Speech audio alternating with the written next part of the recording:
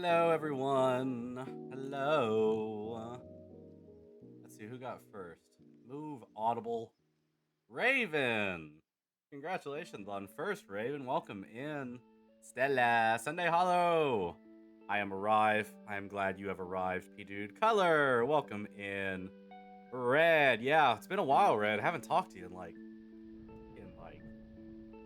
3 minutes or something. Insane. Strap in. Yeah. This episode's going to be quite the episode. Oh, before I get too far into things, thank you so much, Feeble Fee, for the offline follow. Very much appreciate it. Ravenbrand, 25 stream streak. Hello, Cult Father. Squid Jet Mog. So, okay, hold on. Akira, welcome in. Good to see you. Aspasia, welcome in. Imp, not the Butter Babes, but welcome in. Hello. So I was talking to Stella, like we were laying in bed the other night, and we were just yapping because we always do that. But I was talking to Stella, and I was like, sometimes I take a step back and look at the ludicrousness of how you guys typically communicate. And that is exactly what I said. I was like, because I just look over in the chat and it's just Mog Tentacle Jet Butter. And that string of words is a fucking insane string of words to say. Oh god, not the fucking oops. Talking about the Thanos conversation, I'm gonna be honest, I skipped the conversation. y'all yapped so much, and I just did not have the brain power to read through it all. But I know the idea that was being tossed around about Ant-Man crawling up Thanos' ass. Age old, been around since Infinity War. P-Dude said that Thanos was tight. I mean, he might be. We don't know. Growing up has realized Thanos is tight. Jesus fucking Christ. But yeah, just the Mog Tentacle Jet Butter. No, it was Mog Jet Tentacle Butter. Or Jet Mog Tentacle Butter. That's what it was. Alright, no problem, Imp. I hope you have a fantastic rest of your day. Thanks for stopping by. But, without further ado, you can do it, Scarlet Hollow. I believe in you. There it is. We are going to be continuing Scarlet Hollow. You know what's crazy? We have a heat advisory warning today. And it is a little warm in the house, but I'm still fully clothed. And I'm not sweating fucking buckets. And it is...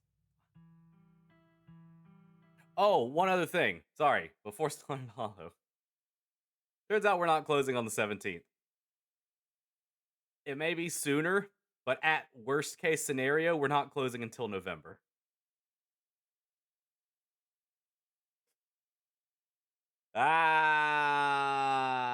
Because my lender's policy is that they do not close until probate is finished. Regardless of any documentation of anything, they will not close until probate is finished. So on Monday, my realtor is going to look for a different lender that will actually close on this deal. And you know, from that point forward, you know, we might be able to close sooner if we get a different lender. But if not, and if we're staying with the same lender, we're just going to be basically paying early occupancy rent until November, which is fine. It's not free rent, no. As the agreement we currently has, it's $25 a day, which is fine. That's half of what my mortgage was going to be, and it's going straight to the seller. So you know, I'm sure they're happy about it. At least in that regard, they're not happy that this is being postponed because obviously they want the money for the house. So yeah, that's the house update. Why are they making it so difficult? It's simply because this situation doesn't happen. This like, I cannot stress enough how rare this situation is that we're in. Like this in the world of buying houses, this doesn't happen. It just so happened to happen with us. So anyway, I'm gonna stick something in their probate. All right. Yes, we're gonna watch the recap. Not the full recap, but we are going to watch the recap. I don't know. Y'all want the full recap? Nah, we don't. We just. If you want the full recap, it was last stream. Yonk. I open my eyes. It's a new day, and I feel like shit. Reese. There's the recap. But my thoughts are interrupted by the buzz of my phone on the nightstand.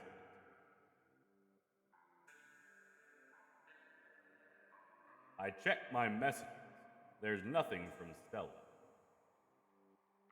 A warm barnyard smell floods my senses as I stare down at the goat within. It stares back up at me from its place on the tiled floor, surrounded by dried herbs.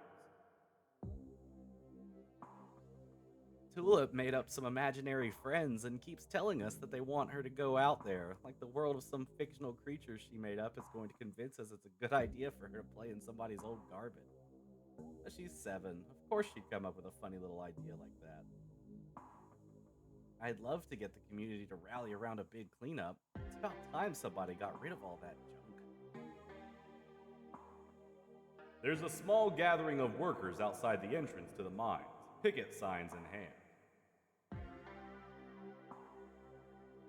Oh, it's you. Should I go? Yeah, and try not to get yourself noticed. Tabitha heaves a heavy sigh. Please, just forget anything you heard, okay? I'm not Pastor Daniel. There hasn't always been a reliable doctor up here, especially not one most folks could afford. They have to figure out their own medicine. I take advantage of Sybil's broken attention to quickly dump my tea into one of the pots behind me. Now, on to business. Sybil takes the cup from me, staring thoughtfully down at the sludge. Oh dear, this doesn't bode well. You've got just about every warning that can fit in the bottom of a cup. Frost, kettle, hourglass. All of these mean death, misery, difficulty. And the hourglass ties it all together with definite urgency. It's fair to assume that this all has to do with whatever brought the ditchlings. Something is coming, and whether any of us can stop it, I'm not sure. But we may at the very least be able to figure out what it is. And there's a central figure here, a cat, an enemy lurking in plain sight. This is wild. I had no idea any of this was here. An entire hospital rotting away for decades behind some flimsy drywall. His voice sounds distant. My sole focus is finding it. My feet move without prompting, and I stumble down the hallway towards the far wall, barely registering the antique clutter. Dingle, dangle, dingle, dingle, jingle, jangle. It's okay. Look at the shiny. It doesn't like my whispery voices. Okay, so it's probably because my mic was a bit lower and a bit far. Let me try that as well. I'm sorry. I'm trying to get through the recap. That's why we have the redeem. I'll try and speak more into the microphone when I'm doing the whispery voices. Whoa, are you okay? I don't respond, and I don't bother to retrieve the axe. The wall is rotten, water damage having eaten away at the wood over the course of unknowable years. The planks nearly reduced to sawdust. I tear into it. Enemies upstairs, enemies outside. We're surrounded. Even if I get out of this house, I won't be safe. You won't be safe. As Reese tears at his clothes, paint bubbles out from the canvases, his ghoulish figures peeling themselves out of their two-dimensional worlds, invading ours, crawling up the walls. Grab my hand. I'll pull you out. Leave us alone! Dr. Kelly opens the door. The two of us stare out into the hallway.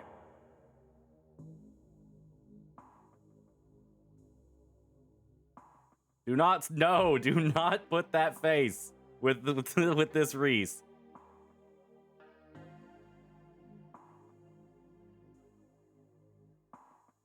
Is this what you were so afraid of? Hand over the tranquilizers. This is our shot. Ow. Before Dr. Kelly can fire, a different shot rings out. Reese's body is thrown to the wall. Shotgun in hand, my cousin rounds the corner and trains her weapon on his writhing body. I leap forward, placing my body between Tabitha and the whimpering Reese, his face already trying to stitch itself back together as he writhes on the ground. Both of you shut up and help me drag him into the safe room, now. I turn to see Dr. Kelly, already pulling her son towards the open doorway. I follow my cousin to the kitchen, and she pulls out 2 pints of banana chocolate chunk, wordlessly thrusting one of them into my hands. I'm sure there's a lot you want to talk about, but we're both here, we're both safe, and we've both had a long week. Let's just exist together. As my eyes sink, I realize that something smells off about the room. It smells rotten. I jolt awake as the door creaks. Don't look so frightened. I was just going to say goodnight. And to give you a word of advice. Tabitha won't be around tomorrow. Too busy at the mines. Forbidden places won't be forbidden without her there to stop you, and you might be surprised at what you find. Until then, sleep well. I close my eyes, my exhausted body succumbing to sleep almost immediately.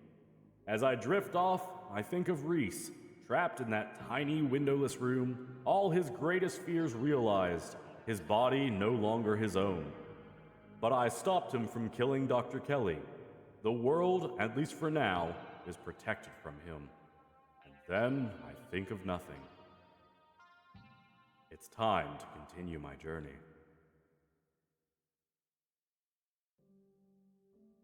A lonely piano refrain echoes through my head as I sleep. It feels like it goes on forever, clumsy and uncertain of itself, stopping and starting at random. But as my dreams start to fade, I realize the music is following me to the waking world, continuing even as my mind re-solidifies and banishes the last few remnants of my dreams. When it finally stops, I'm startled by the sudden silence. I'm awake now, cold and uncomfortable, my muscles stiff and achy, my head still clouded with sleep. I realize there is a concerning lack of blanket and mattress. There is nothing beneath me but hard wooden floorboards, dusty and uneven. There's also a weight on my chest, and claws digging gently into my skin. My heart skips a beat. I'm greeted by 2 beady eyes staring down at me over the twitching nose of the opossum that lives in my drawer. The other one is crouched in the corner, eyeing me warily. I am not in my room.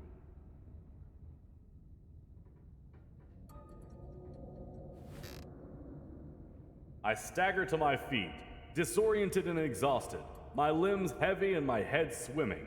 I stumble slightly, swaying as I try to keep my balance in the oddly tilted broom. Jett would not cry. The opossum clings to my shirt with its tiny claws, holding on for dear life. I must be in the forbidden wing. And judging by the faint scent of death that still clings to the inside of my nostrils, I didn't find my way here by sleepwalking. Wayne wanted me to snoop around the forbidden wing. It seems like he didn't want to risk me getting sidetracked. The small possum finally moves. It carefully makes its way down the length of my clothes, as if afraid I might notice it if it moves too quickly. It hastens when it finds solid ground, scurrying to the larger possum in the corner. The 2 stare up at me, not quite afraid, but clearly more wary now that I've risen to my full human height. Everything about this chapter did go hard. I'm so excited to play it as Jett. I've only ever played this chapter once, and it is so expansive. That means I've only seen like 5% of what there can be. Maybe they were watching over me as I slept, or maybe they were hoping I might be lunch. Either way, we're both going our separate ways for now. There are 2 doors out of the barren room. One is a normal doorway, leading into what I assume to be a hallway. The other is a door that must have once been hidden, though the ruined state of the wallpaper has robbed it of its secrecy. There doesn't seem to be a clear way to open it, besides the brass circle where a handle should be. I didn't bring a screwdriver into bed with me last night, and even if I did, I'd worry about damaging the ancient mechanism. Hopefully I can find either the handle or another way out deeper into the forbidden wing. He wouldn't try forcing it, but he would look through the hole. I lean forward, peering into the narrow opening at what lies beyond the door. It's my room. Which means I'd be able to slip right back into the safety of the rest of the house if I could just manage to find the handle. Jett doesn't fuck screwdriver. What? Has either you or Stella played since the new Chapter 5 updates? No, I haven't. And I don't think Stella has a lot. I've always believed in working smarter, not harder. The estate is massive. There's gotta be a better way out of the Forbidden Wing than this. And maybe while I'm looking, I'll catch a lucky break and stumble across the key. I groggily pat my legs before realizing that I'm still in my evening attire. It would seem Wayne wasn't thoughtful enough to bring my phone from the nightstand. Or maybe he'd prefer if I saw what there was to see in this place alone. I make my way carefully across the slanted room and deeper into the Forbidden Wing. Before me is a long hallway. Dust dances in the weak sunlight, beaming in through cracked glass. A tinge of mildew stings my nose, warning me away, though there's nowhere else to run to now. An ornate entryway, its door long gone, breaks the monotony of the faded wallpaper, and a staircase looms at the far end. I can't help but notice the tracks leading up and down the grimy hallway floor. And I'm not supposed to see Wayne's unmistakable large blueprints. I'm not surprised to see Wayne's unmistakable large blueprints among their number. Clearly, the Forbidden Wing is only forbidden for some. I make my way to the dark doorway in the middle of the corridor. Burp with reverb now. Thank you for the hydrate.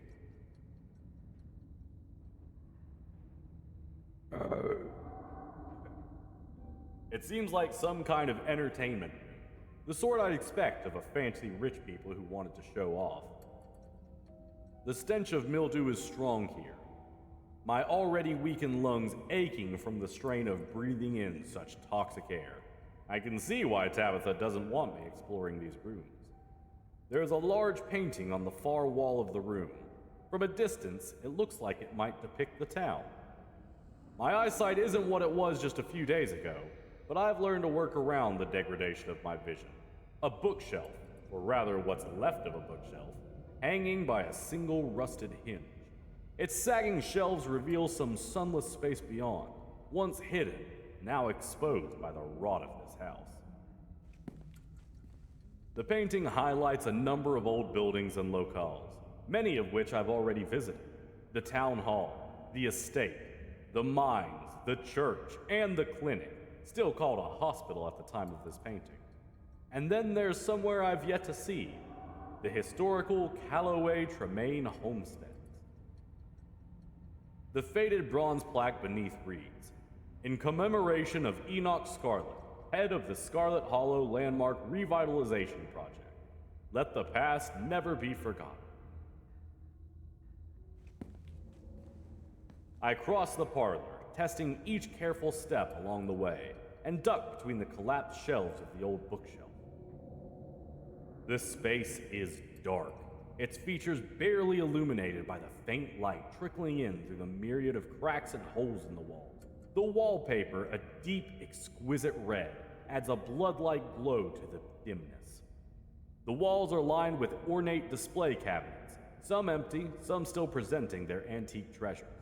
Nestled between the cabinets, a single tall bookshelf remains standing, its occupants dusty, but mostly intact. But all of these are ornamental details. My focus is drawn to an expensive-looking antique desk in the center of the room. I could use one of those in the JBTV news building. Maybe I can get it on a moving truck and take it back to Los Santos.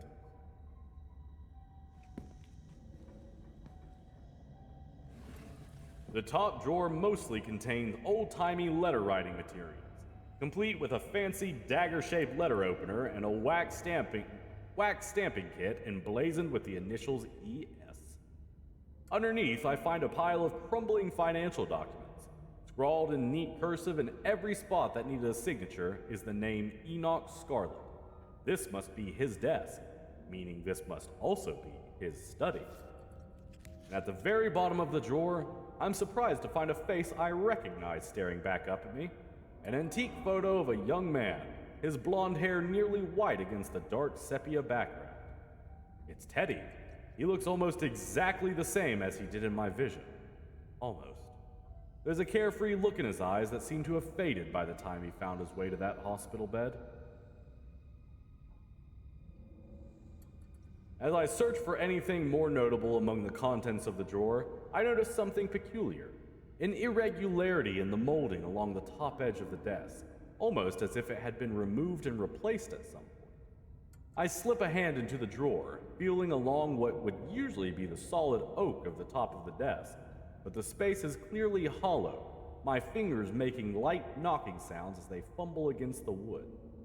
Fortunately, it's a very simple lock, and I have years of experience. In moments, the secret drawer slides open, revealing its treasures. It's a bundle of notes. Scrawled on the first page is a design I find familiar. It's the stone from that pit in the mines, its many-armed design scratched into the paper by an untrained hand. There are other drawings here, some of which I find just as familiar. The goat head carving from what was once the town hall, and the circle of figures from the clinic. There are notes scrawled in the margins around the designs, most either illegible or written in some language I don't understand, though a few words stand out. Prosperity next to the stone from the mines, dominion paired with the stone from town hall, vitality with the clinic. The remaining captions seem to read spirit, bounty, and throne, all attached to designs I don't recognize.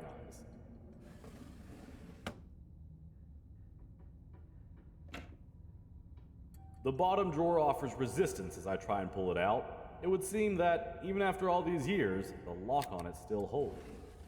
Not a problem. Inside, I find a strange collection of glass vials.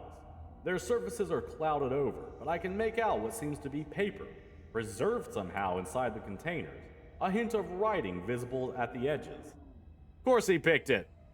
Jett isn't gonna let some fucking lock stop him.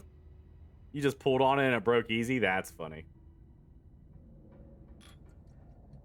I reach for one of them, twisting the cork. It unseals with a pop, releasing a smell like an old pond, like decaying leaves and damp earth. I tug at the corner of the slip of paper, and it unfurls, the writing across its surface as crisp and clear as if it had just been written. To Miss Maeve, I know it has been several years since my last visit, but I do hope you remember the young lad who used to find himself at your doorstep more than you probably would have liked. I write to you now with the utmost... But the paper dissolves before I can finish reading it, as if it finally realized that it had been submerged all these years, turning to useless pulp between my fingers. It's unlikely I'll have the chance to return here, and the vials are too delicate to carry with you. Keep reading? I open another. Miss Verena, trouble with tea. Your presence requested ever. And another. Verena, know what you tried. Do not appreciate the attempt at subterfuge. Thought we both... Again, it dissolves. Some of these letters are addressed to Miss Maeve, and some to Verena. All are signed E.S. I assume these have to be from Enoch. Many seem unimportant, just listing a time and place, I assume meetings between Enoch and whoever this Verena may have been. But I know it, before I know it, the drawer is empty, the floor around me scattered with drained vials, the air stinking of wet rot. I step away from the desk. I return to the hallway outside of the parlor. I follow the path laid out in the dust. It takes me up a flight of stairs, the way down blocked by debris, and I find myself on the 3rd floor of the estate for the first time. There are more footprints leading all the way down the hallway and into the furthest door. There are much fainter tracks leading to the room in front of me, its doorway hidden behind a stack of boxes. These footprints are old enough to have accumulated some dust. They were also notably not made by boots. If I had to guess, I'd assume they were loafers or some other kind of low heel.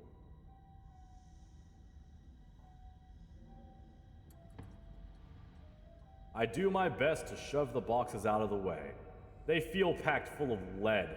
I can practically hear my shoulders and hips creaking and straining with effort. But try as I might, I can only budge them about an inch. Then they seem to cement themselves in place, and I find myself gasping for breath after another few desperate pushes. At least I know the handle can't be in there. No one has been in that room for some time. It's not worth the strain. I easily move that shit with powerful build on my main one, by the way. This space was clearly once a nursery, though no child has been in here for a long, long time. The top shelf is occupied by antique picture books, Dick and Jane, books of nursery rhymes, and ancient editions of Grimm's fairy tales. The lower shelves are full of educational material, from children's encyclopedias to writing practice workbooks. From the sheer number of learning-oriented books on the shelf, I get the impression that the children who live here were not supposed to be as interested in fun and fiction as they were in diction and spelling. It's giving Fran Frankie. Yeah, I figured old would stop me from getting in there. It sucks. Because I know what's in there, but yeah, that kind of sucks. But that doesn't seem to have stopped them from making their own fun. I see quite a few books with children's art stuffed in between the pages, the corners peeking out, tiny scribbled hands waving at me from their yellowed paper. I do not hate old people. I reach for a particularly doodled on encyclopedia off the shelf, its pages overflowing. I do not have a good child voice on log. If Daddy plays with me and Maribel, if my family goes to the zoo, if Mommy and Grandpa took us to work, if me and Maribel and Mommy and Daddy and Grandpa have a picnic. All are signed with the carefully scrawled signature of Alexandra Scarlet. There's a strange fantastical element to these pictures. Everyone is smiling and sitting together as any family would in a child's drawing, and yet it feels like these are drawn in the same hopeful way a child would draw a unicorn, expressions of some reality that Alexandra could only dream of. There are less joyful illustrations as well. Daddy napping shows their father sleeping in a chair, a bottle of brown liquid conspicuously drawn on the table next to him. The two girls and what I assume must be Alexandra's doll hovering in the doorway some distance away. Mommy going to work shows the girls crying in the upstairs window of a house as their mother walks away, an angry frown scrawled on her face. I get the feeling these are the more accurate depictions of the girls' lives. The last picture I pull out gives me pause. There's a new figure here, seemingly drawn behind a barrier. The girls sit on the other side, smiles on their cartoon faces. The boy hit the ball. Yes, I'm glad that you're so immersed. I think I did 11 out of 10 there. I leaf through a few of the practice workbooks, gently turning the near-crumbling pages. Reasons mommy should take me and Maribel to the zoo. 1. We have been very good girls and have not cried for a whole week. 2. Maribel says elephants are so big and I would like to see 1. 3. I think it would be very fun and mommy will have a good time. These are also the work of Alexandra. I flip through the rest of the book, my eyes unfocused as the many practice sentences and letter copying pages flash by. But something near the back of the book gives me pause. In a section that starts with the prompt, "Today I," Alexandra continues with, "Talked to the boy in the wall." There he is again. I make my way back to the hallway. I don't think I'm going to be able to do the boss. I don't think I'm going to be able to do the boss fight since I couldn't get into that wall. That sucks. I carefully approach the window at the far end of the hall.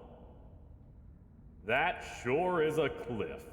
There is nothing below the window but the tops of distant trees, the ground having crumbled away. The only thing stopping me from plummeting to my death is the straining foundation that still somehow holds this place together, at least for now. I continue following the trail of footprints, approaching the furthest room down the hall. The door was clearly meant to be hidden, but it's been left open. Someone left it open for me. The room is starkly empty, save for a rug and a few candelabras. The lack of dusty old boxes and rotting antiques mark it as distinct from the rest of the cluttered, forgotten spaces I've explored. The curtains on the far side of the room catch my eye. Below them, I can see the edge of a tiled section of floor, the smooth white porcelain a strange contrast against the hardwood. I cross the room and pull back the curtain. Behind it is what almost looks like a shower, but in place of a shower head is a meat hook, dangling from the end of a long, sturdy chain. As my eyes travel down the wall to the drain on the floor, I can just make out the rusty stains of what looks like long-dried blood caked in between the tiles. There's been an effort to clean it up, but just enough was missed that it doesn't escape my attention. Raven. Oh, that's fine. I'm not sure if you need them or not because it sure as fuck didn't help me. Yeah, but it probably does help. What the fuck is that? It's a meat hook. I've told you a million times, Sparkly Puppy does not talk like that. It reminds me of something I might see in an abattoir. I pull the carpet up, exposing the bare floor and revealing what lies beneath. An ornate ring of sigils has been carved into the floor, 5 along the edges with a 6th in the center. As if it wasn't already clear from the study tucked away in the parlor, my ancestors clearly had an interest in the occult. And this sigil tucked away in the same room as that rusty, bloody hook paints a particularly gruesome picture. Though I can't help but notice that the paint has been refreshed somewhat recently. This isn't just a relic of Enoch's interests, it's been maintained. I continue forward towards the door on the far side of the room. Gonna conjure up a fucking McChicken with that shit. Like how every additional trait playthrough, the house gets like 20 times worse, right? You really have to go through it with like every trait to get the full picture. I exit into a short hallway. There are stairs here, leading back down to the lower floors. There's also another door. It's hanging ajar, the many locks and deadbolts along its edge glimmering in the weak morning light. The doorframe itself is gouged and splintered, evidence that some desperate creature tried to save itself from the room beyond, time and time again. I've been here before, haven't I? Remember the hallucinations? This is where Avery was. I step forward. This was a prison cell. Everything about this place reeks of neglected humanity. The walls are covered in scratches, legible words mixed in with the nonsense of desperate clawing. The one window, set high in the far wall, is fitted with a thick pane of glass, as if the iron bars just beyond it wouldn't be enough to hold the imprisoned. The smell in this space is so putrid that it has a presence of its own, and my eyes can't help but be drawn to the still wet bucket tipped over in the corner. This space hasn't just been used in living memory, it's been used recently. I can't help but notice that the doll from my closet sits watching me from the bed, one eyelid drooping. It adds an extra layer of menace to the already deeply unsettling room. The bucket! The bucket! Okay, if anyone can tell me what the wall says, that would be great, although maybe Kenai can see it easily. I think Kenai does give you what it says. Property of Alexandria. My eyes are drawn to the massive, almost letters dug as deep into the brick wall as this cell prisoner could manage, highlighted with whatever pigments were available. And then, one final detail grabs me, a metallic glint from the filthy, bare mattress, a doorknob. This is what I've been looking for. Was it left here for me? As I take it, a sound wraps around me. Music, the tinkling of piano keys, played by a clumsy hand. They echo up a narrow staircase at the end of the hall. Apparently, Kenai does not give you something. Oh, it needs to be Kenai and Mystic. I mean, it's like O-V... like N-I-X-C or something? I've come this far. Clearly, I meant to go just a little further. The stairs take me into what I have to assume was once a servant's quarters, a network of cramped passageways hidden away behind the expansive rooms of the estate without so much as a window for illumination. But I persist and descend deeper into the bowels of the Scarlet estate, the echoing piano my only company. Soon enough, I see light again, the sun creeping in through the edges of a nearly hidden door. I'm at the end of another long corridor. Its high ceilings and tall windows are almost disorienting as I step out from the cramped, gloomy stairwell. The music echoes mournfully in the vast space, a chorus of wind adding a melancholic harmony as it whips in from the overgrown courtyard outside. Yeah, hold on. I've been meaning to look at that. I think there's a way for me to stop it from doing that. 1 second. Overlay, settings.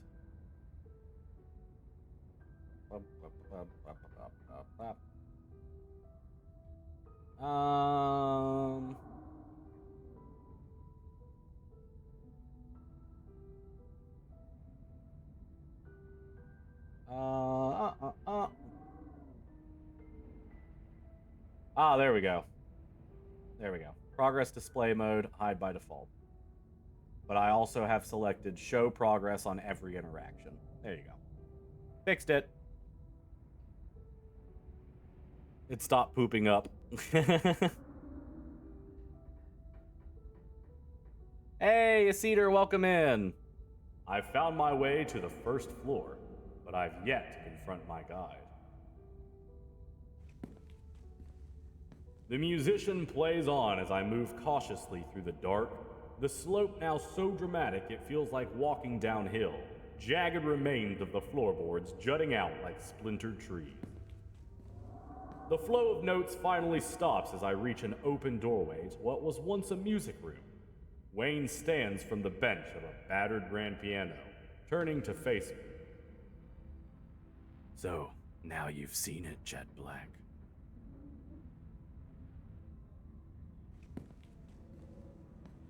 He makes his way down the tilted floor towards me. A breeze passes by him, carrying with it the smell from the wound that is his body. I hope you enjoyed the show. He stops just a few paces away. And I trust you understand the implications of everything you've seen. If you aren't careful and you put your faith in the wrong people, things could go very, very wrong for you.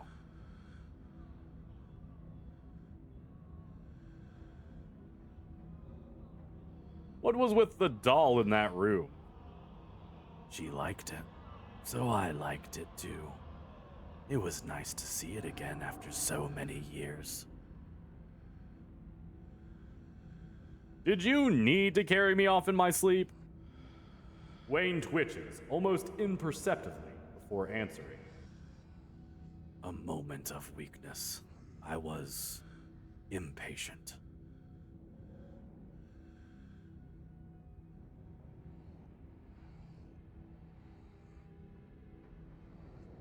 You don't strike me as impatient.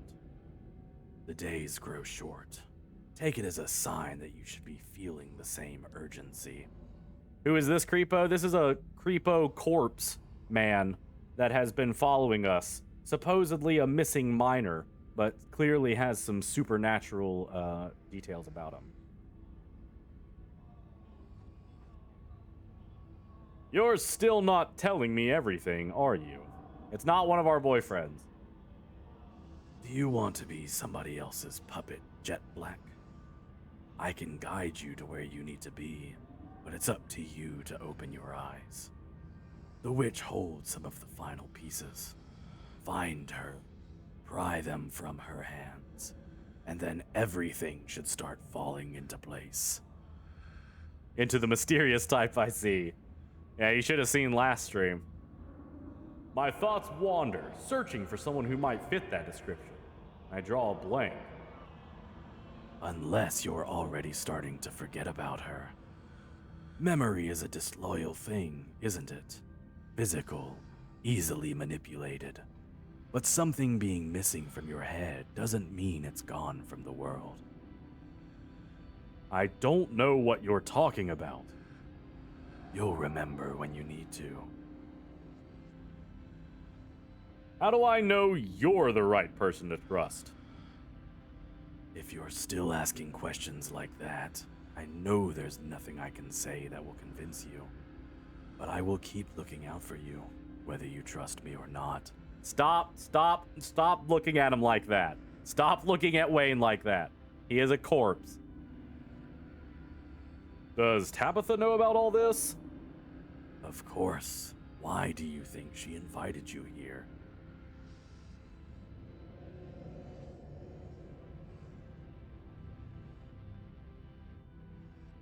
Oh, that absolute bitch.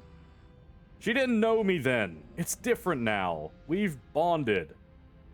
Do you think a flimsy bond formed over the course of a week will be enough to stop the generations of expectations and duty that have fallen on Tabitha's shoulders? Do you want to bet your freedom on that bond? Tabitha will always be a Scarlet. He's a corpse and you hug him. Does he like crackle and pop? No, I think he's just very moist. You fucking flirt. Take a step towards him. We need to call someone about this. The police or the National Guard or somebody. Trust me when I say they wouldn't be able to help. The forces at work in Scarlet Hollow run deep. There is no one person they can arrest. No group of people they can blame and do away with. It is beyond the realm of flesh. Okay, awesome. You can stop talking now. I think he said he was warm. He's just moist. Use your words for better things. Okay, awesome. You can stop talking now. That is encoded. But I know how to fix everything. I know how to keep you safe for as long as you live. Who lived in that last room? Wayne cocks his head almost playfully. I did. I'd been in that room for a long, long time. Though my being free now is meaningless in the grand scheme of things. The town itself is enough a prison that I might as well be stuck behind that door. But at least I'm free enough to warn you. Damn, girl, you live like this?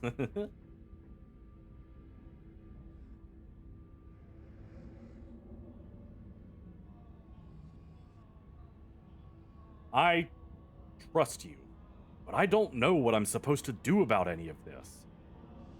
Wayne's shoulders seem to relax slightly, as if he's relieved. Good. Good. Our enemies rely on keeping us divided. They know how much stronger we can be together. Be careful who you trust. I will always be there when you need me. Wayne steps away, his shining eyes watching me unblinking from behind his veil, before finally disappearing back into the darkness of the estate. Nothing left for me to do here but leave. If the princess lives here, slaying her is probably doing her a favor. So, no hug? No. This town is a prison. Chris, every time he opens the Discord chat, true. I make my way back to where I woke up and slot in the handle in the secret door on the wall. It twists, and the door pulls back, and I stumble through my closet and back into my bedroom. I lean against my doorframe, relieved at once again having sturdy, unsloped ground beneath my feet, and a moderately clean air to breathe. The estate has gotten to me. After the events of this morning, my body burned with a ferocious itch to leave this place behind, to be anywhere but here. No, head, stop that. Stop that. I leave in a haze, mindlessly grabbing clothes and an uncharged phone, barely even noticing my surroundings as I rush outside, the morning's revelation seizing my body and mind alike with a suffocating grip. The cell, the doll, Wayne's insinuation that Tabitha has known about all of this, and even more, that she has partaken willingly in my family's crimes. Not only that, but she has designs for me. Is it true? Tabitha deserves a chance to explain herself. She's my cousin after all. I'll just tell her everything I saw, and surely the two of us can have a healthy and productive conversation and get to the bottom of things, right? Maybe going to hear her side of things directly is my best course of action.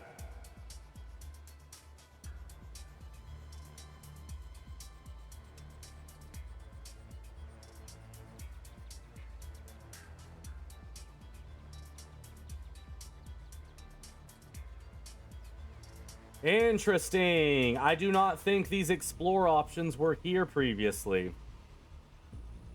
Yeah, I was thinking of saving here. I agree.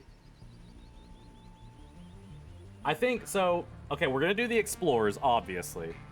And I do want to go to the library because I want to see what Oscar has come up with. He's putting Fran in a blender or something. Jesus.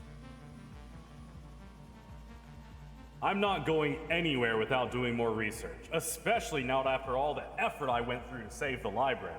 I'm going there before I do anything else. I'm winded to the point of nausea long before I make it to the library, but the adrenaline that's coursed through my veins since discovering the cell in the Forbidden Wing pushes me beyond my body form. I've never seen this. This is new. This is exciting. Hey, it's Jet Black. That's an adult, right? Totally. Jet Black, I always feel like you always show up when we need you. And,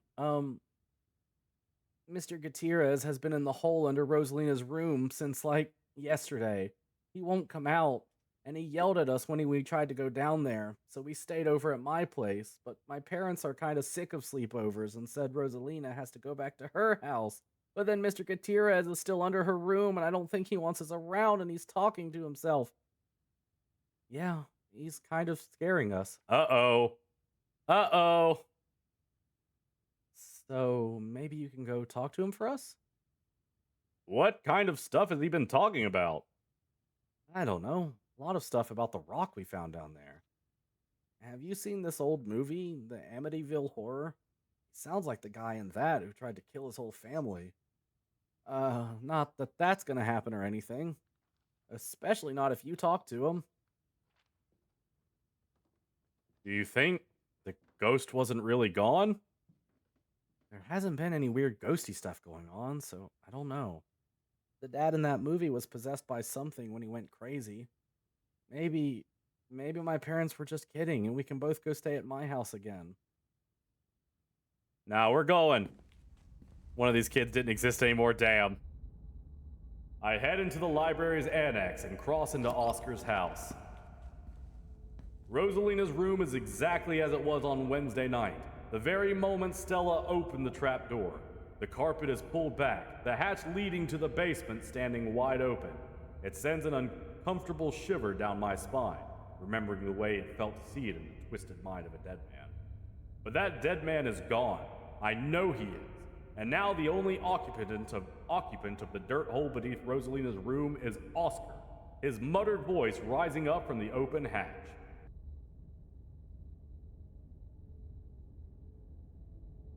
What the hell are you doing down there? Oh, hey, is that Jet Black?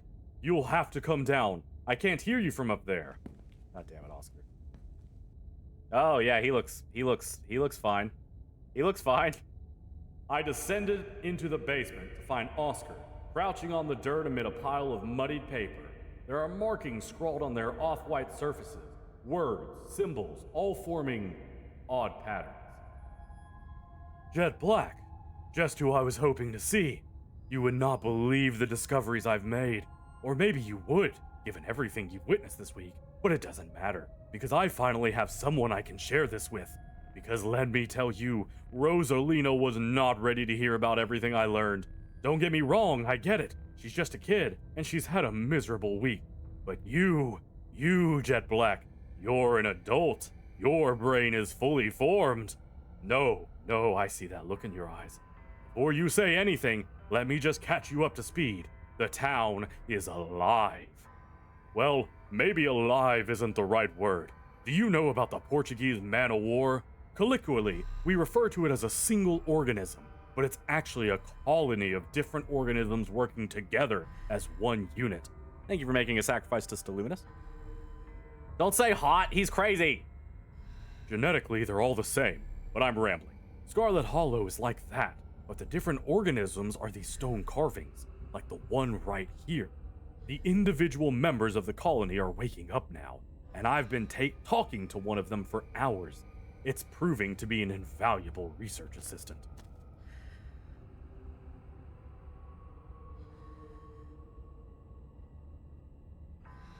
Great, so you've gone insane.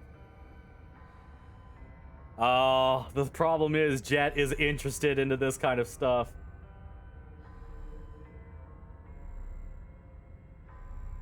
Ooh. No, I'm gonna tell him everything. I'm gonna tell him everything.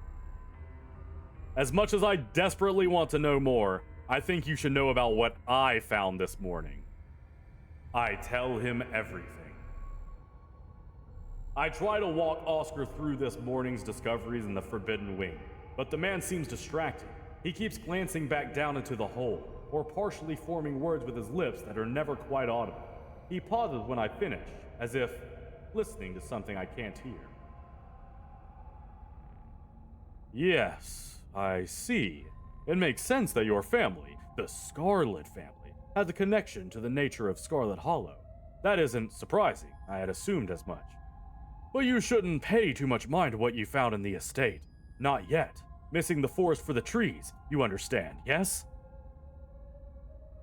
The important thing, that is, the bottom line, is the town, or at least the part of the town I've been in contact with, wants to be free of itself.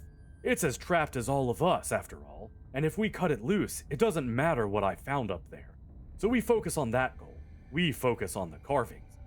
I can imagine these stone carvings as nodes on a web, or organs in a body. I'm mixing my metaphors, but the important part is that there's a connective tissue binding all of them, and that web is Scarlet Hollow. We're all trapped in that web. Now when you say all of us are caught in it, I mean anyone who passes through the town, but there's a cumulative effect. The longer you stay, the deeper your ties, and the more tangled up you get. If you drift into town to work at the mines for a few months before heading back out, you might just be left with a spell of bad luck. Maybe a tug at the back of your mind telling you to go back, that things were better here. I certainly felt that tug. Years and years of it. I always thought it meant I was weak, that I wasn't cut out for life outside the holler.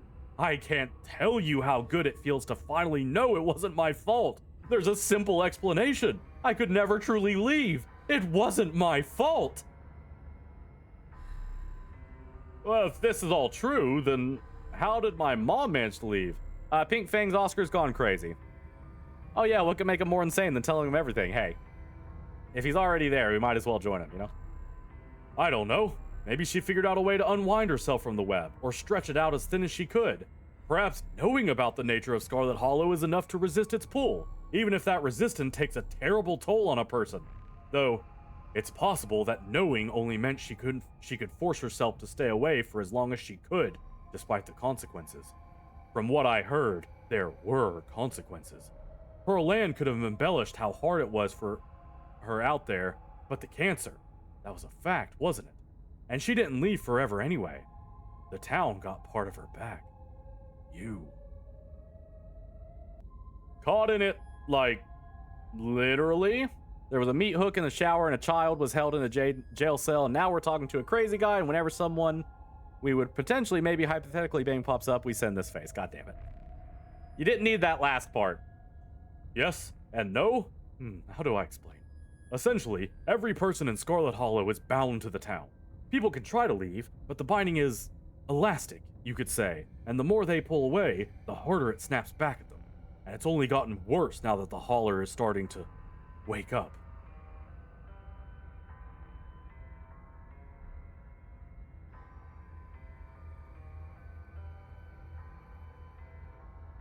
So all this time it really has been aliens. I knew it.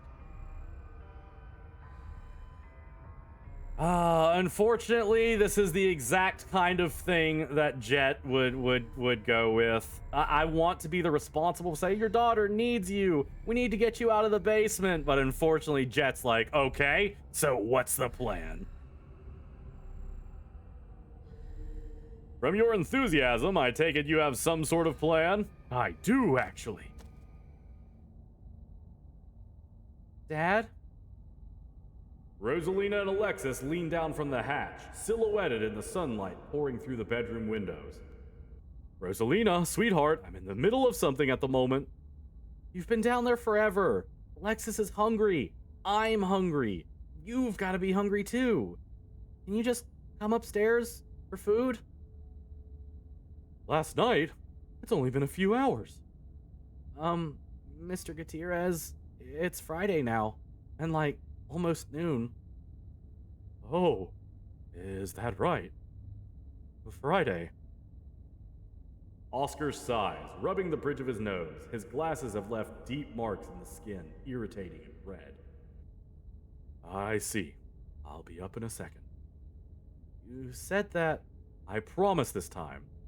Jet Black is just about to leave, and then I'll come up. Come up now. The pizza rolls are already on the counter.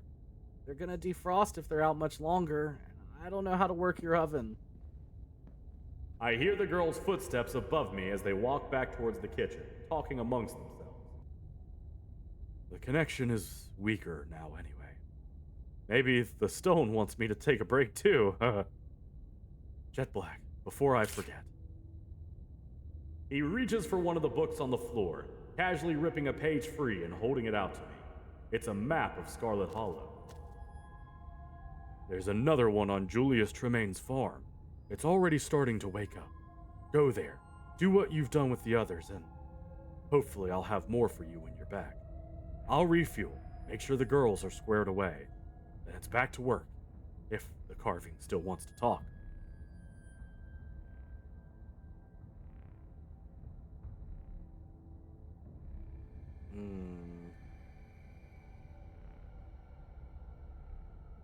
Ooh, I can give him the carving drawings.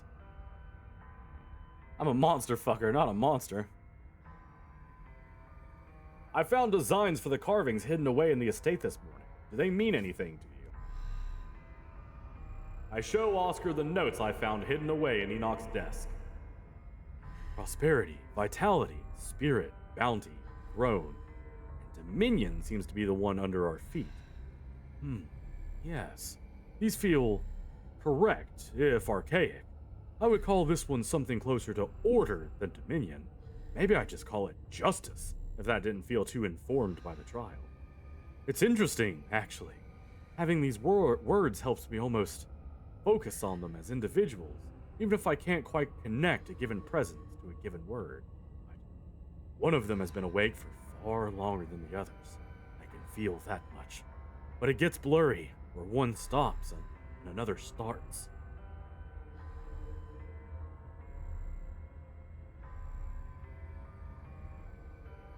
Enoch sketched 6 carvings, and we've only found 3. 4 if you count the farms. There must be somewhere else I can go. Oscar stares at me for what feels like an uncomfortably long time, his eyes wide and unblinking. There's one that's just started to stir out by the church, I think. Hidden away, somewhere hard to reach. But you'll find it, once it's ready to be found. As for the supposed 6th, I can't feel it at all. Even if it even exists, I can probably forget about it for now, just like the others. But you have to go to the farms today. If you don't find your way there, something terrible will happen to you. What do you mean something terrible will happen to me if I don't go to the farms? That's all I can say, really. It's blurry, but my carving hasn't been wrong about anything it's told me so far. If I were you, I'd listen to its warning. Make sure you get to the farms today, though you'll probably find your way out there no matter where you try to go. As long as you don't do anything foolish, be careful, Jett Black.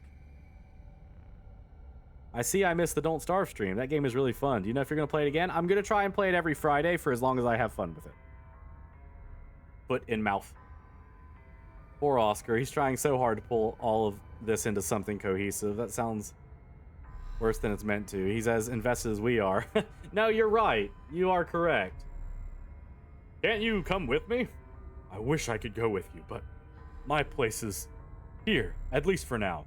I can't risk losing the connection, and the carving on the Tremaine property is intimidating. Mine seems afraid of it. I need to take care of my daughter, too. There's only so much of me to go around. Hey, at least he's considering that. But I should be able to tell when it's done. If I don't hear from you after... No, I know I'll hear from you. The Hauler wouldn't let anything truly bad happen to you. Not while you're within town limits. What if I don't want to go there? I can't force you to do anything, and I don't think the carving can. But it's that, or accept your doom. Though at the end of the day, while the Hauler's web is large, it's still too small to ever get very far away from where it wants you to be. You're not going to wind up like Charlie, are you? I doubt it. I'm a living man.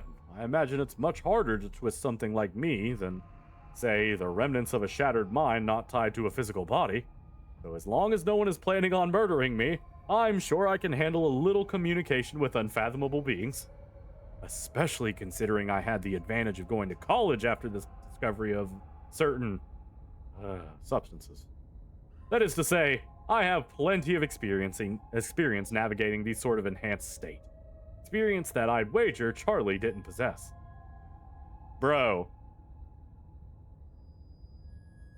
This guy is a conspiracy theorist? No, actually. He was actually just like a normal librarian dude. It's just the carving has kind of... It's like Cthulhian. It's like he's gazed into this unfathomable thing and it's changed how his mind works. Wayne wanted me to find someone he called the Witch. Do you have any idea who she is or how she might come into play? Is that so? The Witch. That word feels heavy, doesn't it? Important, at least to the carving. If Wayne mentioned it, he must have goals in common with the carving. This witch is familiar to it. There's anger. I see, of course. She brought them here. It's her fault. It wants you to destroy her. No, he's not going to tell him to bury it.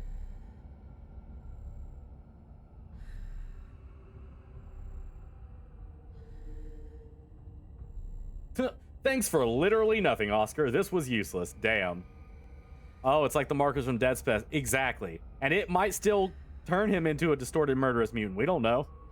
I think Jett is, now that he has everything, going to say, "You've done enough, Oscar. Take care of yourself and your family. I'll handle the rest of this. Yes. Yes. I've been down here a long time, haven't I? This thing is as dangerous as it is helpful. So easy to lose myself in conversation. I'll rinse off, cook for Rosalina, and myself. I should probably eat too. But once I've refueled, I can come back down. I don't know why this carving has chosen me, but it's already helped us so much, hasn't it? For the first time since that bloodstain appeared on the carpet, I actually feel useful. I'm going to make it count. Oh, Oscar. Oh, roll for sanity. Speak with Oscar after he's made contact with something ... other. I got an achievement. Oscar and I climb out of the basement together. I attempt to say parting words, but he quickly ushers me out the door, clearly already eager for the chance to return to his rock. I exit the library, finding myself back on Main Street with a map to Julius Tremaine's homestead in hand. But where could I possibly turn to next? So he did say the church. Is that still an option? Yeah. Interesting. Yeah. No, I'm going to do that one as well. If I have the ability to. I'm going to do another save just in case this fucks me a little bit. Wait, what did that say? Oh, I thought I said Labor Day. The pastor should know about the stone buried under his church. It could be the best lead if I have to follow at the moment, and even if accessing it proves difficult, I'd rather not let another innocent family live on top of a cursed object unawares. The yard of the Scarlet Hollow First Baptist Church is quiet, without a human soul in sight.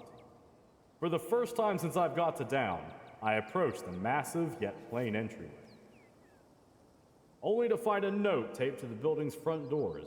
It reads, "Closed until further notice. Sincerely, Janie." There are little hearts over the eyes. I make my way around the church, keeping my eyes peeled for any signs of life. When I round the corner, I find Pastor Daniel seated on a bench inside the gates of an old graveyard. Mist coils up from the grass at his feet, rolling gently between the mossy stones. Maybe he's here to visit a loved one. Or maybe it's just the kind of place that invites quiet contemplation. He turns as I approach, startling slightly at the unexpected intrusion. Jett Black. I didn't expect to see you out here. Or anybody, really.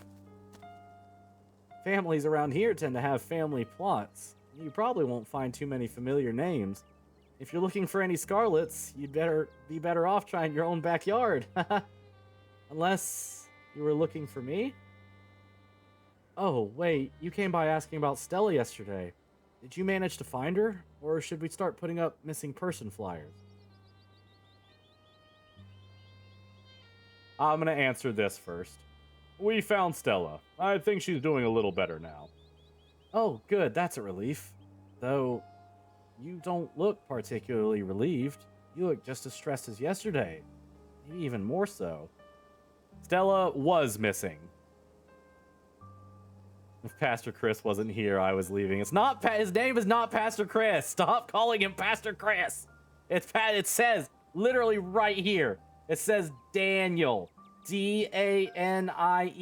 Use your eyes and your brains.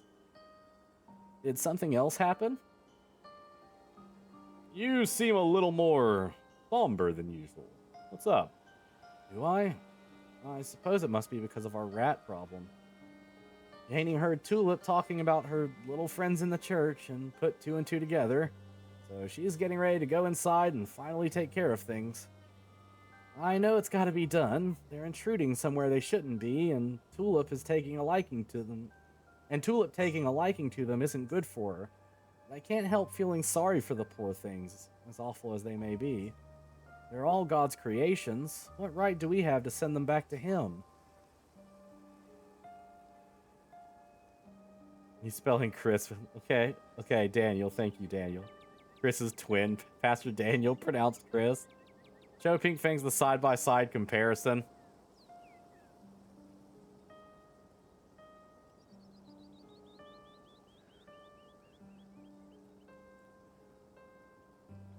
hear kiddo's tablet faintly.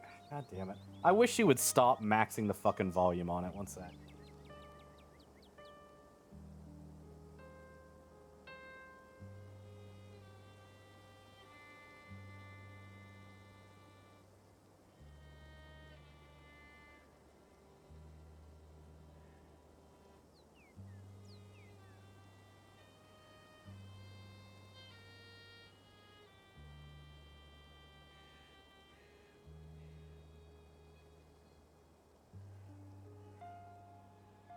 His own sibling sees the resemblance instantly.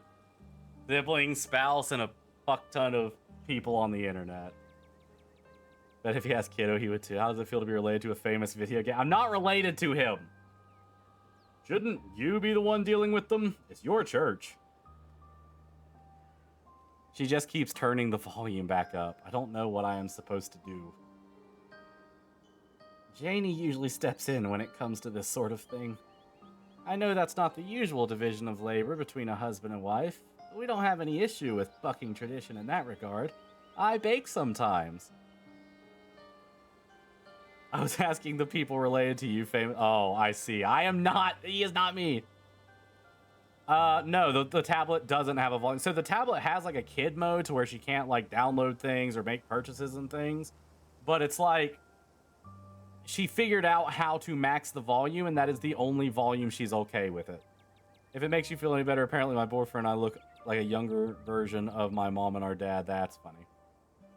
Give me one proof that he is not me. I am literally right here. He is right there. We are in the same space at the same time. That is the proof.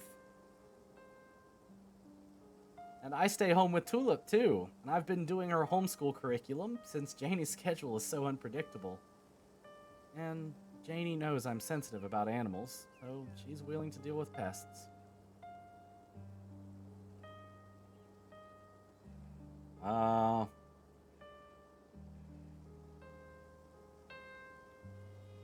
mean, oh god, tell him everything and like everything? I don't really want to tell him everything. I don't want to tell him about the house, but I do want to tell him about the rock. So in other words, when the game was in development, Chris sat in front of the artist like, no, I did not sit in front of them like that. Okay, that emote is getting so much more mileage than I thought it would. Look, there's something you should know about the church. I'm going to take a drink of water real quick.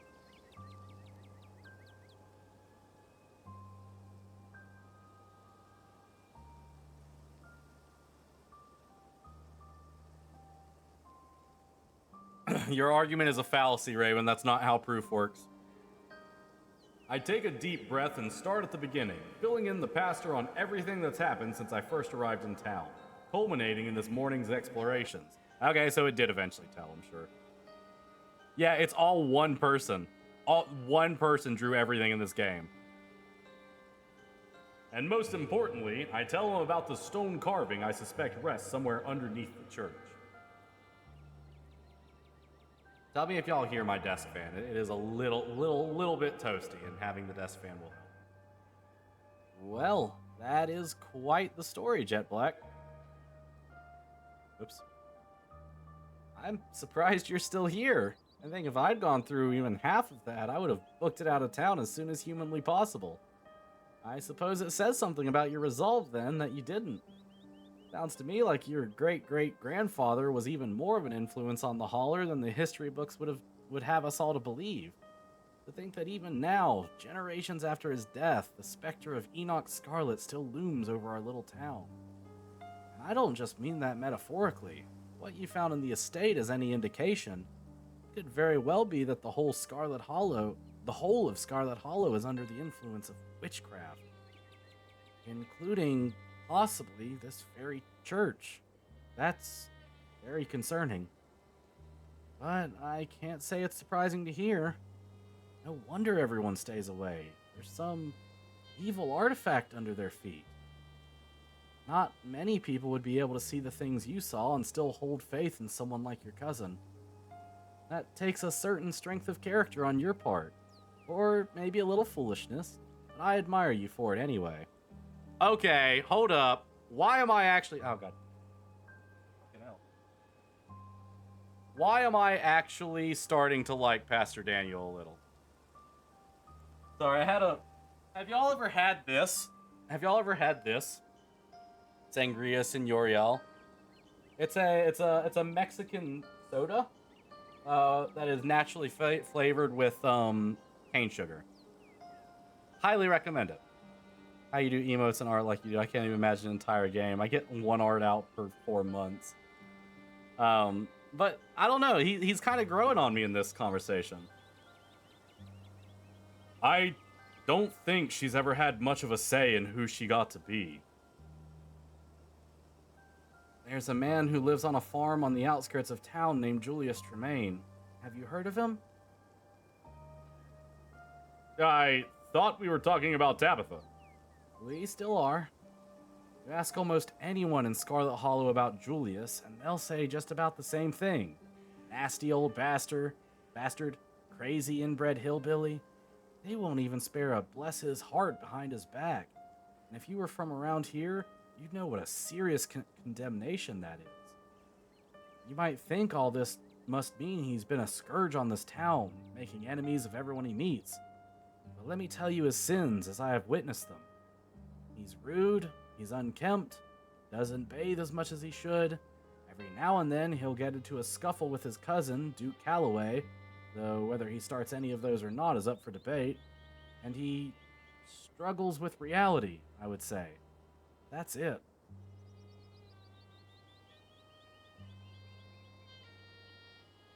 And people in this town hate him for it, even more than they hate going to the church. None of them could tell you why he does the things they don't like because none of them have bothered to ask. But as a friend of mine once said, judge not, lest ye be judged. Let me tell you what I've seen Julius Tremaine do. There's this queer kid, Avery, who works at the diner. Nobody bothers to be friends with Avery because Avery's a little different. The town's not as outright mean to Avery as it is to Julius, but that's southern politeness for you. Wide smiles and warm greetings that freeze you out of the bits of humanity that actually matter. Julius talks to Avery. Julius is in the diner just about every day. I get the feeling it's mostly for the conversation. Heck, Julius built a bench for Avery's garden so people won't even give them the time of day. Wait, what? So people who don't even give them the time of day can enjoy the kid's hard work. Even pretended it wasn't him at first, maybe hoping that Avery would think someone else actually cared. Actions speak louder than words. He may be a difficult person to have a conversation with, at least by Southern standards, but there's more to him than other people allow themselves to see. There's a generosity there, and the right person brings it out of him. He's not just talking about Julius. This is still about Tabitha.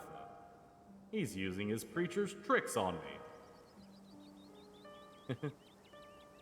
I'm not sure you're allowed to say queer like that. I'm gonna do the keen eye one first, and then I'm gonna do that one because that's funny. This is still about Tabitha, isn't it? What can I say? I'm a pastor. It's my job to find parables everywhere I look. Or paraboles. Now forget you figured that out, or it won't be as effective. Because Tabitha and Julius aren't too dissimilar, if viewed from a certain perspective. Other people have gotten to decide who they both are. Their identities have been constructed for them, based on factors beyond their control. Much like Julius never got a chance to be anything other than a reviled outcast, your cousin never got the chance to be anything other than Pearl and Scarlet's daughter. But you didn't grow up here. To you, Tabitha can be anything or anyone. I know you're willing to give her a chance to explain things, but you still didn't trust her enough to go see her before you came to me of all people. So if you're looking for someone to give you a nudge, I'll give you a nudge. I'm also glad we're getting more time with Daniel. Favorite part about Pastor Chris, he sounds like Chris if Chris was emo. Shut up! I'm not sure you're allowed to say queer like that. That's not what my friends on the internet say. They tell me it's been reclaimed.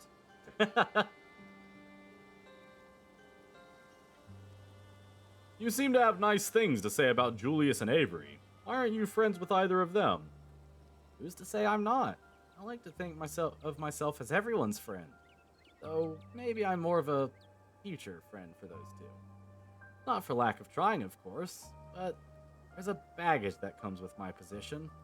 Julius Tremaine wants nothing to do with me, and it would seem that Avery has a complicated relationship with the church, given their background. But maybe one of these days I'll get them to break bread with me. A congregation of misfits would suit me just fine, considering I'm in a similar boat in town's eyes.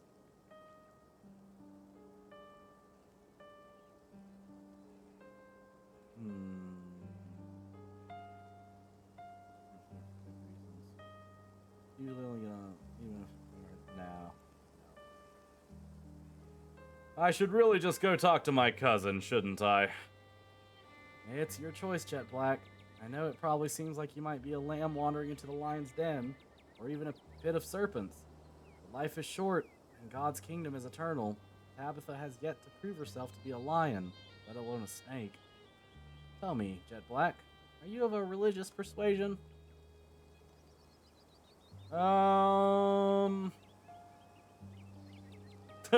Oh God, you're trying to convert me, aren't you? This is what I get for turning into a priest in my hour of need.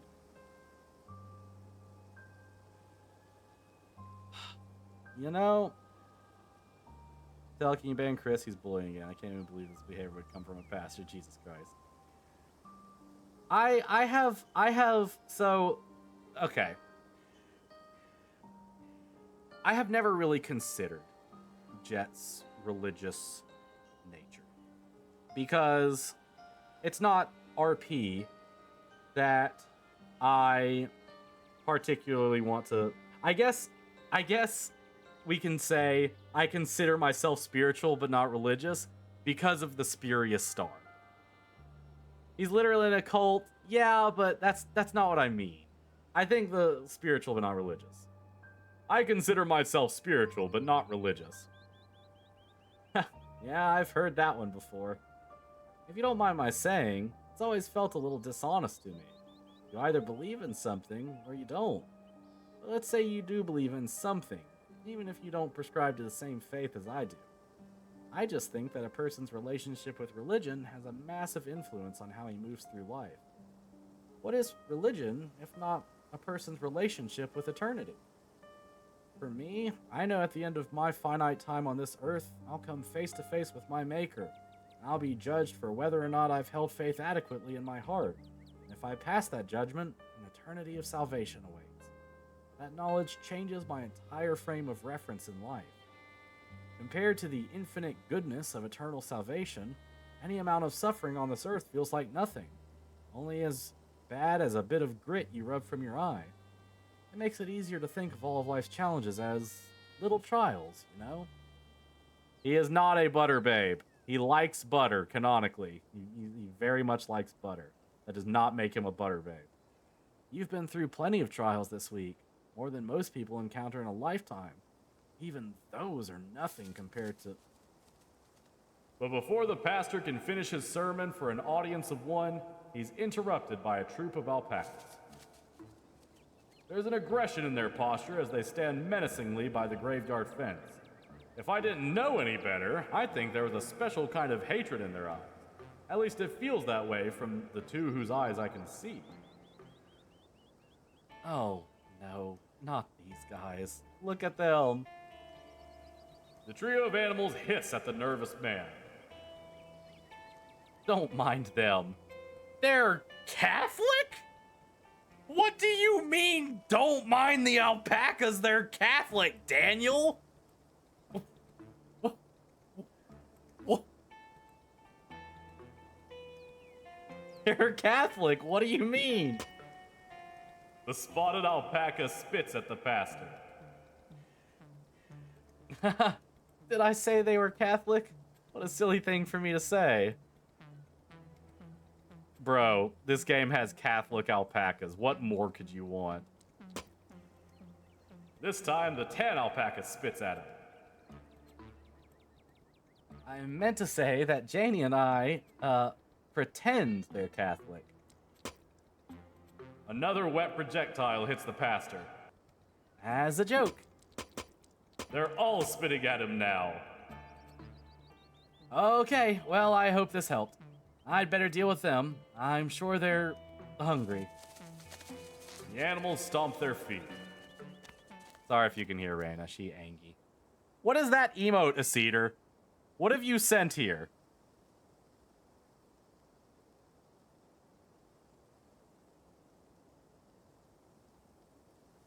He is throwing a fit. She probably locked her tablet or something. The pastor walks me politely back to the main driveway, away from the misty graves and feisty animals. Jett Black, before you go, thank you for telling me about what your family may have done to the church. It doesn't seem like a good idea to let Janie go in there herself. And I hope our talk was helpful, even if it was cut a little short. But hopefully it helped you get your thoughts in order anyway. I'll be rooting for you. Yes, that Speak with Animals scene must be fucking amazing. Despite the abrupt end to our conversation, I feel an unexpected tranquility wash over me. A certainty that I couldn't quite grasp until now, staring up at the sad old edifice of the Scarlet Hollow First Baptist Church. Yes, I can talk to Tabitha, and I can do it with an even keel. Schism. I got an achievement. Turn to the church in your hour of need. I make my way back to Main Street, ready to make my next move. But where could I possibly turn to next? Okay, so I'm going to save here as well, because I want to see what happens when I choose someone I can trust. I'm going to go, I think canonically I am going to go to Tabitha next, but I am curious what this does. That's right. If I just manage to throw myself into the arms of someone I can actually trust, maybe they can help me. Maybe I don't have to deal with this alone. Can I trust anyone? I was wondering if I could do Dr. Kelly. What is this? What is that? Oh, I know what that is. I know what that is. I know what that is. Met Stella's friend and her mother, Sybil, and learned about ditchlings.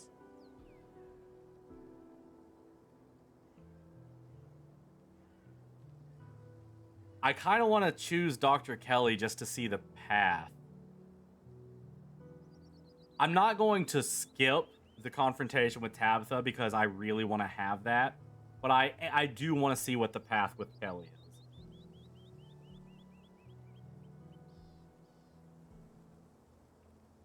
I can trust Dr. Kelly.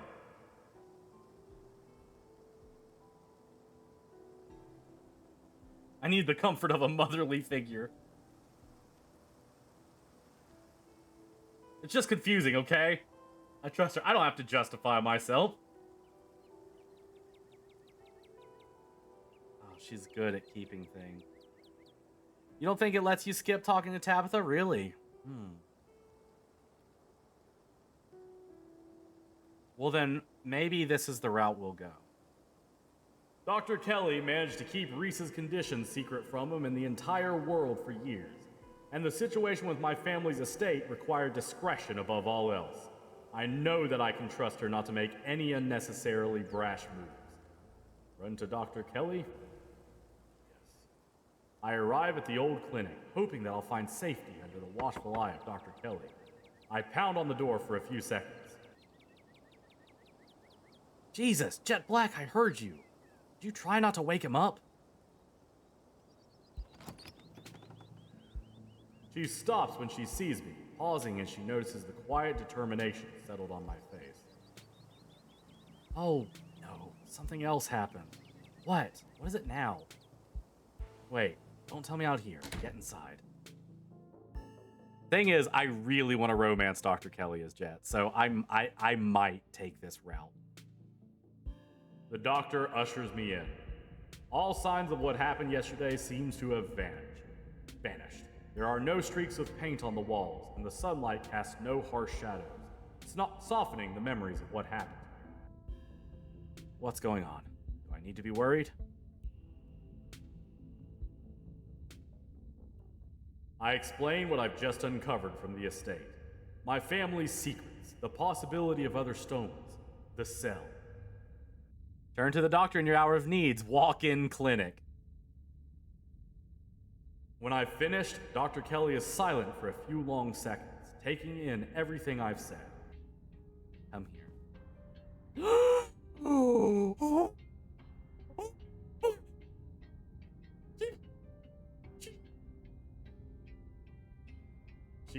She wraps me in her arms, pressing me to her chest.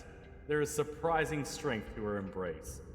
Her hair holds the floral cleanliness of a generic shampoo, evidence of her humanity lurking under that flat sterility that seems to pervade the clinic. She's so kiki. That's primarily why I wanted to go for her. My mic is devouring my reactions. Yeah, I thought it might do that. Is that why you? Oh, that's why I wanted to go for her as Jett. Yeah. When I'm doing my own personal run, I usually go towards Stella. It's because I like Stella. She smells like pickle juice cleanse, bro. Nuh-uh, she smells like generic shampoo. Then she's pulling away, holding me firmly by the shoulders, looking me in the eye. It'll be okay. You did the right thing coming to me. Okay, honestly though, this is really sweet.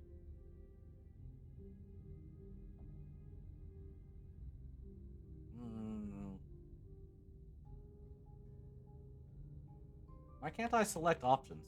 I've been using the arrow keys and enter.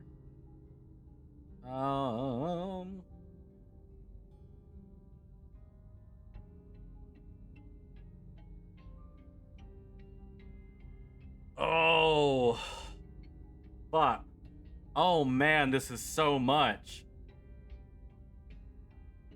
Oh man. If I go to Tabitha.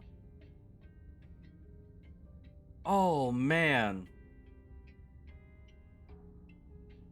But she knows who the witch is.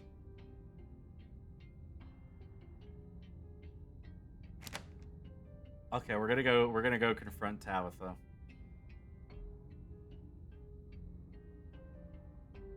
We should go confront Tabitha. She knows more than she's letting on. I know exactly how that confrontation will go. She'll feign ignorance, then get mad and defensive, then end the conversation with whatever kind of force she deems necessary. Possibly going as far to call the cops, as useless as they usually are. I know you must want answers, but we need to focus on the most effective use of our time. Answers can wait. The doctor sighs, thinking. It's bad enough that you're in the middle of this, but it seems to me like you don't have much of a choice in that. So we'll just stick together and hope for the best.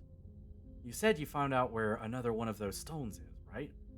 The thing you found in my basement had anything to do with what happened to Reese. Sounds to me like wherever there's a stone, there's trouble. And somebody needs to be concerned for the health and well-being of the people who live here. Unfortunately, I don't think the cops are willing to do that, and the only other authority in town is a dog. So we'll have to be the ones to go out there and take a look. I'll bring tranquilizers with me. Oh.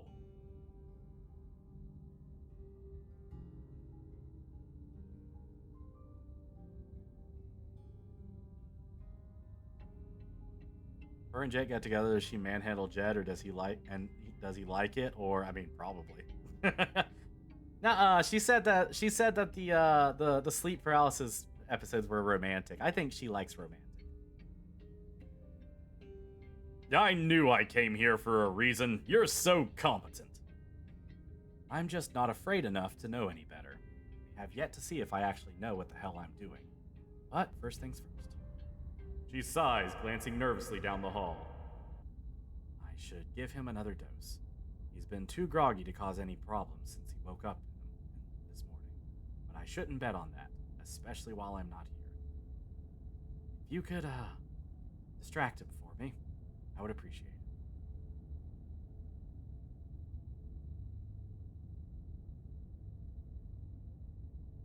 it. Are you sure we can't just talk to him? Drugging him over and over seems like it might make things worse. Dr. Kelly lets out a quick, exasperated sigh. It's the best solution I have right now. It's barely been half a day. I need time to figure out an alternative. For now, it's better if he just sleeps. I can't leave knowing he might break out or hurt himself. More than he already has. What do you mean, distract? You just have to stand outside the door. He'll probably come up and talk to you, and I can hit him from the food slot. It's hard to aim through that thing, and I really can't afford to waste any of these darts. It's okay. The door is reinforced steel. He can't get you. Anything he might say is all bluster.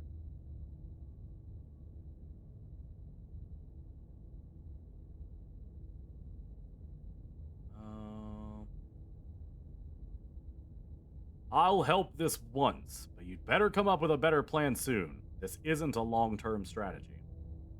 Dr. Kelly rolls her eyes. I appreciate it if you cooled it on the judgment. Oh, that's not what I meant. I did not mean judgment. Hold on.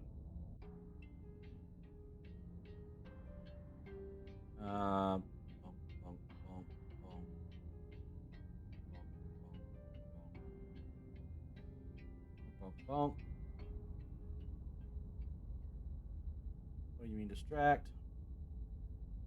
Okay. Of course. Anything I can do to help. Thank you. I really appreciate it. She turns, but pauses, seeming to mull something over. I've been alone in this for a long time. So weird to have someone else here to help. I hope you know how much I meant that thank you. Anyway, you should go ahead of me. You know the way. I'll be right behind you. It's fucking working, chat. It's dark in the isolated, tucked away corner of the clinic where Dr. Kelly has decided to imprison her son. The door is still standing. It's quiet. I walk up to the door, peering through the porthole into the dark concrete cell. Reese is huddled against the far wall. His long limbs are sloppily folded over each other on the hard cement floor, his tail twitching like a headless snake. The walls are streaked with red, messy lines coalescing into rudimentary paintings, massive hollow mouths and anguished eyes screaming out at me from the bricks. Oh, Reese! The streaks are drying to a crusty brown, showing without a shadow of a doubt that he's desperately pulling this paint from his own veins. Give it 50 years or so, and this will just be like what I found in the estate. Only with the occupants still trapped inside. I know you're there. But you came back to see the mess you left behind. You didn't expect me to be in one piece, did you? Well, I'm all healed up. What do you do next? What kind of torture am I up for today, now that I'm safe in my cage? Reese cries out angrily, stumbling back. A fresh dart is lodging in his thigh.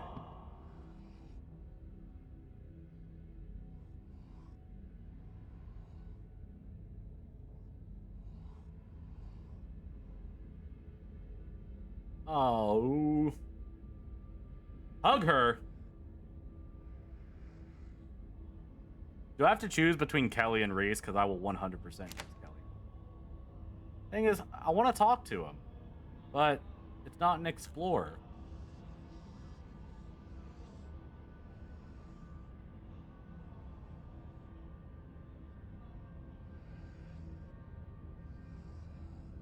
He didn't seem like he wanted to talk to me. I'll try to talk to Reese, and if it doesn't come to anything, I'm going to reload. I'll do it. His face got fixed? It fixed itself. I knew he must have some kind of super healing thing going on, considering the doses he was able to endure. But it's one thing to heal from something toxic in your blood, or toxic your blood has grown accustomed to. It's another for your face to stitch itself back together after that. Why don't you take some samples, huh? See if you can make me into a proper experiment. Use my blood to cure cancer. Who cares? Not like I'm a person to you anymore. Reina's throwing another fit. Like I said, I'm gonna try this.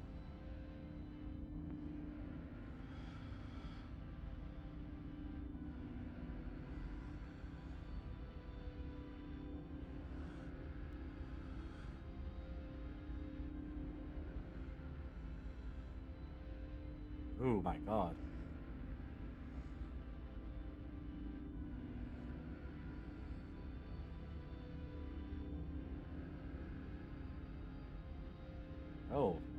Disc, please.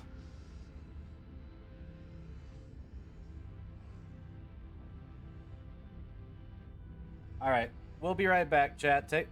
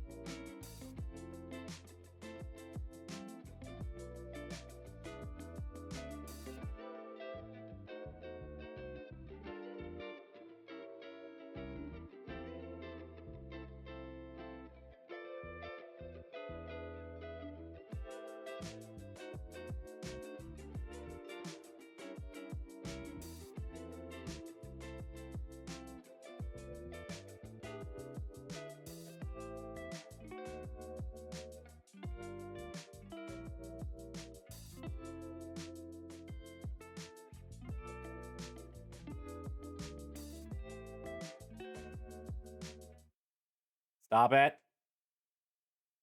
No creamy crayons. God damn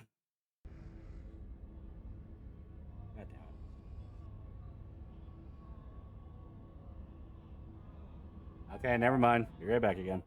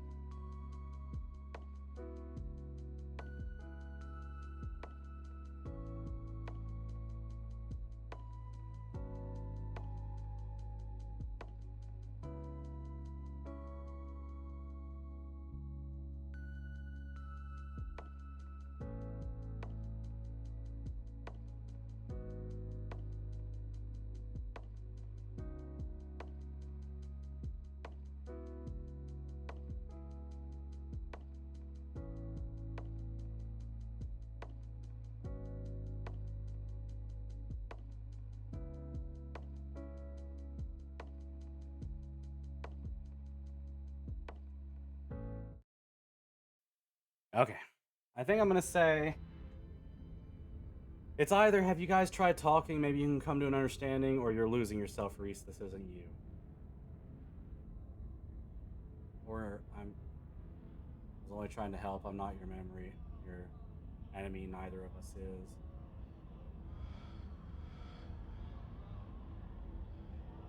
Yeah, actually, that one might be good.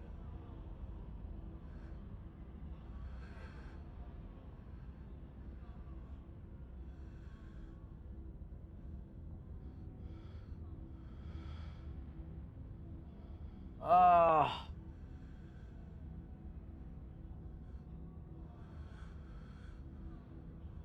God, these are hard decisions. Reese, I was only trying to help. I'm not your enemy. Neither of us is. Say it all you want. It doesn't make it true. I thought you were my friend, Jet Black. I was wrong. Whatever. Ancient history now. I know neither one of you is ever going to trust me enough to let me out. No point to what ifs. You both hate a part of me so much. You'll lock away all of me just to keep it contained. His voice is getting weaker, struggling to get the words out as the drugs take hold. You'll get what you want one day, though. You'll finally be safe when that part of me dies, along with the rest.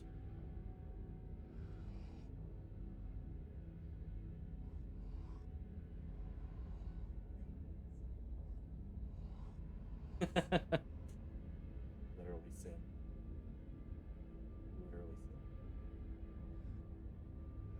sin. Reese goes quiet, tranquilized back into unconsciousness.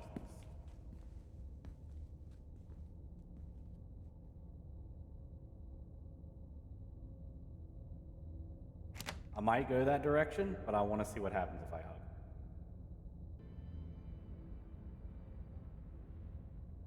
Oh!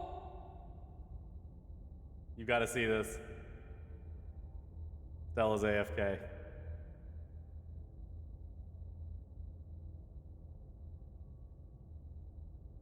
Right. I'm still on cave mode, I realized. I waste no time in walking up to Dr. Kelly, wrapping my arms protectively around her. She returns the embrace. There's a desperation to the way her hands grasp at my shoulders, pulling me closer. There's a waver in her breath, as if she's holding back tears, and my touch has almost brought them out, despite her best efforts to push them down. Why did you come here? Why did you come back? Then her breaths even out. She shifts, glancing through the porthole. And then she's pulling away, putting distance between us again. He's out. Let's go. I'm going with that one. Sorry, Reese. Sorry, Reese. Dr. Kelly above all. The two of us leave the clinic and get into Dr. Kelly's station wagon. She hits the gas, hard, propelling us both towards Julius Tremaine's homestead. Make it to the farms without ever being on the police's radar. Law-abiding citizen, baby. Or just very good at dodging the police.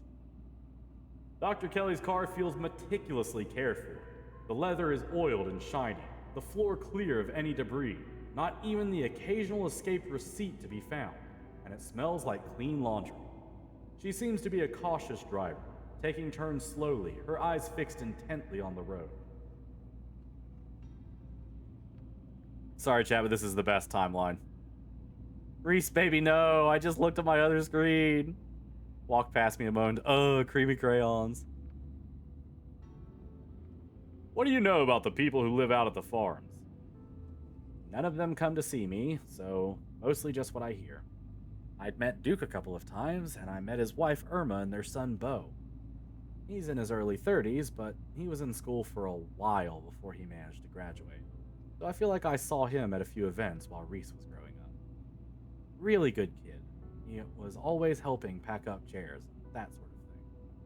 Dr. Kelly wants Jett's creamy crayon. Go to the timeout corner right now.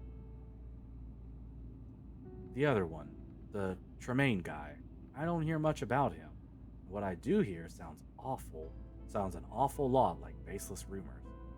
They say his parents were cousins, though I somehow doubt that. Even around here, it's not that common, and it's much more common to accuse people you already don't like of being born from an unholy union or whatever. They also say he set up the place with booby traps to protect some bunker full of guns, maybe? Or just survival gear for some apocalypse? I even heard that he killed somebody and did time for it, which I've seen no written records for. One thing I do know is that he hates his neighbors. He has me worried. It kind of sounds like he might not appreciate us showing up. I would also like Jett's creamy crayon. Son, go to the corner. Go sit with Raven in the corner. Actually, no, go to a different corner. Y'all don't get to share a corner. Too bad we're showing up anyway. Jet Black, when a certain kind of person sees fear in your eyes, it makes them feel powerful. It makes them act. Like when a cat plays with its food. So when we show up, remember that. Don't look like you're expecting the worst, and it won't come to pass.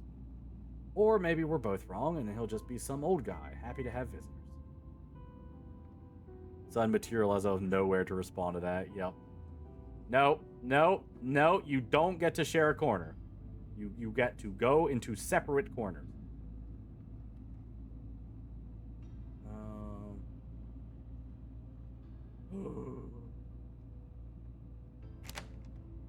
Saving. So, I'll be staying at the clinic tonight, right? With you? If your idea is to find somewhere safe to sleep, I'm not sure. I don't even know if I'm safe there. And if Tabitha catches wind of it, who knows what she might think. Maybe we'd better find you a bed somewhere else tonight.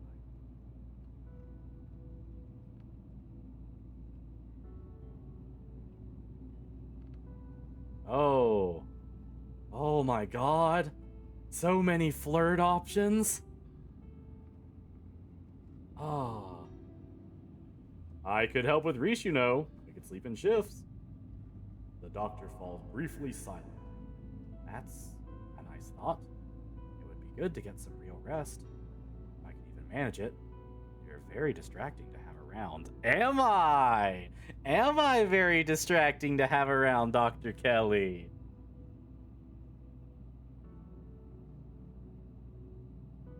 Oh. I think he's going to go with this one. I think Jett is a respectful man.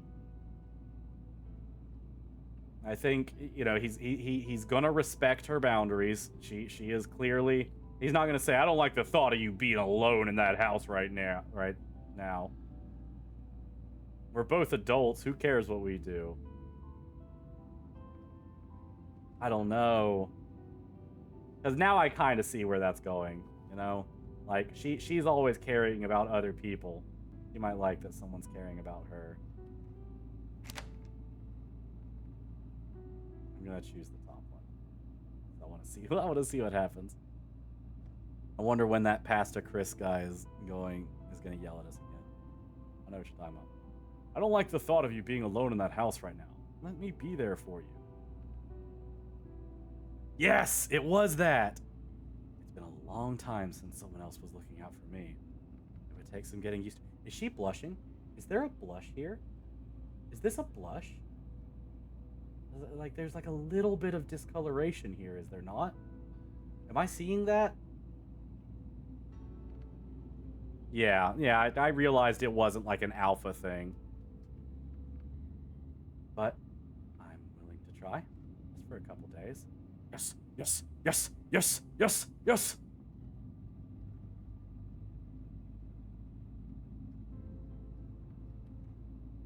You must be so tired, having to put on a brave face, helping other people even when things are hard for you. It's just how I manage. I'm used to it. She's thinking about Jett's creamy crayon. Stop talking about Jett's creamy crayon! Stop it! That's not a blush, that's clearly hyperpigmentation. Not the kind of person who can sit around letting my problems eat me up. I need to be doing something. So people rely on me to act when others would freeze. Even if it means I might sometimes do something without thinking it through as much as I should. I let the humming white noise of the road overtake the two of us, settling back and watching the trees go by, trying not to think about anything outside the safety of the doctor's car. As the twin farmhouses come into view, I realize it wouldn't have mattered whether I knew there was a stone here or not, because I feel it now. My ears ring. My mind swims. Something is attempting to detach me from the solidity of the station wagon's leather seat beneath me. Something is crying out, and its calls will only stop once I've found it and given it what it needs. What in the whole squad's here, huh? I step out into fresh air, and the feeling gets worse. Every muscle in my body tenses, terrified for some reason of taking another step forward, afraid I won't be able to stop. But I want to move forward, don't I? An invisible, eager thread tugs at my chest. I digging my heels. Irma, what's going on? What are the cops doing here? Where are the cops? I called him on account of Bo went missing, and last I heard, he said he wanted to go give Julius a piece of his mind. First, the sheriff went alongside that white deputy, the one in the sunglasses, but then something happened and there was a gunshot, and then this awful sound, something screaming, weren't like no creature I ever heard. That's when that other deputy, the black one, he ran in and the door shut behind him. Nobody's come out since. So everyone's inside. Yes, I will do the Tabitha route. I'm starting to worry. It's starting to worry me. I'm running out of folks to call for help.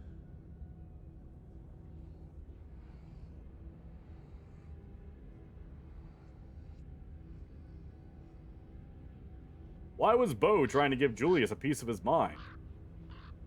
I'm sure we don't need to get into the why. I've already had to tell the police. I'll tell it as many times as I have to, if it means somebody gets something done about it. He and his daddy was growing a showstopper pumpkin for the state fair, and despite the loss our family suffered this week, Bo had his sights set on taking it down to the fair with him, because he knows it's what his daddy would have wanted. They were both so proud of that pumpkin, but he didn't get the chance, because it disappeared from our patch a couple days ago. And of course we had a pretty good idea who done it, considering the way Tremaine always was about the property line. Her words sound tinny in the thick air. My mind is trying not to hear the woman, my focus slipping, but I persevere.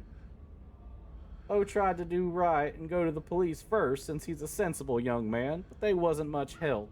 Never are when it comes to property disputes up this way. They're always saying they ain't interested in taking sides.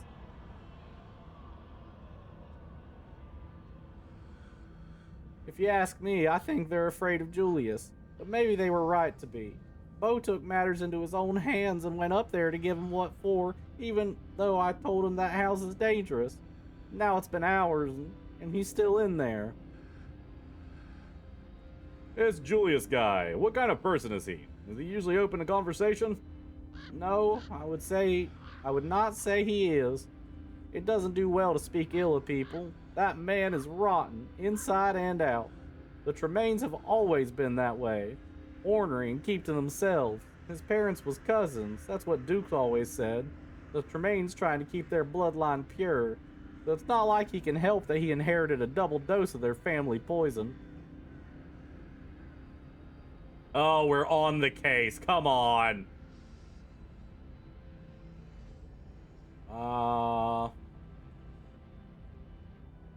It's okay. We'll get Bo out of there. We're on the case. Who's we? You don't think you're going in with me, do you? Yes, I do. I have to go in there, whether I want to or not. I don't care who goes in there, as long as somebody finally comes out. I just want to know what's happening. The waiting is killing me worse than knowing would. Oh yeah, gore warning. Thank you, Color. Thank you.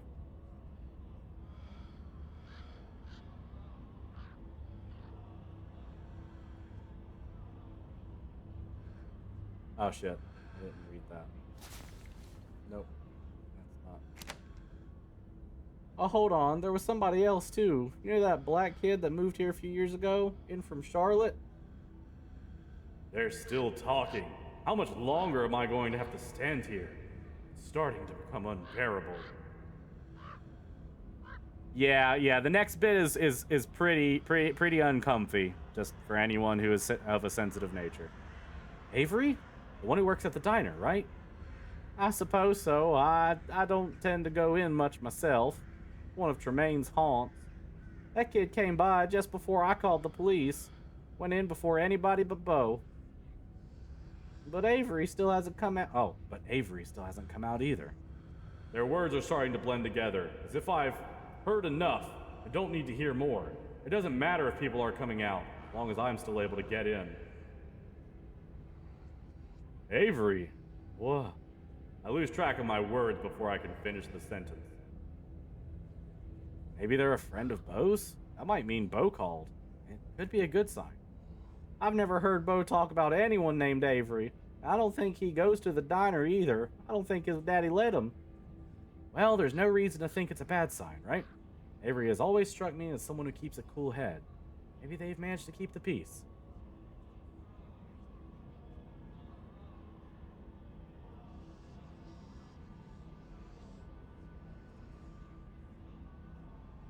I'm come with. It came out a little differently than I'd planned. It's hard to focus right now. Words feel unimportant. I just have to get to the farmhouse. I'm not sure if you should. You don't look well. Why don't you come back to the house with me while the doctor here takes care of... It's too late for that. My feet are already moving. I don't need to understand this situation any more than I already do. And I certainly don't have to wait until the doctor tells me it's safe. I know I'm going to be a part of it. So I might as well go where I need to go. Oh, come on! Get back here! Are y'all gonna be alright? Of course, Irma. I'll get Bo out of there, I promise. Damn, who am I supposed to call if Doc's stuck in there too? Cool as fuck, though. Mountain warning. Gore means mountain in Slovenia, so that one geography lesson 6 game sure was something. Mountain warning for age. The level of build-up here feels like it's going to be different. Yeah, it is. The closer I get, the faster I move, until I'm practically running. I can hear the doctor behind me, jogging to catch up, yelling some words of warning, but the neglected farmhouse looms above me. My destination, so close now. The door opens, the rusted hinges screeching, and I step across the threshold. Dr. Kelly's hand is on my shoulder, trying to pull me back, but I pull forward instead. And the door swings shut behind us both. Sheriff Hugby dangles in the middle of the room, an axe attached to some strange mechanism in the ceiling. It's embedded in his face, holding up his course in an imitation of life. It is so funny that Jett has not met these characters until now. That happened to me once. No, it fucking didn't. No, it fucking didn't, Peter. Jesus. Careful, Joan. There are traps all over the damn place. Past the body, I can see a giant pumpkin through the door to the garage, cracked open, its guts strewn across the floor, seeds dotted across the hardwood like a trail of breadcrumbs leading to the basement stairs. What the hell is going on here? Erickson, is the doc here yet? We need a medical professional down here. His voice is coming from the basement. That's where I need to be. He's been shot, Joan. Think you better call somebody. The doctor's here? Julius, you should let her come down. You don't really want the officer to die down here, do you? I'm not the one blocking the stairs. I'm not the one you gotta convince. It won't be blocked for me. The stone wants me here. Everybody shut up. Avery, that's your name, right? Get pressure on that wound. Yes, ma'am. Get away from him, kid. But the doctor. I don't care. Let him bleed. You're only making problems for yourself, Tremaine. I was the axe. Damn. I ate one ibuprofen. Jesus Christ. Oh, sorry. Didn't mean to bump the mic. Dr. Kelly quickly pulls out her phone. Damn it, there's no signal in here. Gotta step outside. You keep holding that wound, and no one else had better die while I'm gone. The doctor pulls at the door, but a weave of fibrous tendrils hold it shut. It would seem that the same force that let all of us in refuses to let anyone leave. Are we stuck here? What the hell are we supposed to do now? But I already know what to do. I start down the hall, and as if expecting my arrival, the vines seem to shift, parting slightly, letting me through. Who the hell? So, you tried to undermine me, witch. I should have known you'd try to find a way around the rules. You've trapped the town.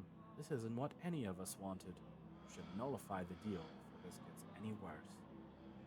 It's just unhappy. I didn't think something like that would be so opinionated. But I have a plan to placate it. Once a less broken body, you can have one. Then we'll see if it still feels cheated enough to hold a grudge. Hey! not dead, are you?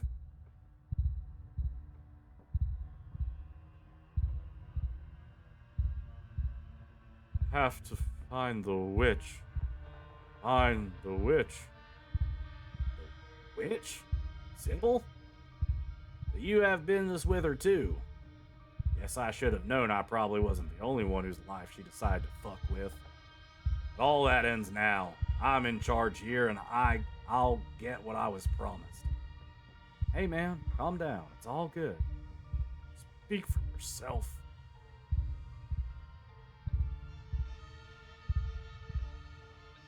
Aw, I wasn't able to bring Dr. Kelly down with me. My vision finally focuses, and my mind is once again my own. Avery watches me furtively from across the room. The man, Julius, holds a gun in a silent threat. Franklin clutches at a nasty wound in his side, blood spilling out onto the dirt floor of the unfinished basement. And in the corner is Bo. Something is attached to it, the source of the awful noise. It stutters with pains and inhalations. Bo is still breathing. Doesn't look well. The stone brought me here, stuck me in the middle of another nightmare. Jet Black, we can't get to you. The door's sealed shut. Even if she yells to me, her voice is faint, barely audible behind the now thickened roots and vines that block my escape. Let's bring Jet Black up to speed, Julius. He looks a little shell-shocked. If the princess lives here, slaying her is probably doing her a favor. Where do I fucking begin? Alright. So the witch. I caught her doing some shit she shouldn't have been doing, and she offered me a deal if I kept it to myself. Always wanted to raise a boy of my own. God never saw fit to give me the chance. He gave me the means to right that injustice. Only it obviously didn't quite go the way it was supposed to. Calloway's interfered, just like always, made it so I had to hatch him earlier than he was ready, and he came out hungry. Too hungry for me to handle. He kept trying to get at me, so I had to hole up down here. Been stuck since fucking Wednesday night. Damn roots won't let me leave, and they've clogged up the drain, so I haven't been able to call that witch and get her to make things right. But I'm a man of preparedness. Figured I could wait it out. Till Bo here decided to trespass. Guess he lost a tussle with my boy, and the two of them wound up down here with me. That about sums it up. Guess in the end, it's only fair. Son for a son. And birth ain't ever pretty, is it? Not like doing it the old-fashioned way is all sunshine and roses. Just hope he winds up looking more like a person when he's done cooking. I don't give a shit about your story, Tremaine. None of that gives you a reason to shoot a cop. Self-defense, castle doctrine.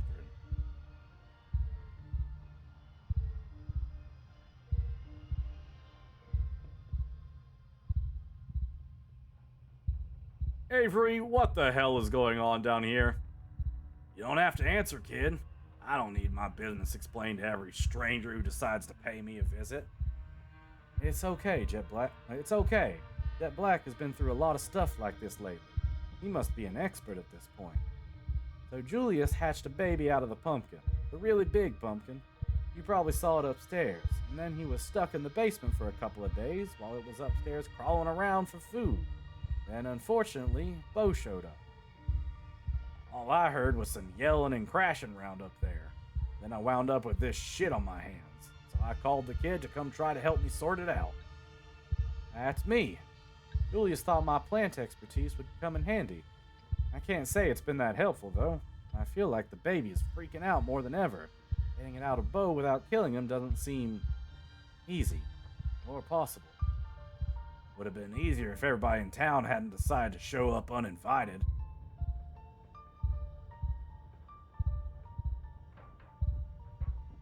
And why is Deputy Franklin shot?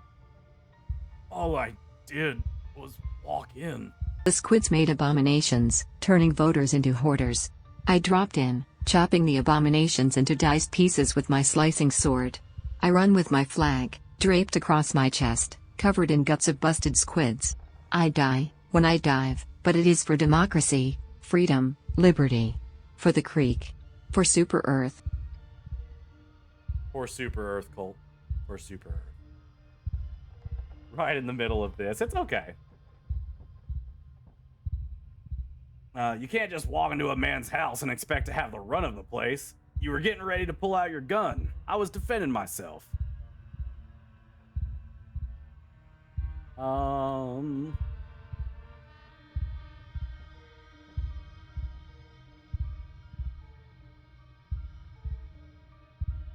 You need to let Bo go. There's no letting him go anymore. He's trying to ignore it, but the thing is reaching for him. Its little tendrils trying to extend in Julius's direction, and he's standing just outside their reach. Without he's clutching his side, it's likely he's already been wounded. Listen, clearly you need something. You woke up talking about the witch. You want to know where she is? I can tell you how to find her. If none of you does anything stupid, then I'll tell you what I know. Sound fair? The conversation is interrupted by Bo shifting uncomfortably as the creature lets out a guttural moan. So what? We're just supposed to wait until the Calloway kid dies? That's exactly right. My kid gets born, and we all forget this ever happens.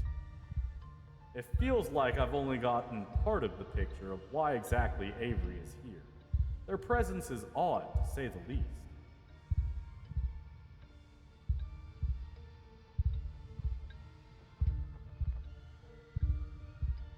Does your son have a name? You don't name a kid till after it's born. Even I know that. Bad luck if you do it early.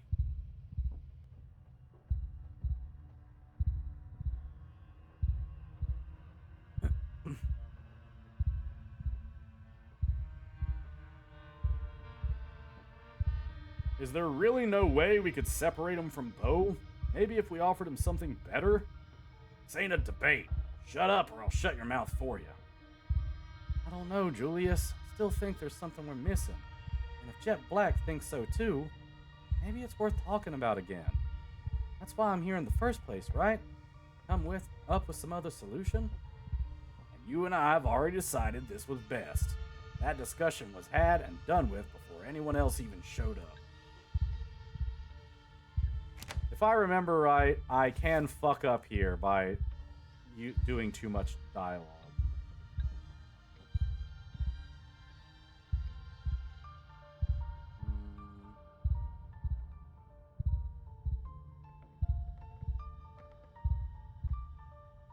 I am still just trying to pick choices for Jett, by the way. That's why I'm not doing most of those Bo and Baby. I just don't think Jett would.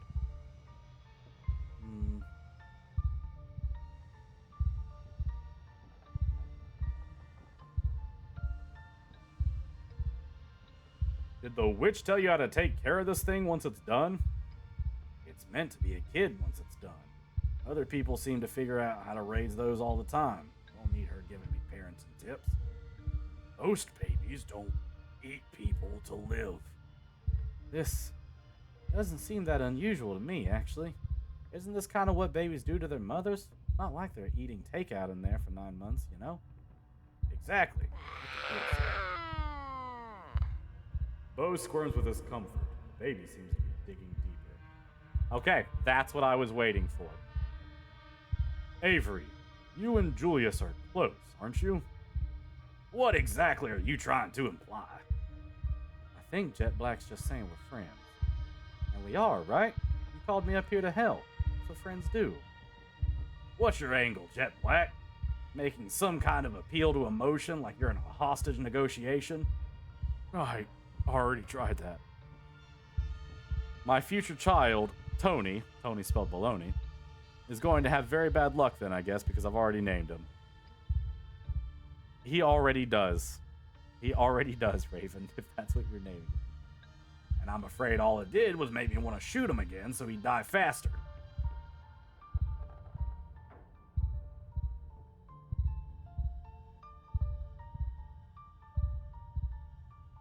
Oh my god, I have a lot of options.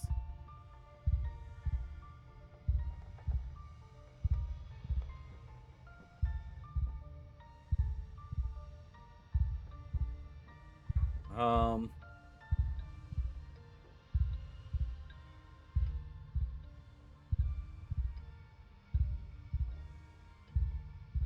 I don't want to do this one.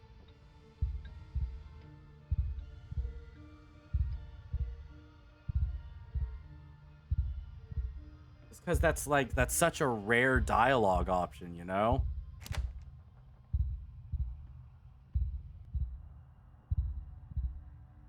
See, I want to choose that one for its rarity, and it's still in, like, the way of what Jett would do. But I feel Jett would say one of these. You know, Julius, Pastor Daniel told me about the bench you made for Avery's garden. That prissy little preacher told you that? It wasn't a big thing. Had some scrap wood. Need to get rid of it. Nobody was ever going to sit out there and enjoy the damn scenery like they're supposed to if there wasn't a place to sit. Honestly, nobody these days knows the first thing about wood. Kids all buying shit off of Amazon instead of using their hands. Or their heads in their hands. Might as well not have them in the first place if they're just going to waste. I really like it, Julius. I sit on it every day after work. Thanks. No big deal. Bo squirms, moaning in pain. Conversation pauses. It's looking worse. But I and the boy like that. I can tell you want to jump in and do something stupid. Never should have called you up here. This is a family issue. Should have been solved within the family. But you didn't call family to help you. You called me.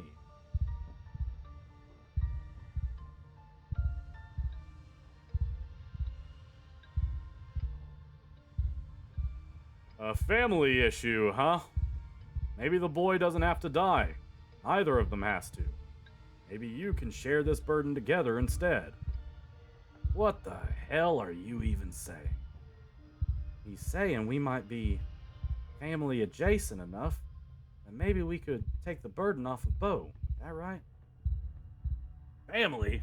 You weren't even raised here. Hell would you know about being a Tremaine?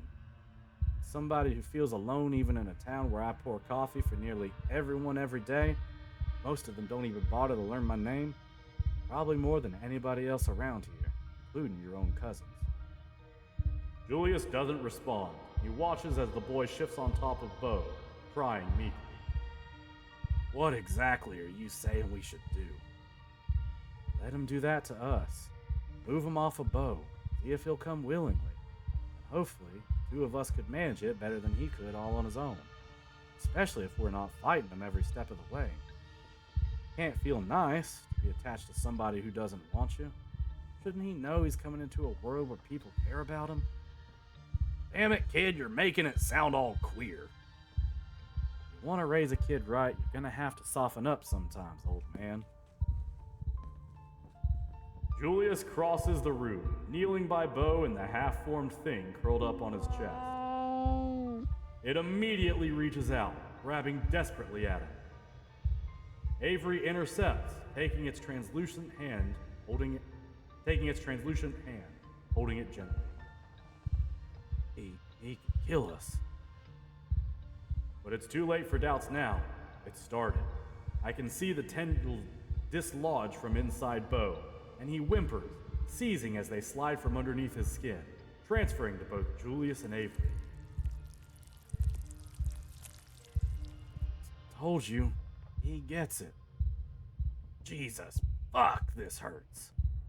It certainly looks painful, but no blood seeps from the wounds where the boy's greedy appendages have broken through.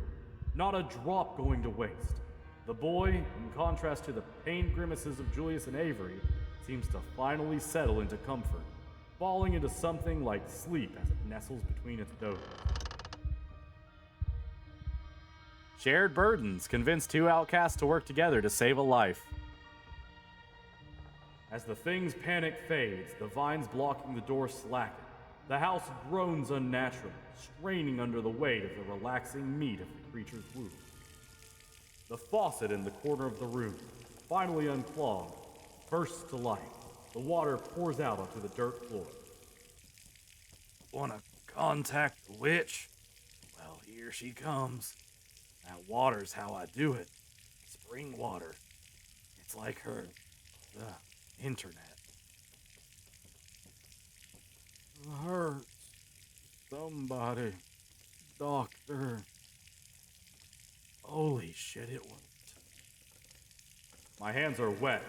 The water is spreading, pooling around me, making the floor slippery with mud. Dr. Kelly rushes down the now unblocked stairs, her eyes wide with horror at the scene in the basement. What the hell happened down here? Bo, can you hear me? Am I getting a checkup? I've been shot as well, ma'am. Need hospital. I'd better make some calls. Everyone, stay with me.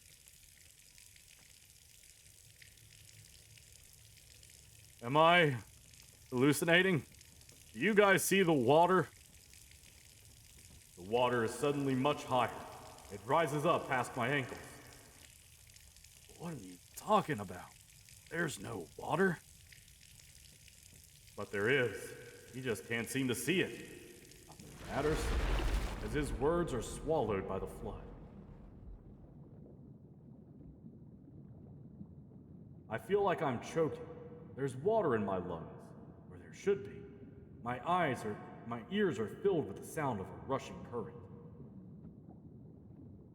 It's cold and dark, and there are people screaming somewhere.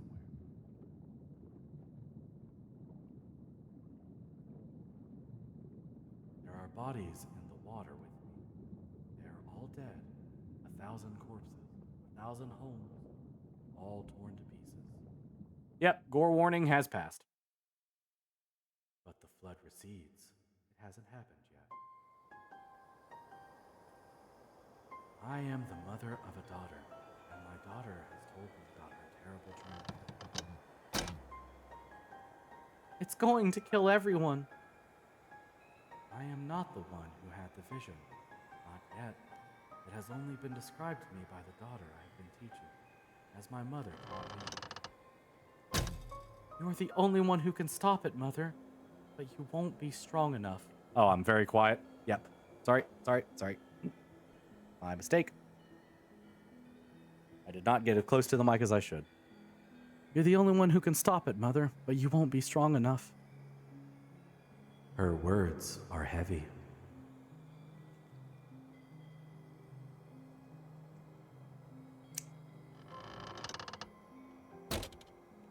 How can you be so sure? Sorry, I thought it would say it. It's not a dream. You know I've seen things before, and they've always been true. Take my power, Mother. I give it willingly. It's the only path that leads to anything but death. Forget this. I'll take care of things, like I always do. You won't. I've explored every path forward, and tragedy lies at the end of them all.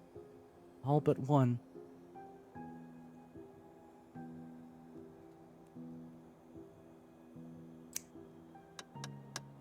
Is your death not a tragedy? It's not a death. It's a return. I'll be a part of you again, like I used to be. There's no tragedy in that. So I know what happens, but I'm going to show you guys what happens. I deny my daughter. The flood comes, and despite my best efforts, the village is swallowed. 1,000 bodies and 1,000 homes. But that's not how it happened. This has already come to pass, and there is no changing it now, no matter how much I might wish things had all gone differently. Accept and take my daughter back. I accept my daughter's decision. She is not the only the child she once was, and there is a confidence in her that I have no choice but to respect. I take her back. Her power becomes mine. The flood does not come. The village is saved, and no one ever knows the sacrifice that was made for their lives. No one but me. Years have passed. I outlive everyone I used to know. I move on. I meet new people. I start a new life. I have another daughter. This time, the vision is mine.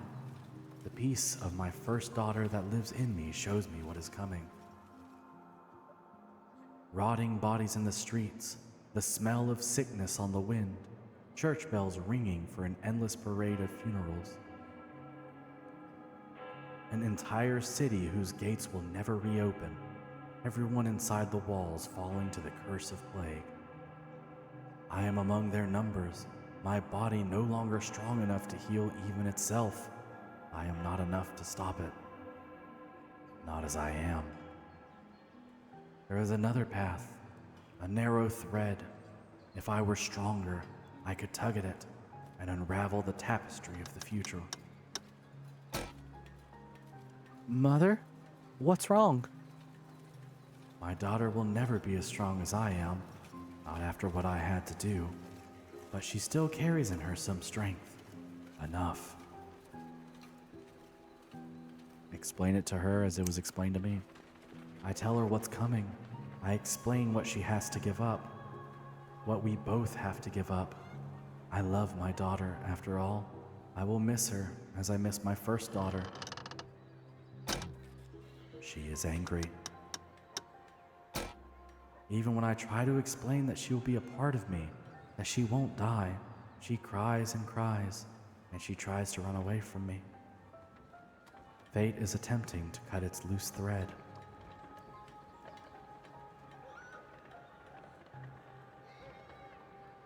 My daughter leaves me. I resign myself to the future. She is one of the first to die.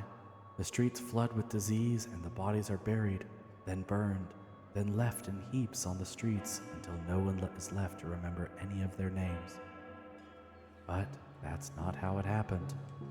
The entire city rests on this decision. Stop her from leaving. I do not let my daughter run from me.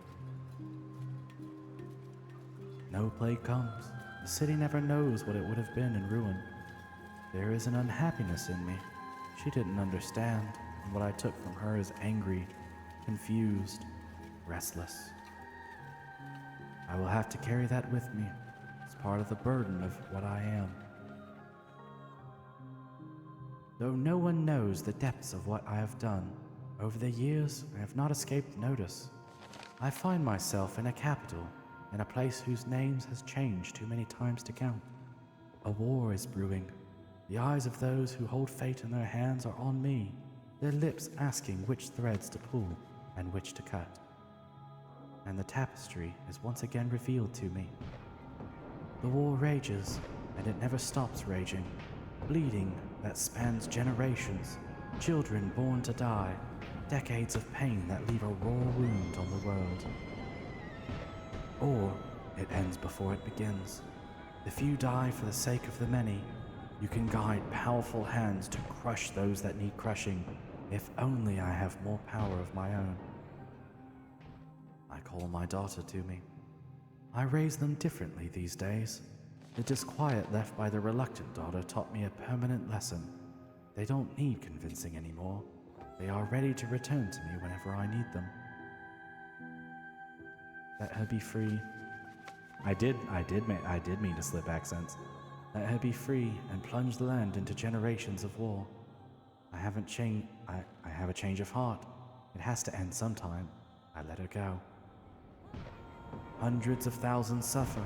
Countless lives are cut short. My daughter is among them. Even in her privileged place by my side, the war reaches her, and the both of us burn along with everyone else. I saved her from nothing. But of course, that's not how it happened. Take her back and stop the war before it starts. This daughter joins her sisters easily, as she has been trained to do. I am the only one who will remember her sacrifices and her name. A small rebellion is crushed before it becomes a revolution. The people in power are happy. I leave. I don't want to see any more visions of war. I set my sights on a place where there are no kings. And yet, even in an ocean away, power finds me. A man with aspirations, anyone can hold power here. I have discovered if they're vicious enough to want it. The hunger in him senses the power in me, and for a time I humor him. I allow him to give me a life of comfort, my daughter and I. I don't see a future where he ever grows more powerful than I can manage, not until the visions come.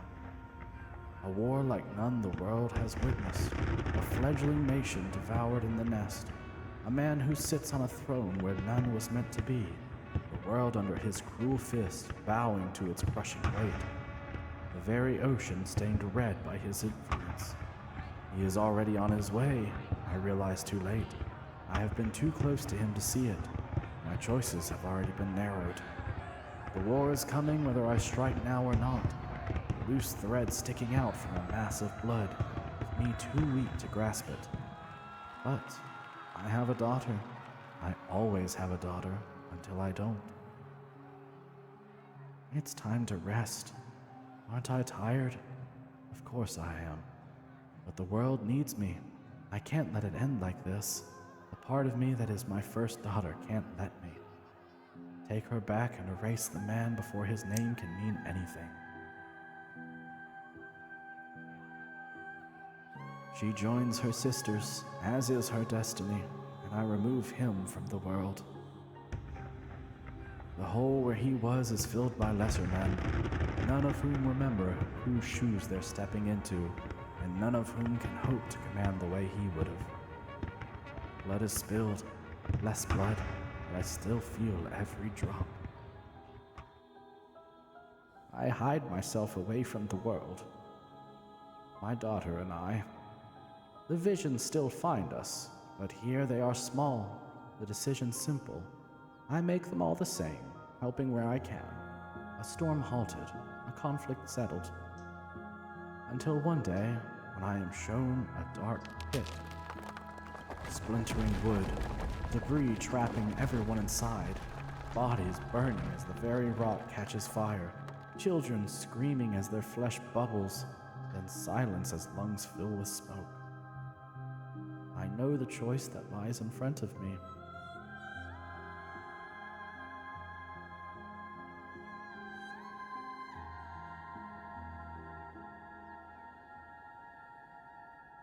Hey, you can't rewrite history even if you'd like to. Make every incorrect choice while retracing the past.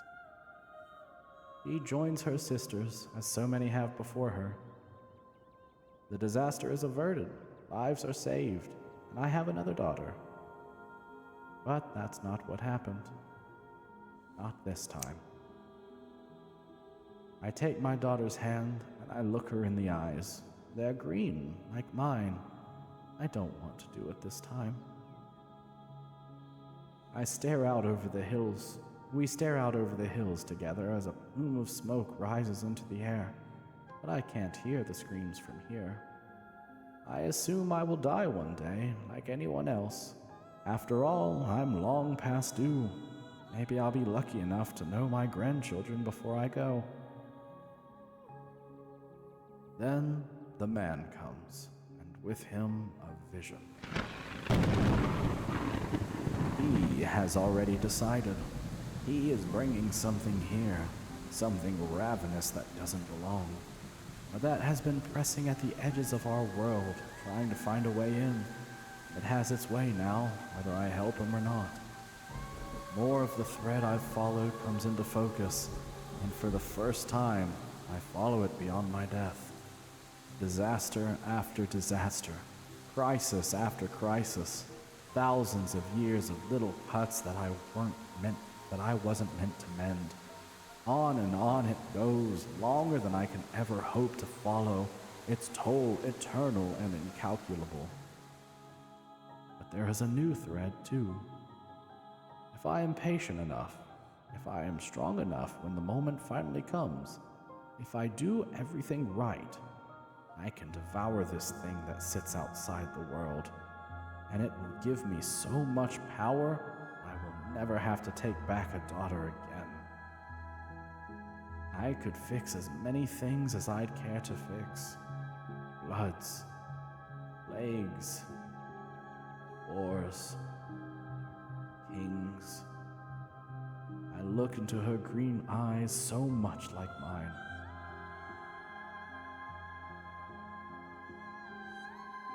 I can't. But I did. I took her back and summoned the entity into the world.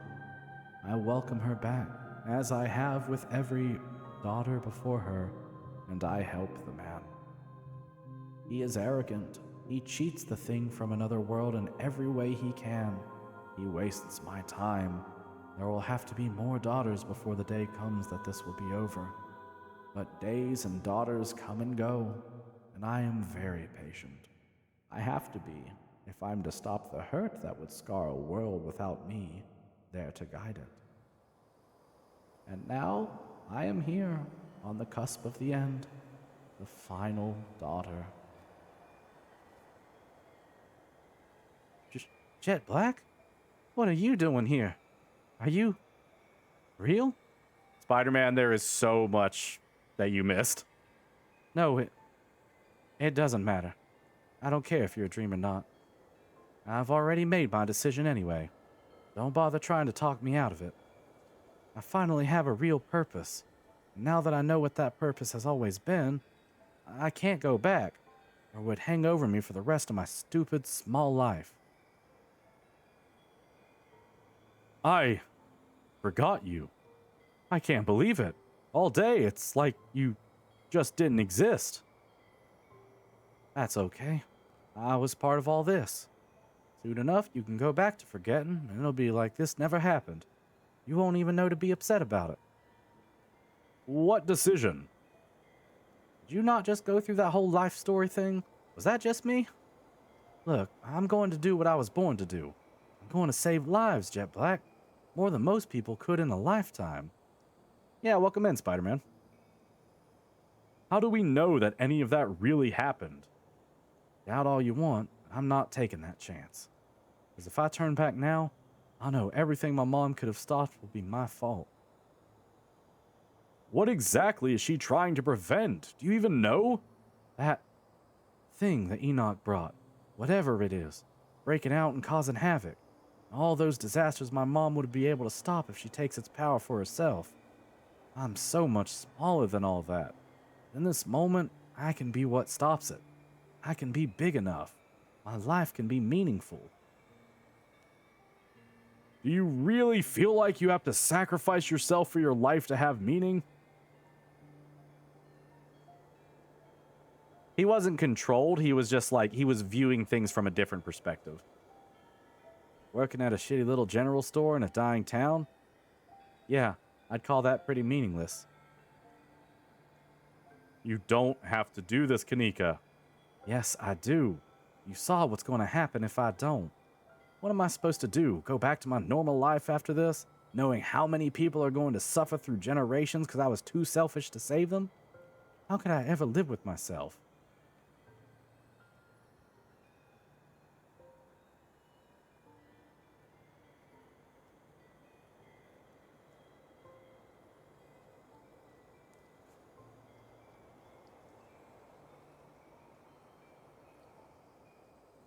Ooh.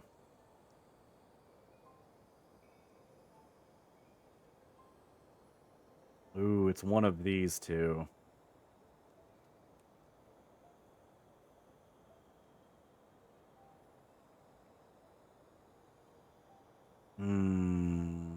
Top one? Yeah, that is a more Jet response. The same way any of us do. You're not solely responsible for the fate of the world, and neither is she. Well, yeah, but that doesn't mean I should only ever make choices that benefit me. Sometimes people have to make choices that hurt them in order to do the most good. People have to pay taxes, or donate kidneys, or, things that aren't pleasant. But that help people and make the world work. I'm happy to do this. I am. Stop trying to convince me I'm not.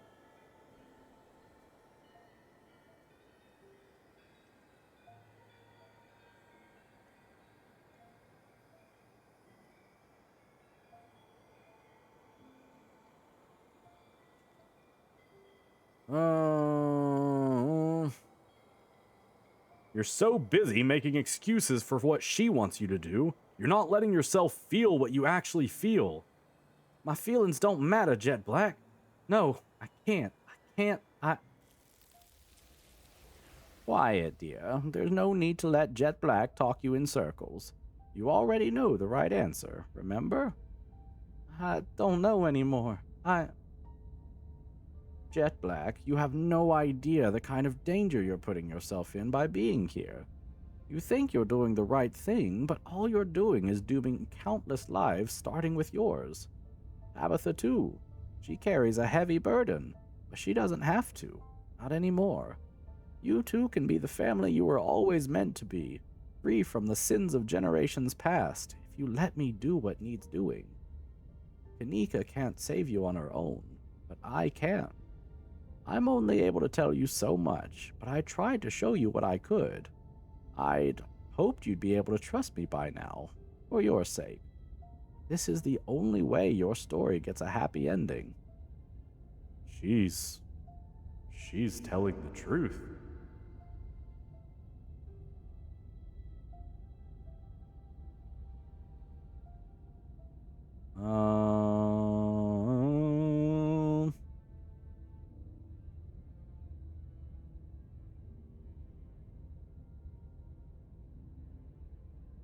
Oof.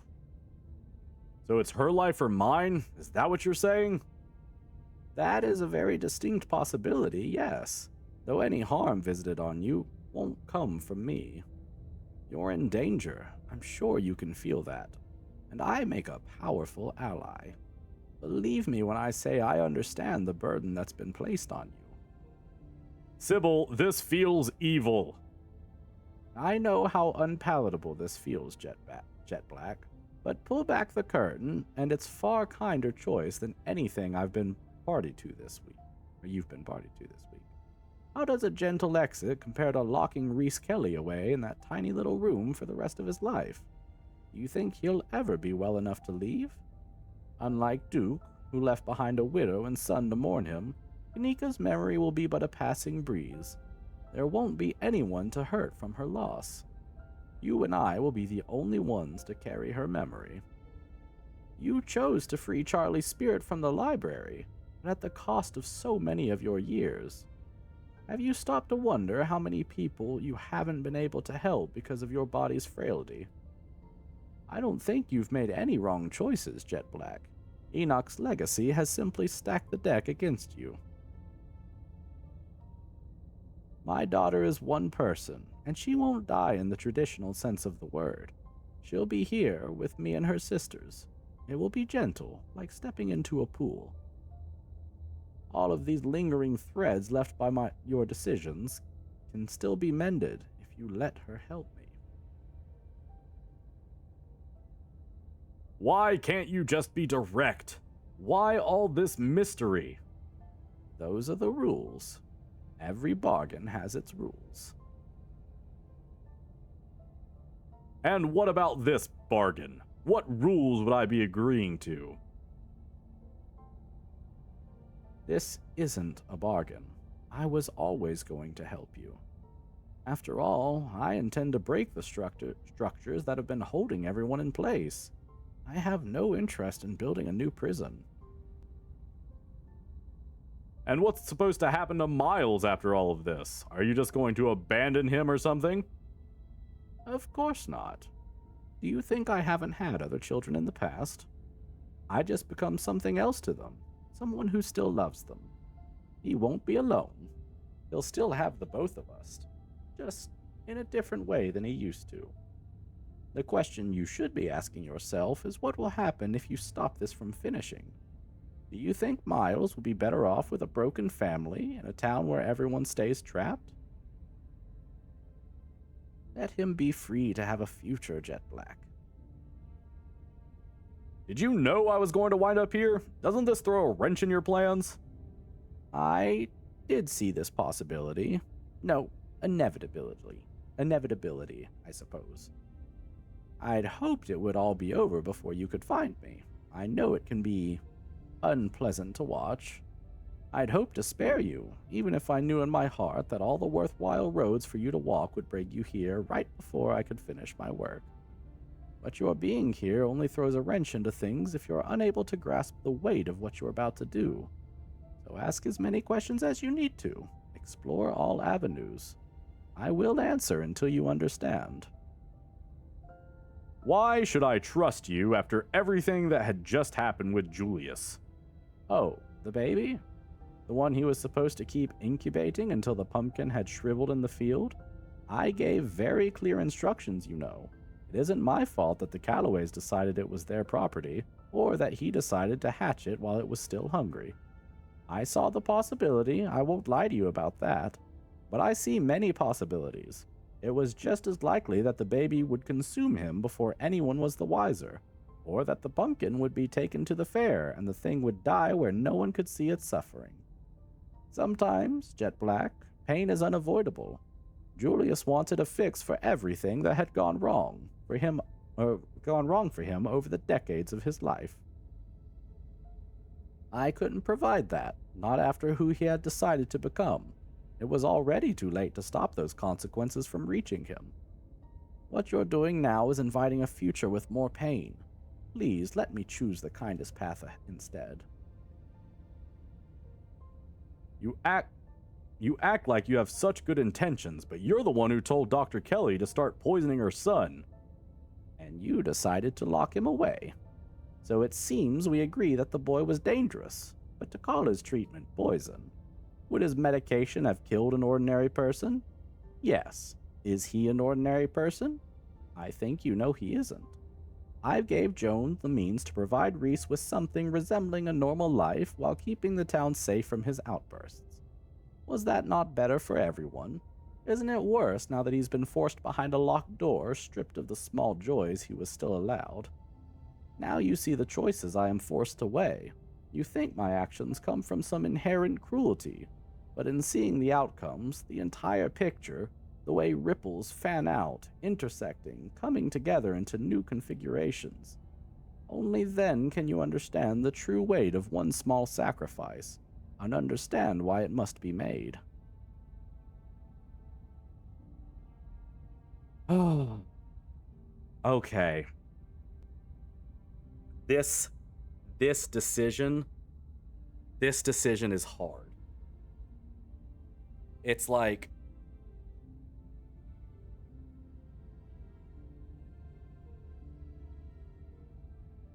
Sybil about to kill the girl because of string. So what's happening is Sybil, this is Sybil's daughter.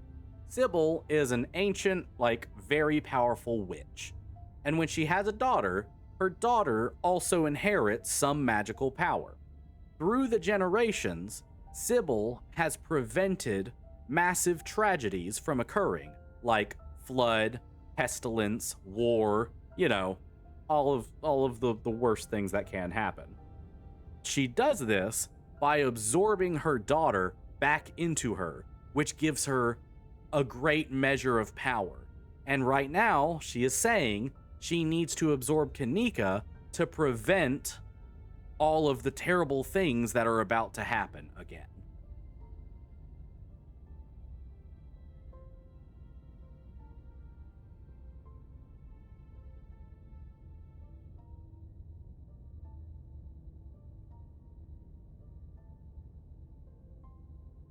Sacrifice one to save many.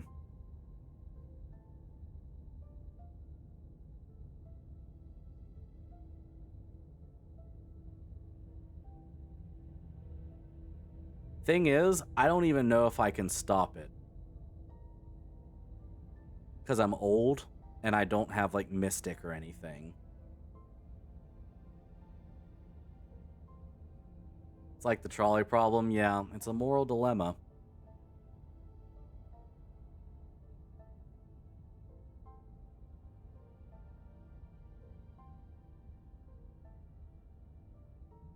Thought about this many ways and they all itch. It's a well-written dilemma.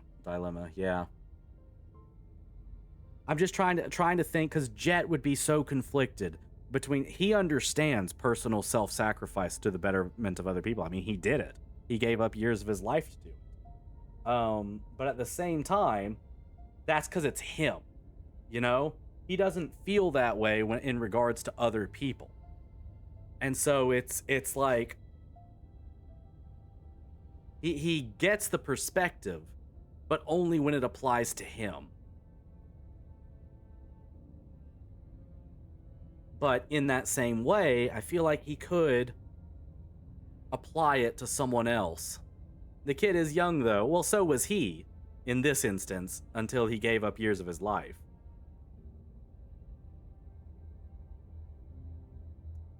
The thing is, Jett has always been a greater good kind of guy. Like, he has always been a people should sacrifice themselves for the greater good. In most cases, himself. And he will try and protect. So I personally, in my playthrough, pulled Kanika away. I think Jett is going to see the perspective of both Sybil feeling responsible and Kanika being okay with being sacrificed. Do we know what calamity is about to happen? Not necessarily, but we do have more than just Sybil saying it. Like, we have a lot of evidence. Yeah, only it's capital B bad, indeed. I think Jett's going to let her finish it. Yeah, Kanika's fine, but she was raised to be fine. She was raised to be okay with returning to Sybil eventually. Sybil, when Sybil's second daughter stopped, like tried to run away from her and absorbing her, like carried her anger and confusion, Sybil started raising them to be okay. So it's kind of like brainwashing, but even though I do not utter a single word, the witch understands my intent. You don't have to see this part. I'll come back when it's done. The dream fades back in around me. I can feel the witch's magic trying to assert itself in my mind.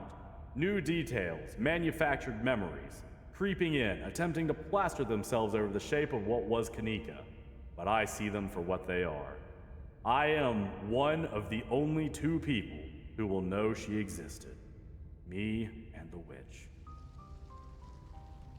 The burden of memory. Remember somebody's sacrifice. Achievement got.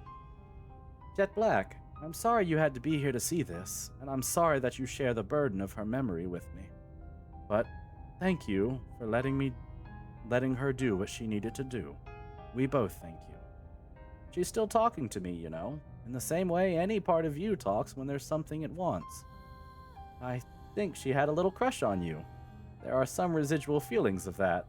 A little nervousness when meeting your eyes. Though your proximity to Tabitha managed to suppress these feelings for the most part, and she really can't stand your cousin. They were always there, probably made all the stronger by the desire to not have them. Not that we have to do anything about that. I just thought you might like to know. We should get going. The town won't be saved without us, after all. The farm. I need to go back there.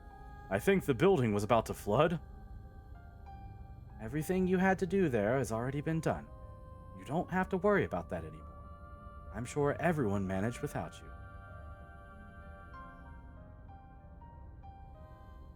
you. What's going to happen next?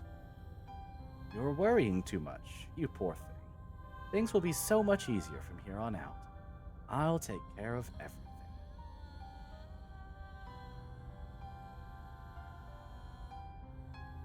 I find it very hard to trust you. Who is Carmilla? Or Carmilla? Carmilla is Sybil. Oh shit, I forgot my camera's still on. Carmilla is Sybil, but younger. Like, she has rejuvenated herself through absorbing Kanika and taken on this form and name. I understand. I haven't had much of a chance to prove my intentions yet. This all must seem suspicious, to say the least.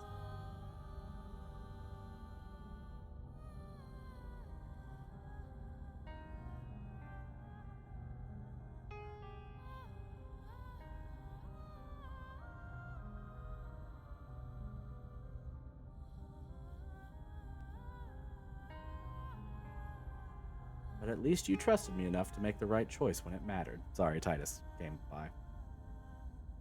Her hands find mine, her grip light and delicate. I'll prove myself to you. I promise. Now, let's go home. She tugs gently, and the world shifts nauseatingly around me. I feel like I'm being buoyed upwards, ascending rapidly, the dream rushing away like water down a drain, until finally, I surface.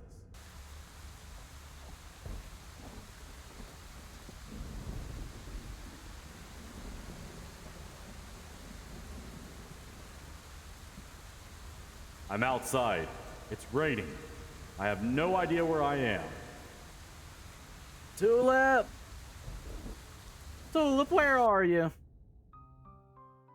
This is the end of chapter 5. Finish. Shinigami Hunter finished episode 5 with Keen Eye. So I have done Street Smart before. Janie was there too. Yeah, interesting.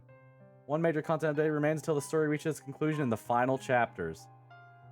Stay tuned for the updates. Join us. Like to carry your progress with them? Please save your game now. Okay, so I think, is there a way I can I like rename this? I'm gonna put it on 10.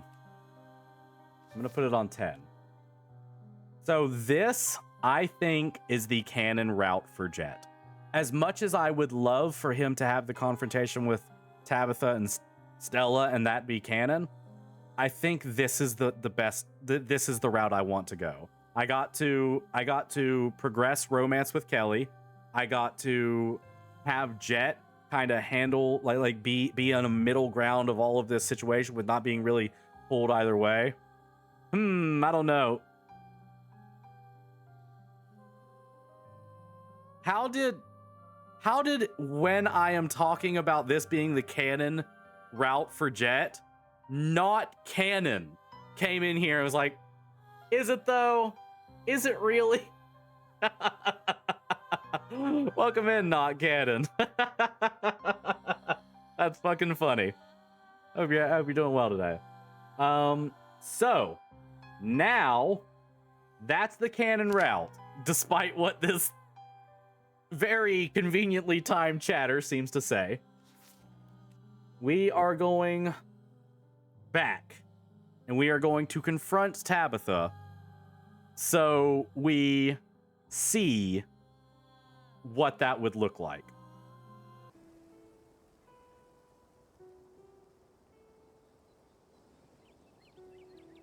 I need to see my cousin. She's the only person who can possibly offer a satisfying answer to the horrors of this morning. The events of this morning beg for an immediate confrontation. By the time I notice where my legs are taking me, I'm already en route to the Scarlet Mines. I stumble down the road, my panicked thoughts directing themselves like a pointed arrow towards my destination. Things will make sense again, just as soon as I get where I'm going. There are no picketers outside the mine today. The only sound is the constant low industrial clanking of unending productivity. The only sign of life, the slow-moving machinery beyond the rickety chain link fence. The Scarlet Hollow mines are ticking along, as they always have. There is nothing here to stop me from seeing my cousin. Here I am, outside my cousin's office. The only thing left to do is go inside. Regardless of what truth lies at the heart of my relationship, there is no way that this conversation is going to be easy. Tabitha has been on a hair trigger since I first arrived in Scarlet Hollow, and pushing her too hard, too fast might lead to things spiraling out of control. It might be a good idea to knock before going inside. Unless, that is, I want to pick a fight.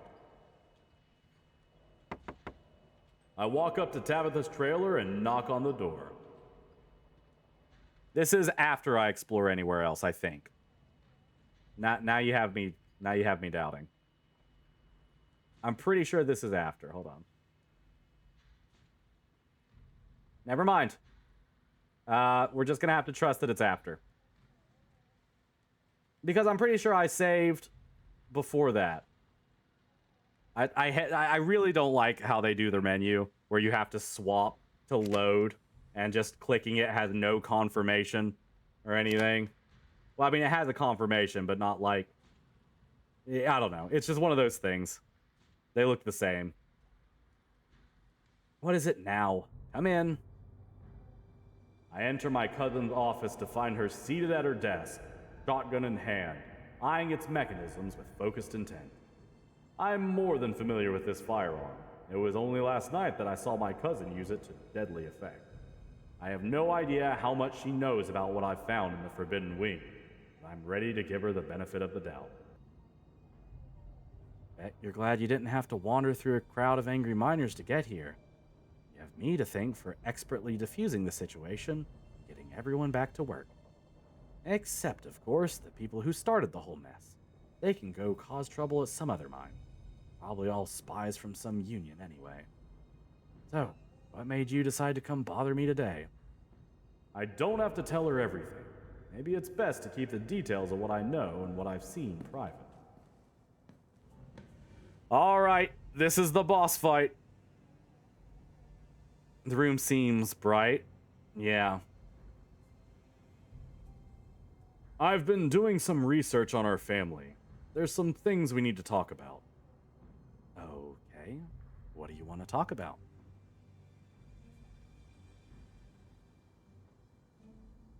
Ooh, I could tell her about my... So I could at least tell her about my encounter with Oscar. But I don't know if I can...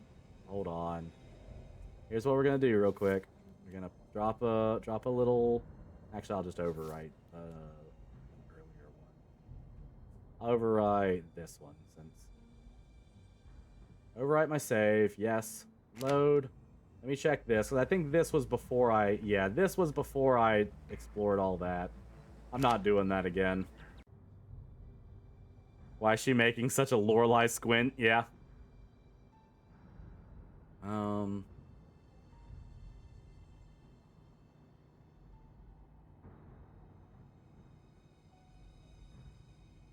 Oh God. Immediately accusing the goat in the greenhouse I don't think is a good way to go. It said I think the tablets we've been finding are to do with some sort of curse or ritual. I filled Tabitha in on the stone I found last night. The one that gave me the vision about Teddy. The visions feel important. Something is slowly being communicated to me, though I don't have enough of a picture to know exactly what. So, you're suggesting that there are more, and I assume implying that we should go looking for them. Do you want more seizures? You want brain damage? What if the next one gives you an aneurysm? You don't know. And that's ignoring the fact that there's always some insane nonsense going on around them. That's also bad. There is a nervous waver in her voice, a darting of her eyes. She's hoping you won't pursue this line of thought. Maybe it is for your sake, or is for my sake, like she says. Maybe not.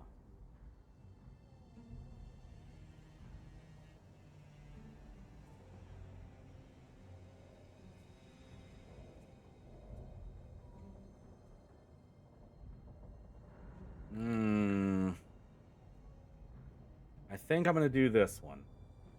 I don't think I have much choice. They're starting to have some kind of effect on me. They pull me in. I can't help it. Tabitha is silent for a few seconds, slowly formulating some response. Don't let them. You don't have to let them. I mean, not that I even think there are any more. Whatever. I'd rather not think about them, okay? Okay?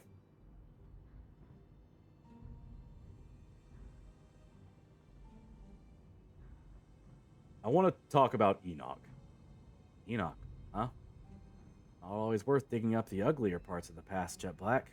Usually they're buried for a reason.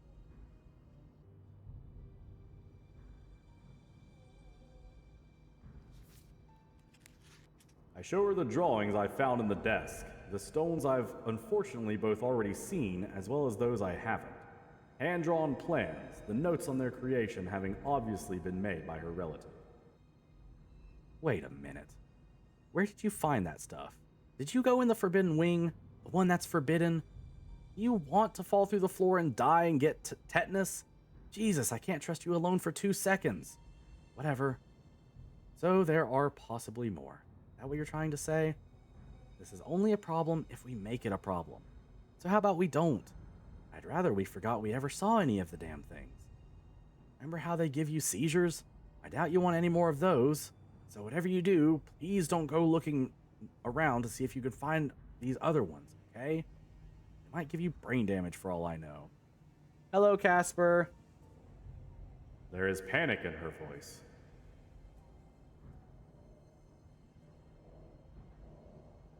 I explain as best I can the arcane nature of everything I found in Enoch's study. Tabitha lets me trail off, almost like she's waiting for the point of my ramblings, but is seemingly ultimately unimpressed. I take it you don't really know much about what rich guys were into when great-great-grandpa Enoch was at his prime. There was this whole spiritualism movement. Then that crazy guy, Crowley, with the magic. Rich people love that guy. Not that they necessarily say it publicly, especially not in a God-fearing community like this one. But I guarantee a bunch of old money families have their own versions of Enoch's collections from when this stuff was in vogue. And do you know why I know all this? Because Grandma Eddie told me. Everyone in the Scarlet family knows Enoch was into some weird stuff. None of us care. Whatever he's got in there is just old junk. Ooh, keen eye. Keen eye.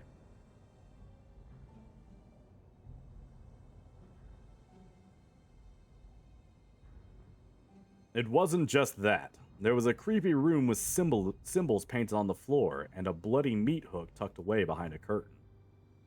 So he did some painting and none of us ever bothered to scrub it off. So what? And I'm sure that hook was just for some weird Enoch thing, okay? Once I get the place fixed up, I'll be sure to have it painted over if it bothers you so much. There, does that make you happy? That struck a nerve. She panicked for a second there.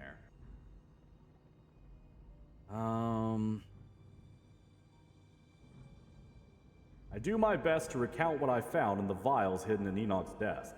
Tabitha nodded along, disinterested, or at least pretending to be. You already noticed he was into the occult, and now you're surprised that there are weird little occulty things in his study? So you opened a bunch of old vials, which had been preserving old letters for his for whatever reason, and you didn't really understand what they were saying because it was a half of a conversation from about 100 years ago. Then they fell apart, and you came here to tell me about it. Okay?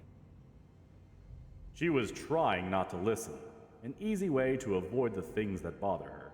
She knows she would be bothered, would have to lie to you, and you might catch it. I'm gonna move on from that. I don't think his relationship with Teddy will do much. You know I have a mind to manage, right? How much more of my time do you plan to waste playing Nancy Drew?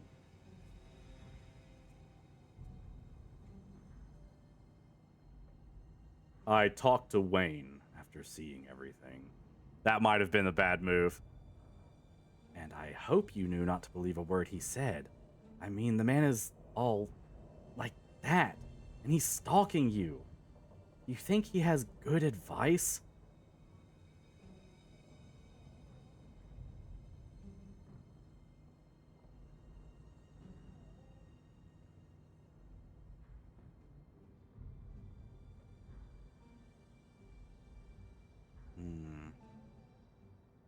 It's my McChicken summoning circle and my McChicken summoning hook. What is he really? It's obvious he isn't human, Tabitha. He's human. It's not helpful to see him as anything but that. Ooh, tears? Humans are flawed. They want things, and they'll manipulate people to get those things. They'll say anything it takes.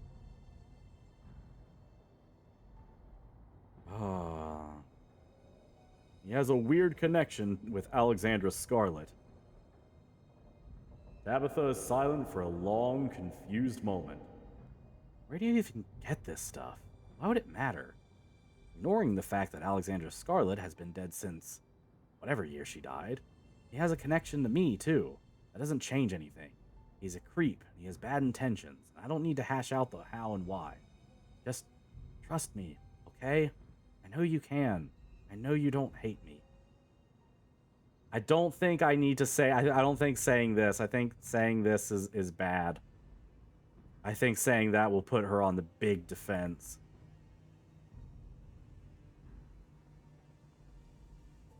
I might say this. Yeah, she's cleaning a rifle. Correct. She has a gun. There's this horrible prison cell I found in the Forbidden Wing this morning. Wayne says that he was its occupant.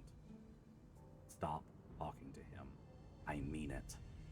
I don't know how you can stand to be around that guy long enough to hear him out, but I think you need to start asking yourself why he's so hell-bent on getting us to turn on each other. And ask yourself what might happen when he finally has you all on your own. Do you think you'll go skipping off together into the daisies? Really? That's all I have to say about that. As for what you might have found in the Forbidden Wing, it's ancient history. And I don't think you can afford to dig up any more of that. Not with your track record. She's trying not to outright lie, avoiding answering me too directly, but her nerves are starting to show. Okay. He wants me to find a witch, but he's hazy about the specifics. A witch? Like an evil witch from a fairy tale? Of course he was hazy about the specifics. For one thing, he always is, which is suspicious if you ask me. And for another thing, a witch? But okay, putting aside the facts of reality, Wayne sends you to find this witch, and you do. Do you trust a witch and a guy like Wayne more than me? I guess I really messed up if that's true. I'm not saying that. Oh, fuck. I'm done. Oh, patience. Whatever it is, you can say it to my face. She means it. Say whatever it is you mean to say. Fuck.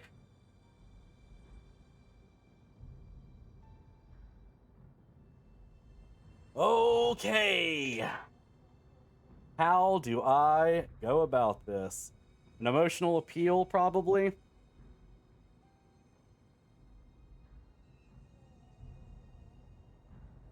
I'm going to save 3 times, just in case I fuck up the save. Panic. We're going to try emotional appeal first.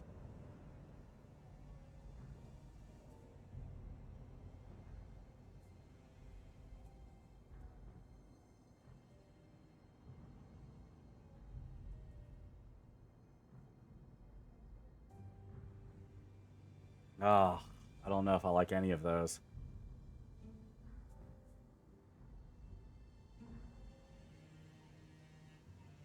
We can try that this place is cursed.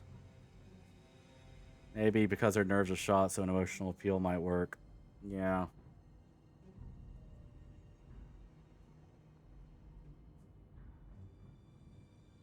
This place is cursed, Tabitha. I'm just trying to make things right. This isn't going anywhere. It doesn't matter what I say, and it doesn't matter what you think. The two of us are living in completely separate realities. We always have been.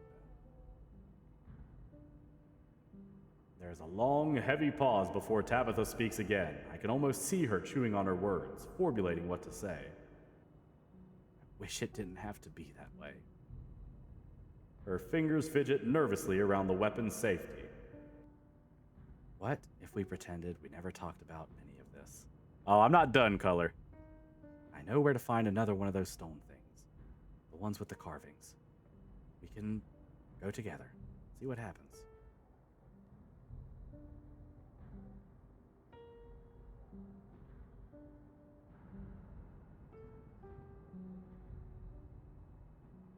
You've known since day one, haven't you? And you made me feel crazy. Hey, I'm going back on it now. Better late than never. I deserve some credit for that. Come on, we're going. All right. So that didn't work. Yet. We're gonna try some other things. I'm not trying to accuse you of anything. Then what is it? What? I'm not trying to accuse you of anything. Make a specific accusation.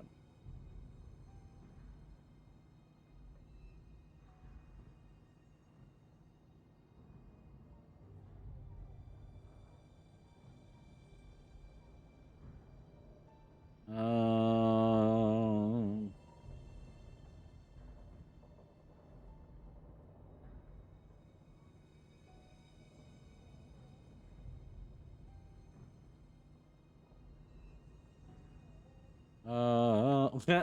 Scarlet isn't actually dead, and he's pulling the strings.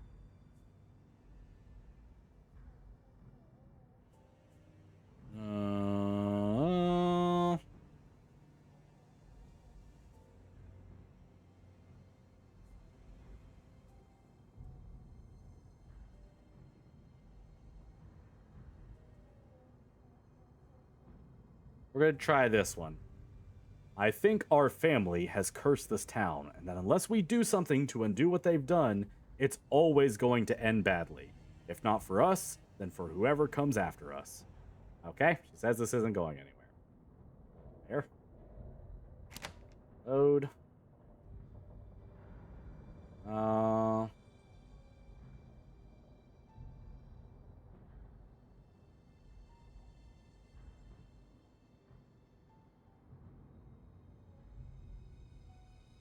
I think that there's something alive in this town. Something that's making it the way it is because it's trapped here. I think we need to set it free. Okay, this isn't going anywhere. God damn. It's so hard to do anything with this one. I don't think you've done anything wrong. Then why barge into my office like this? If I didn't do anything wrong, why does it feel like you're trying to accuse me of something?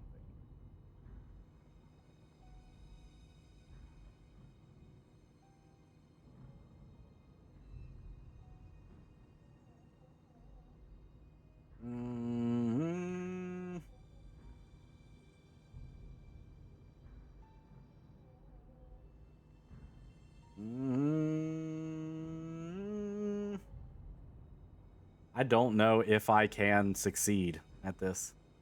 Here she was gonna unalive herself there for a second when it was mentioned she was touching the safety. She can point the gun at you.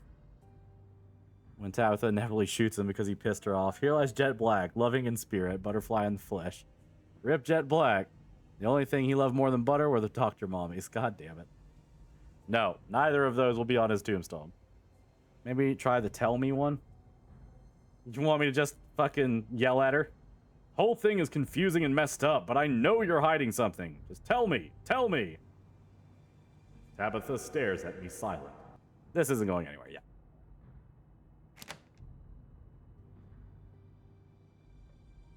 Oh, buttery in the flesh. I see. I just know I'm scared.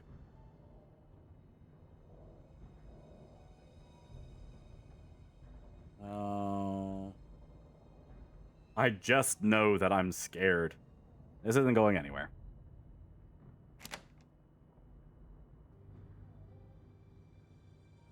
I'm just gonna explore the options at this point.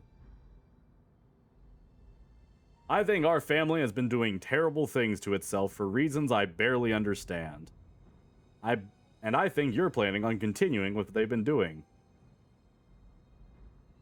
That's families for you, though, isn't it? Ours isn't that special. Oh god, she's doing the face. Jet Black, don't try and act like you have any idea what you're talking about. You wandered into town less than a week ago, basically a stranger, and now you think you have a better grasp on our family than I do? This isn't going anywhere. God damn it. I genuinely don't know if there's anything I can say. I think that there's nothing you wouldn't do to keep this shithole of a town going. Even if it's just stuck on life support forever. And that terrifies me. This shithole is our legacy, Jet Black. It's people's homes. It's their whole lives. Generations of memories. But I shouldn't expect you to care about that. No, not with your history. Not when you're a direct descendant of someone who ran away when things got hard, skipping out on responsibility when this town needed her the most. This isn't going anywhere. That one about a funeral, it's me saying that I'm gonna get the fuck out of town. Was it the emotional appeal? Yeah.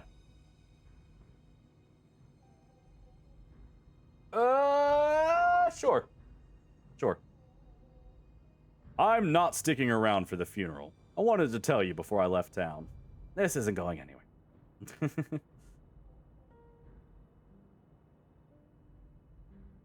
Yeah.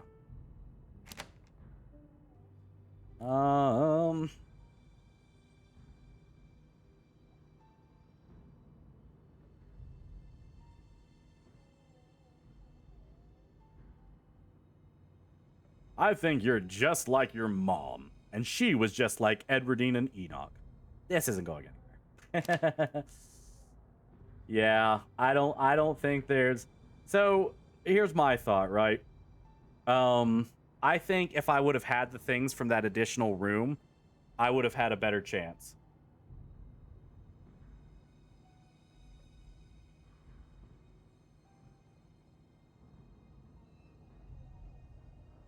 I think that Enoch Scarlet isn't actually dead, and he's pulling the strings behind everything. He's dead, Jet Black. He is dead. Any influence he still holds here is held by a dead man, and you're just hurling accusations at a corpse. This isn't going anywhere.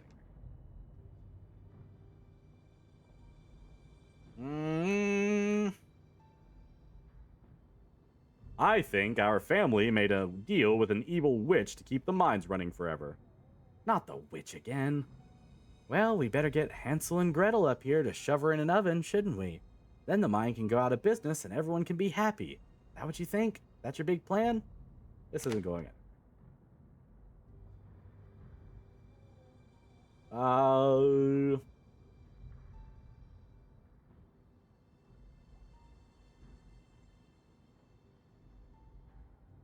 I think that you brought me here to kill me. Jet Black. That's not true. How could you think that? You really think I'm that awful? She's being honest. Hold chat. Oh, never mind.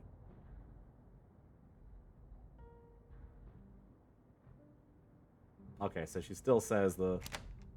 What if we pretend this didn't happen? Well, that was a different thing. I think you're working with Wayne. I think you're working with Wayne. There's a brief but noticeable pause. I mean, you already know we have a history. Not my fault he hasn't gotten over it. Same as Stella. I guess I have that effect on people. Okay. Yeah, I don't know if there's any way I can get the good ending here.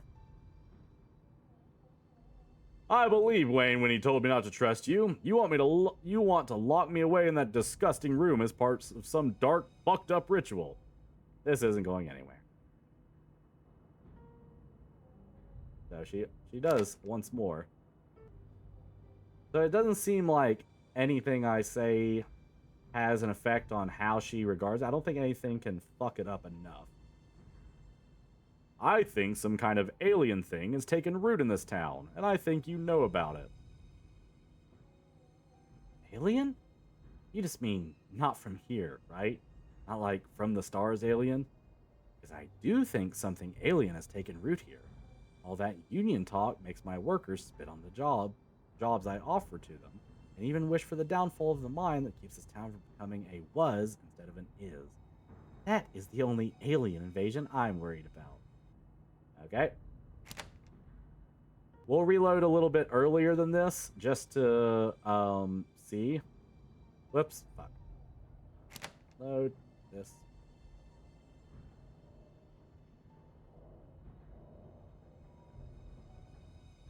This town is falling apart, Tabitha. I don't know what you think you're doing, but you can't save it. What if you let things go and left with me? This isn't going anywhere. Okay, that was very immediate.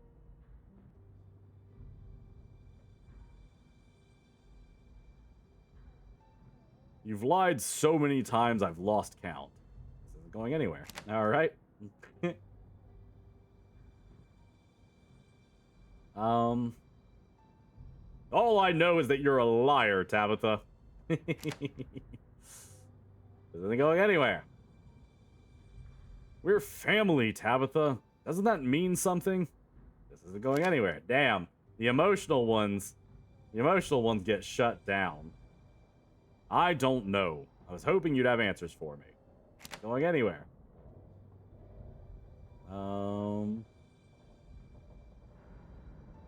Whatever you have planned for me, what if you just didn't do it? Yeah. No, it definitely does, yeah. I'm exploring what I got from the path I took first.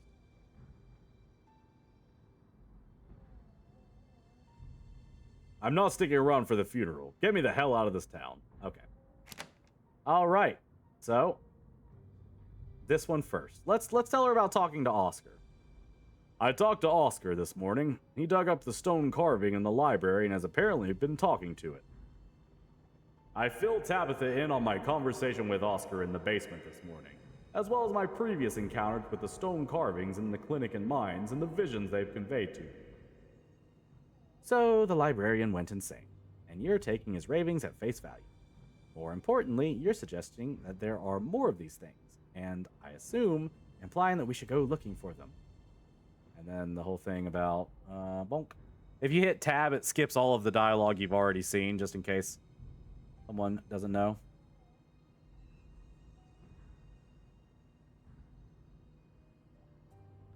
I found drawings in Enoch's desk. He had something to do with them, and there are definitely more. I take the drawings, and Tabitha glances quickly down at them, just enough to acknowledge they've been placed there. Her eyes don't linger. They want to be anywhere else. We don't know that. I have no reason to suspect these other ones ever got made. I don't know that Enoch made these drawings. It could just be something he found online for all I know.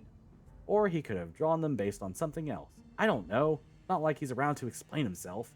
You're trying to distract me from the fact that you're obviously still trying to go after the damn things, even though they could kill you for all you know. She is no longer able to hide her panic. I'm close to something she doesn't want me to see. Ooh. Okay, it says that I'm close to something. I'm going to use one of these save slots. She evil? Not necessarily.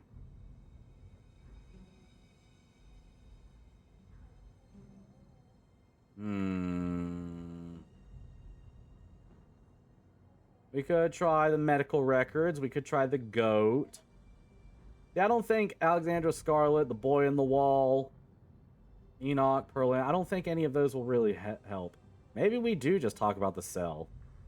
There was a cell, Tabitha, in the Forbidden Wing.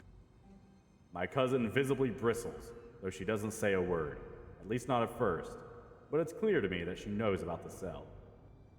So you've been in the Forbidden Wing, where I told you not to go.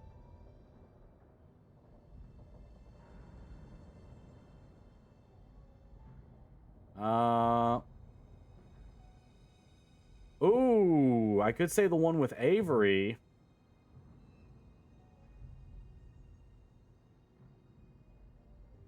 Oh, shit.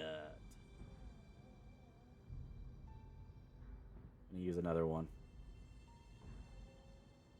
I'm going to say the one with Avery, because that you only get that option if you have Avery on the ghost hunt. You'd know it. It was the same cell we saw a vision of on Wednesday. The one with Avery. Avery? Wait, hold on. You're talking about what we saw in some dead guy's dreams as evidence? None of that was real. I thought that was obvious. Even if there was any truth to it, you can't know what that truth might have been. Not with all the, imagery or whatever. There were unicorns. Besides, anything you found in the Forbidden Wing is ancient history. I'd say you already paid enough for the sins of the past. You shouldn't try digging up any more for your own sake.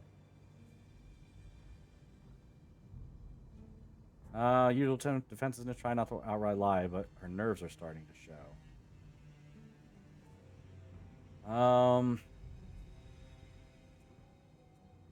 God, this is hard.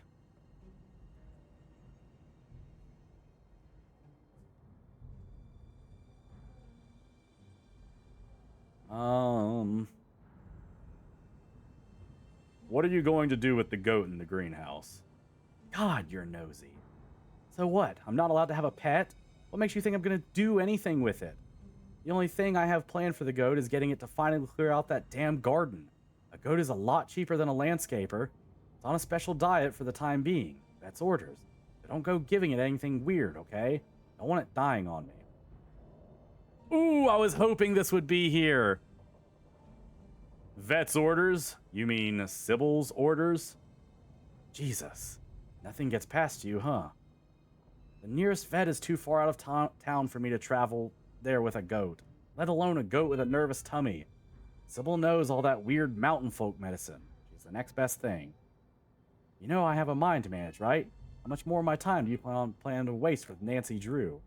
Okay, I think we're getting somewhere.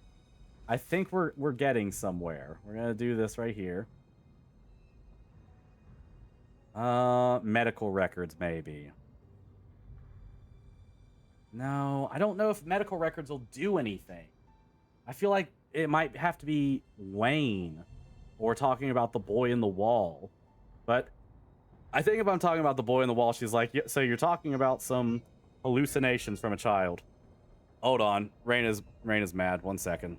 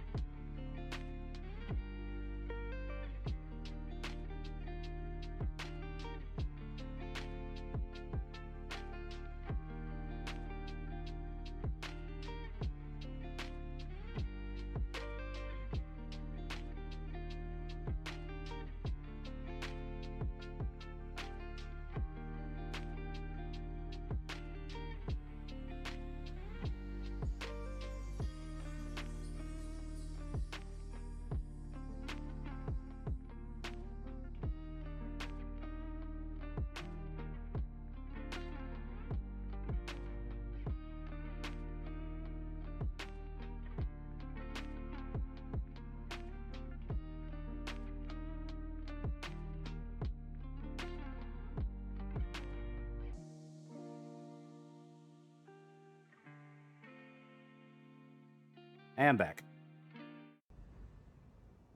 I did save here, right? Let's. I talked to Wayne after seeing everything. I hope you knew not to believe a word he said. I'm gonna skip.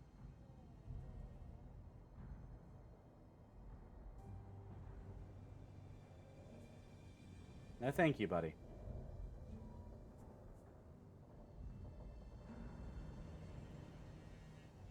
He says that he was the occupant of the cell in the Forbidden Wing.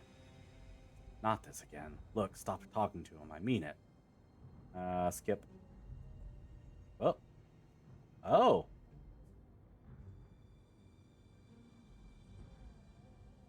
Oh. No, we have heard that. There's fear in her voice. He seems to think you're planning on locking me away in the Forbidden Wing. Oh, wow. It ended right there. Hold on.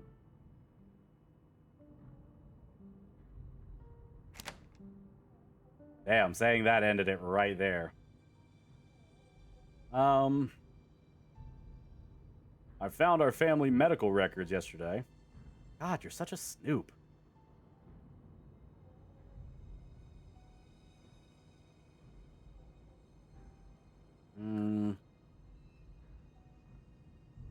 Oh, that's broken. Stella, you wanna take a screenshot and report this in the Discord? After I talked to Tabitha about finding the medical records, this one breaks for some reason. When being a streamer and a parent, it's always being parent first. We understand. Yeah, it happens. You don't need to be sorry, Stella. It's okay. The records say Teddy died in the mine collapse, but a cookbook I found in the pantry from the 40s had a recipe marked as his favorite. Recipes can be older than books. It's probably more rational to assume someone was feeling a little nostalgic for a relative they missed, rather than, what, Uncle Teddy secretly still being around up through the 40s? You're starting to sound like Stella. Our conspiratorial thinking must be rubbing off on you. She's telling me it's not rational, but I see the lie in her eyes. Ooh. I'm getting the option to do more. Like, she hasn't ended it yet. Hidden patience meter, yeah. Surprising Chloe because I took my very afraid and reactive dog out and she just befriended people she's only met once before without freaking out. Yay for training progress, that's awesome. What did I miss? A lot, Raven. It depends on what you last saw. Oh no, wait, you haven't been gone that long. I want to talk about the boy in the wall. The boy in the... What is that, a movie or something?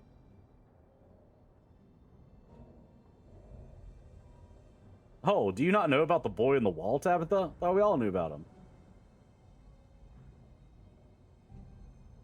Come on, I know you know about him. No, I don't. I don't watch a lot of movies. I thought this was supposed to be a serious conversation. Actually, I'm done. Okay. So that was not the right thing to say. At least not in that. I'm gonna still do the boy in the wall talk. Alexandra Scarlet mentioned him in a practice writing book. Oh, a practice writing book. Of course. That must mean it was real then. That's the only explanation. It's definitely not just a bored kid trying to write something fun to entertain herself. That would be insane. No, it must be that there was some squatter in the walls talking to our great aunt, and somehow that's important enough to interrupt me during the middle of the workday to talk about. You're jumping at shadows, and you're not going to get me to jump with you. Okay. Yeah, I didn't think the boy on the wall would do too well. I want to say I talked to Wayne. Locking me away. Oh, that ended it. Whoops.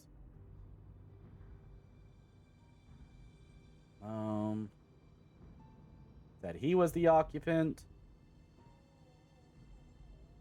He isn't human.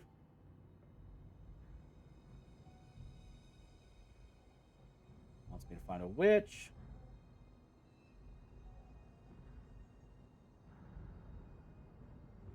Actually, I'm done. Okay.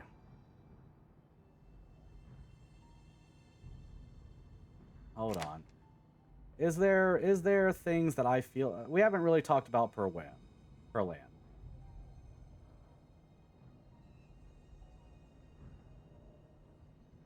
Do you really want to continue whatever legacy she left behind, Tabitha? Of course I do. She wasn't the nicest woman in town, that's for sure.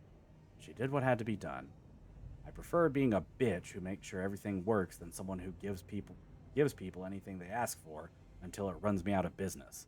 I wouldn't expect you to understand. You don't carry this weight like I do. Sometimes you don't get to choose to be nice. Sometimes there is no choice. How much did she tell you about our family's history? Jesus, Jet Black, how would I ever know? If she didn't tell me something, I probably don't know that, do I? If you want to talk about family history, we can talk family history. Let's not play 20 questions about it, alright? What really happened to her? Why do you sound so doubtful? She had sleep apnea. A lot of people do. And she smoked several packs a day. Her lungs were already basically useless. It was going to catch up to her sooner or later. I'm not surprised, and no one else around town was either. You don't want to talk about her? Fine. Great. Save that conversation for another time. Actually, I'm done. Okay. Okay. Let's use page 7. Not trying to accuse you of anything. Make a specific accusation. Ooh, new option. I think Oscar's right. I want to see if you have the Pearlian on. I guess Jett didn't investigate enough to find the murder allegations. Really? Damn. How did I miss those? I was laughing because some of the dialogue options I've tapped are reacting like, the fuck did you just say to me? And then she cuts the combo immediately. I think I heard you say you can skip dialogue you've already seen. That might be why it sounds that way. Yeah. I mean, sometimes it does. I think Oscar is right about this town trapping people, even if he figured it out by talking to a rock. I think you've known about this for a while now. This isn't going anywhere. God damn it. I don't think you've done anything wrong. Emotional appeal. I don't know if I can do anything on this. I can try. Yeah. I think I didn't get enough evidence. I think if you're not able to see what's in the room, which to those wondering, if that was Pearlian though, is the grandma Edwardine? Oh, maybe.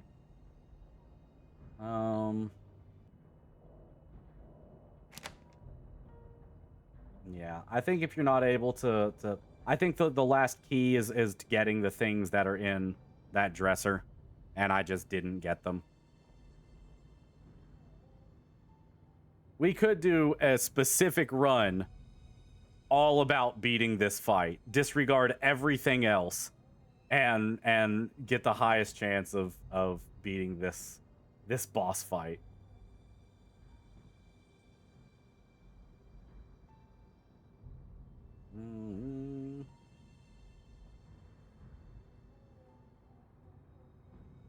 Oh, there's a new option as well. I think there's something that's been confined within the walls of the estate. Something our family's been eating over the years. Oh? Jett Black, I can't do this anymore. I can't play these games with you. Oh no, fuck, really? Really? Oh, I thought that was going somewhere. Oh,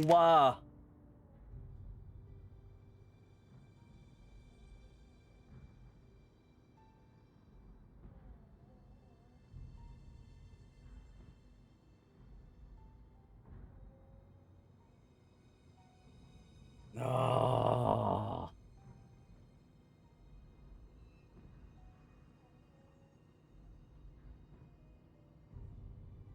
Oh, another one. Oh, two another ones.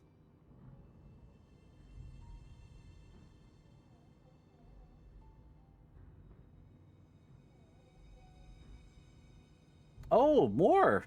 Okay, hold on. We're still going.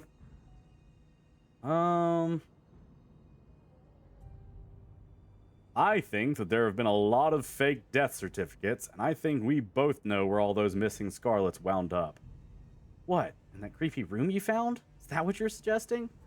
That we're not only an entire family of liars, but kidnappers? What a wonderful accusation to levy against your own family. People you never even met, without whom you wouldn't even exist. Okay. Specific accusation.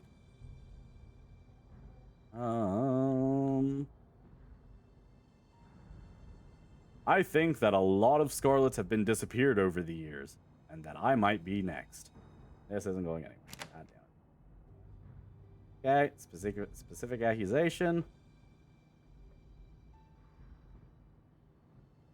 I think you're trying to put something inside of that goat. Tabitha laughed sharply. Oh, you've got me now, Jett Black. Yeah, I'm putting herbs inside the goat by letting it eat them. Special diet, remember? Got myself a defective goat and a cousin who's decided to turn that into part of some grand conspiracy. It'd be funny if it weren't so annoying. Yeah, I didn't think that would give great results. And then the sacrifice. I think that goat is some sort of sacrifice. Wow, pretty old school accusation. Don't satanic people usually do lambs? I thought they were supposed to like goats because they're such stubborn little assholes. Can't believe my choice in lawn maintenance is coming back to bite me because my cousin's never heard of a pet goat before. Okay. Yeah. Okay, hold on. Let's look a little bit further. This one. Okay, so I talked to Oscar.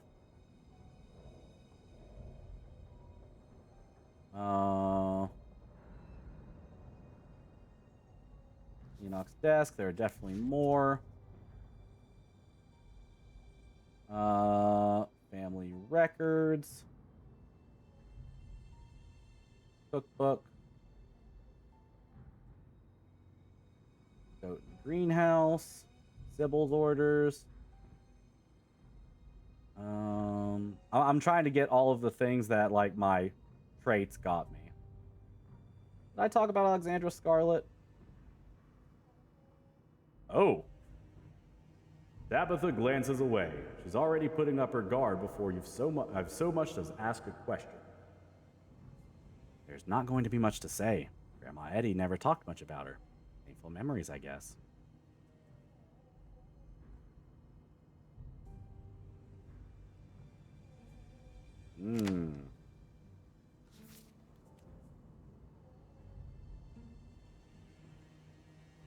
She disappeared. They never found her body. You think she might not have died back then? Like how old was she? 5? 6?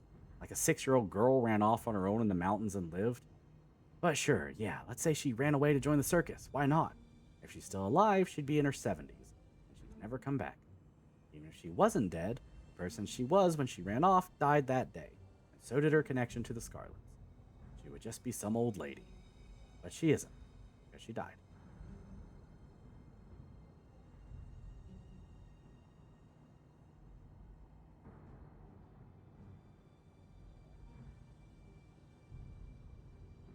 I found her doll in the cell in the Forbidden Wing, lying on a mattress like it had been placed there. The Forbidden... You went in the Forbidden Wing? You could have fallen forward, gotten tetanus, or, I don't know, been bit by a rabid bat. I don't care if you got freaked out by some doll. Someone put it up to you? Was it Stella? Oh, Jesus, it wasn't Wayne, was it?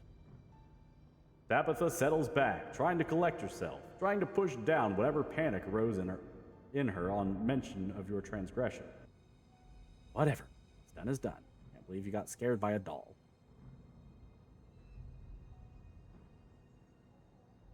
She wrote about someone she called the boy in the wall. You're not bringing up a child's writing as any kind of evidence that there was, what, somebody living in the walls of the estate, are you? You not think there might be some reasonable explanation, such as a bored kid making things up? Don't answer that. I don't care to hear any of the insane theories you came up with. Wayne was interested in her doll. A grown man was interested in a kid's doll? See, he's a creep. Why do you know that? Are you having daily check-ins with the guy? Because you shouldn't. Like I said, he's a creep. Oh, this moved me onto the Wayne topic. Interesting.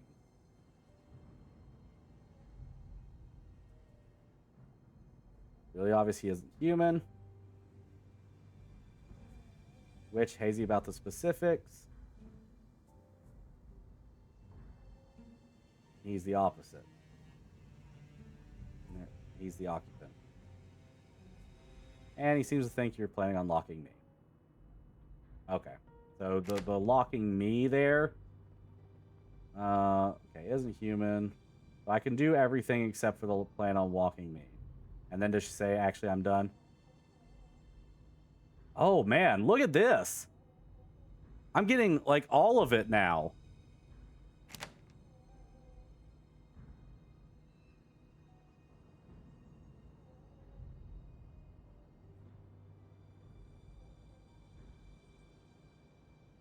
How much did she tell you? What really happened to her? You want to continue? You don't want to talk about her? Fine. Okay, now she's saying, say whatever I mean to say. Specific accusation. Do whatever it's done. I think our family's been doing terrible things to itself for a reason. Planning on continuing. Nothing you wouldn't do to keep the show. I think there have been a lot of fake death. Your wall, so I'll take Alexander.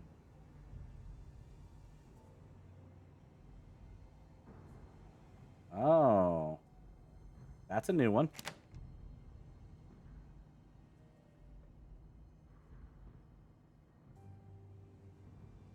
I think Wayne is the boy in the walls, and he took Alexandra too, and that he's going to take me next.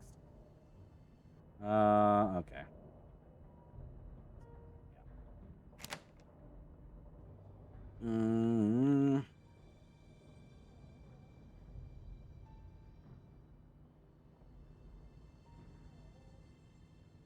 I think I'm supposed to be the next person in the walls.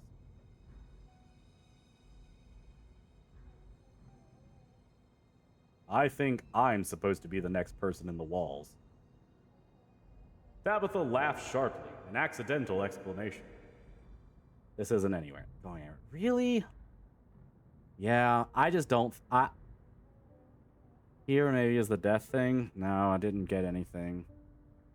So many ways to get the same answer. So it's because it is an incredibly complex balancing act of you have to have some evidence. I think my inability to get into Pearl Ann's office has made the boss fight impossible to win. I don't think that there's any... I don't think I have enough evidence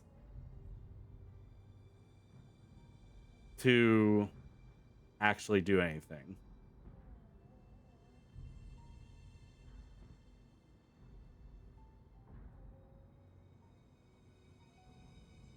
If you just didn't do it. I didn't get the worst options. No, I mean, I've had a pretty good relationship with Tabitha. I am curious. I talked about Pearl Ann previously. Interest in the occult, meat hook, files in his desk. I found a photograph of Teddy in his drawer. Do you think he loved his brother?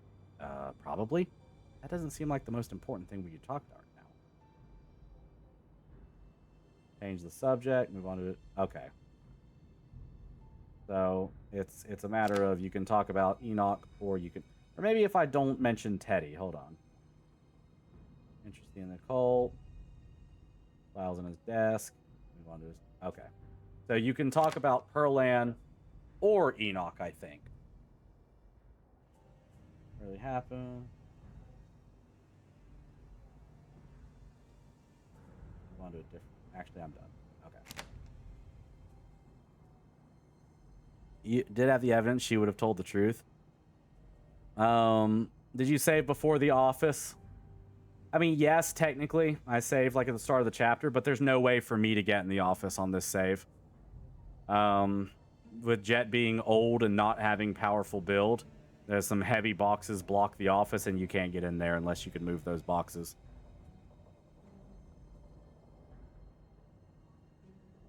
But in our canon run, Jett never confronted Tabitha. He went to Dr. Kelly, and the two of them tackled the Tremaine farms. So. Oh. I like this. So. That is Chapter 5. Stella, do we have an idea? I did see visiting Stella as an option before I was doing everything.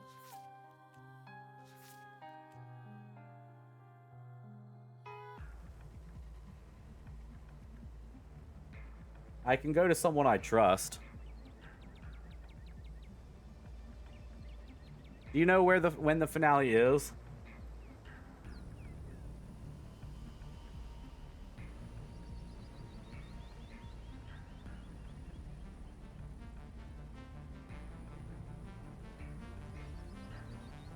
You know, I am curious what happens if I look for Sybil. He told us to find the witch, and he noticeably didn't tell me. Find Tabitha. I have no idea where to even find this witch, for that matter, who she is. Thane Carter. Blurred place that comes to my mind when you think about this witch. Less of a place, more of a location, but the less of a location, more of an idea of a location. I'm kind of speed running this at the moment. Where sort of almost location where I could feel. Well, I guess I have some time. A sort of almost location where I feel like I know where it's meant to be, but where I couldn't for the life of me describe it. I could follow that important feeling.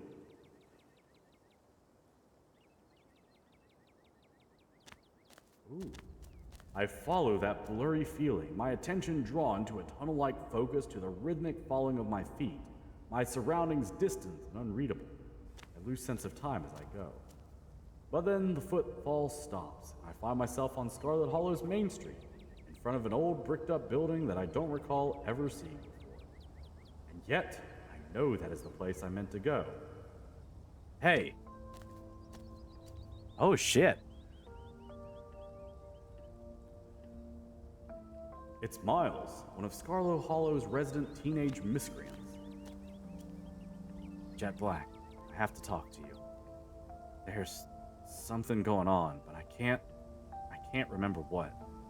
It has to do with Sybil and somebody else, and that somebody feels really important. I feel like if I don't remember before it's too late, somebody's gonna. Never mind, this was stupid. I just sound crazy. He doesn't sound crazy, though. I feel an odd sensation as he's talking, a creeping recognition, but I can't seem to hold on to it. A slippery thought that refuses to be fully recognized.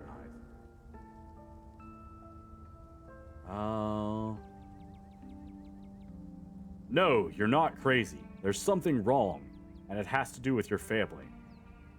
But I draw a blank on who Miles' family is supposed to be. I knew it. I knew something was wrong. I don't know what it is. Nothing happened. I woke up and everything was normal.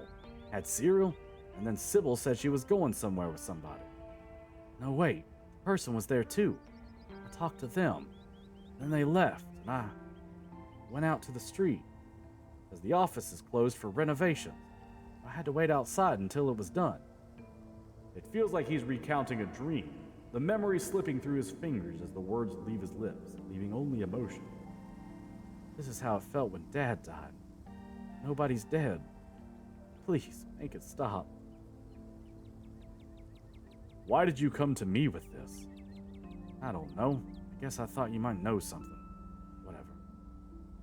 Have you talked to anyone else about it? No. Everybody else lives here, and I don't need people looking at me funny for the rest of my life. I should have just kept my mouth shut. Not like you know anything anyway.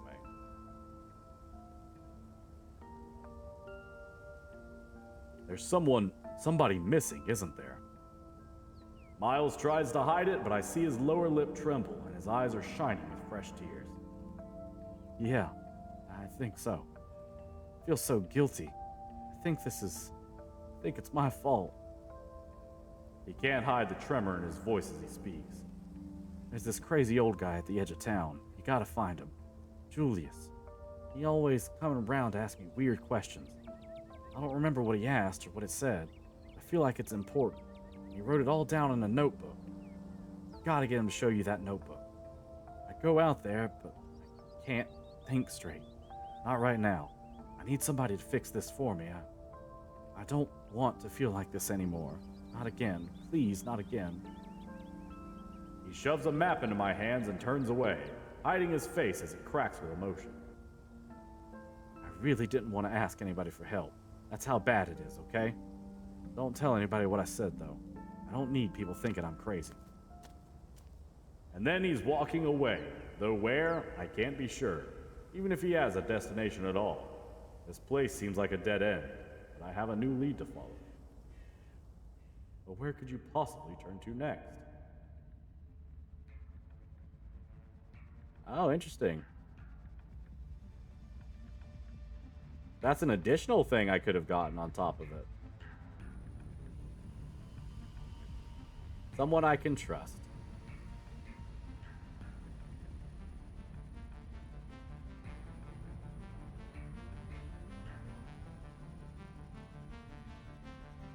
Always go to Stella's house.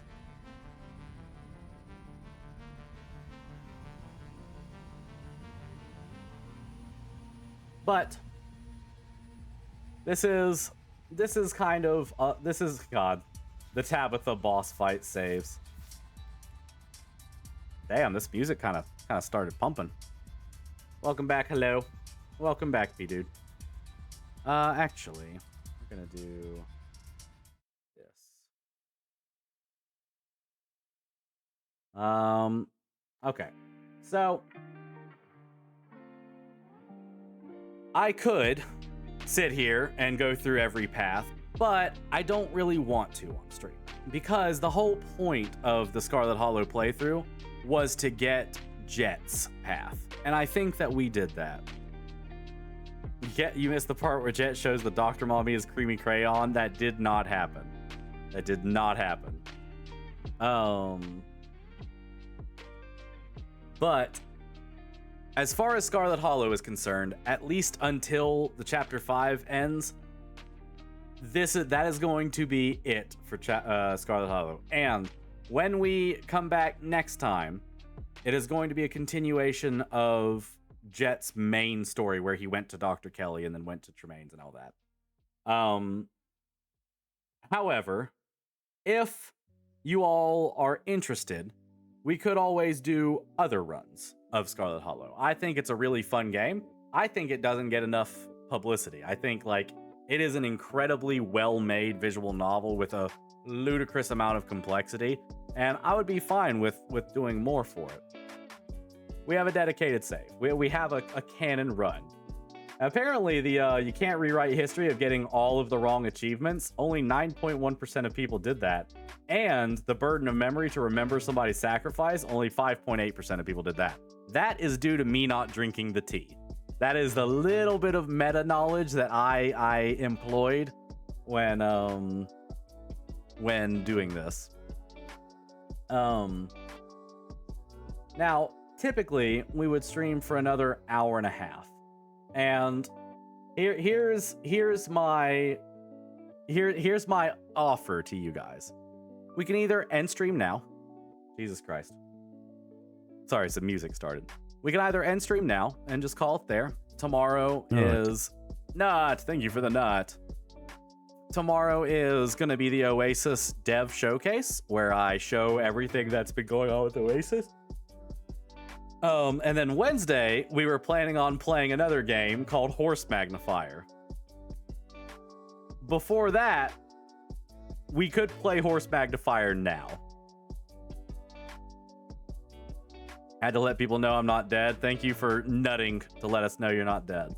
Would y'all like to see Horse Magnifier real quick before we end stream? Okay. I thought that might be the case.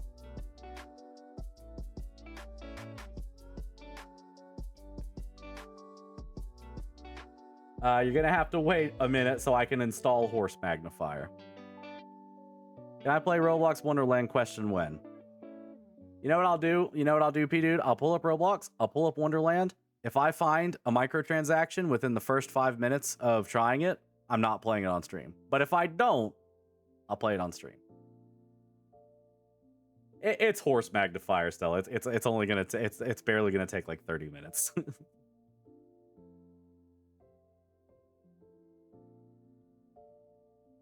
Like it's barely gonna be anything.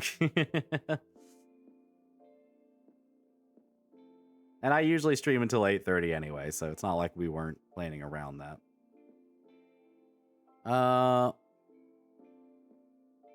Horse Magnifier. Thank you for purchasing Horse Magnifier, the full horse. This is not a horror game, it is a horse game. Despite this, there are jump scares. Do you want to keep jump scares on?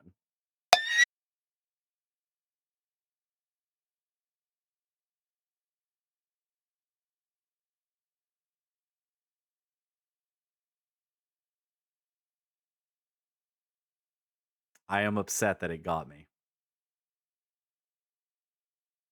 Yeah, that was the only jump scare in the game. Thanks. This feels like a game that Sun would make. This feels like already, this feels like a game that Sun would make. You have to play the game, not look for microtransactions in the lobby. If there is a lobby and there is microtransactions, Okay, you know what? Fair. I see what you're saying. There will be microtransactions in the lobby. I get that.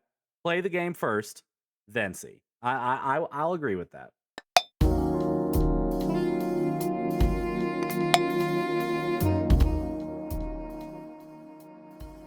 Let's turn that down a little bit. Yeah, I think I'll delete save. Wire jump.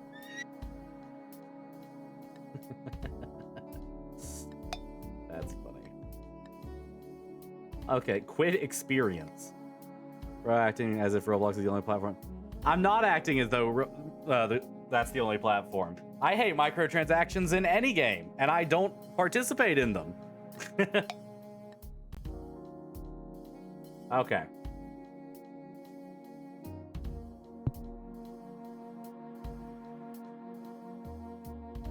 Okay, that, and...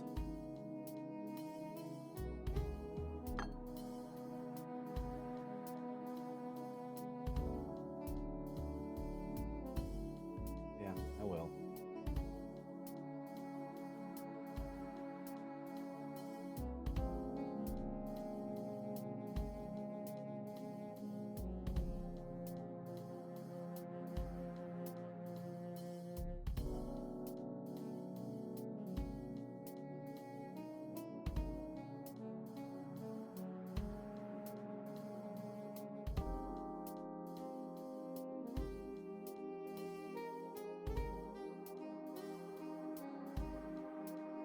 Okay. Oh, this is too low, I see.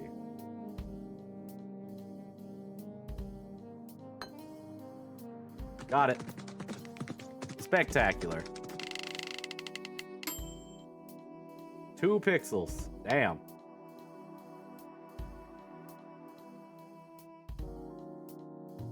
What the hell is microtransaction?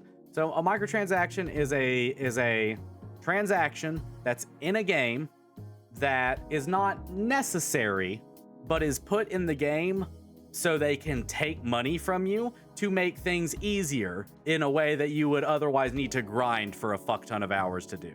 It's manipulative. It's a way for companies to just get a bunch of money, and it's the worst thing to ever touch gaming.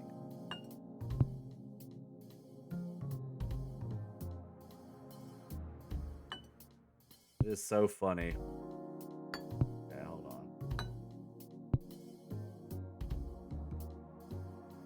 So funny that Mark basically said that this is like the best game of all time for him. I think it's this. Yeah, it's gonna be this one.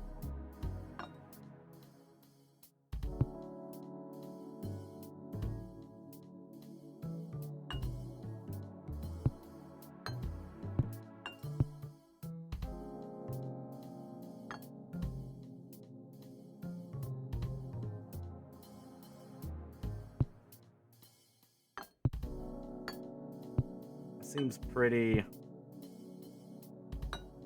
close there. Well, I guess that doesn't come up much.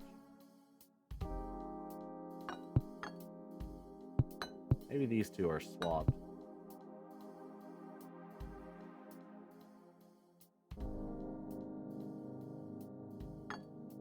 There it is. Okay. Horse-tacular. Okay, I did a little worse on that one. Nose hole's too small. Like The Sims and gacha games, yeah.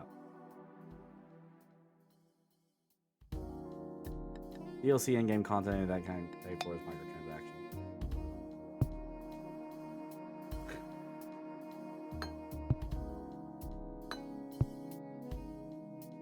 Oh shit, is this just like a...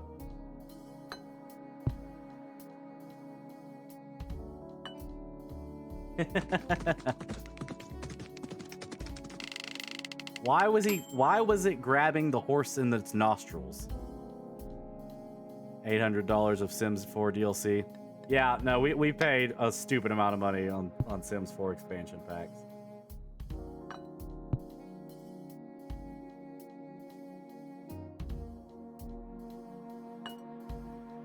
Got it. Easy.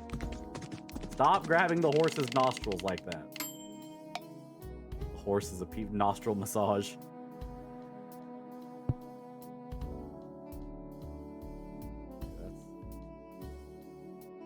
bring that up a little. Gotta cut into that.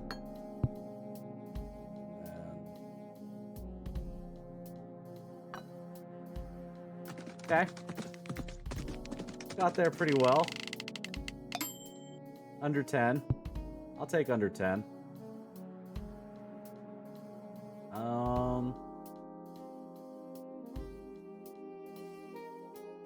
Seems like the focal point's there. Oh no, the ears need to be long.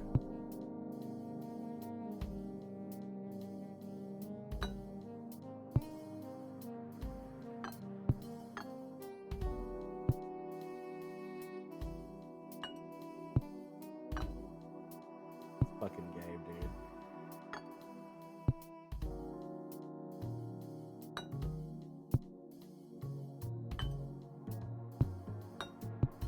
Oh, come on, that's not close enough?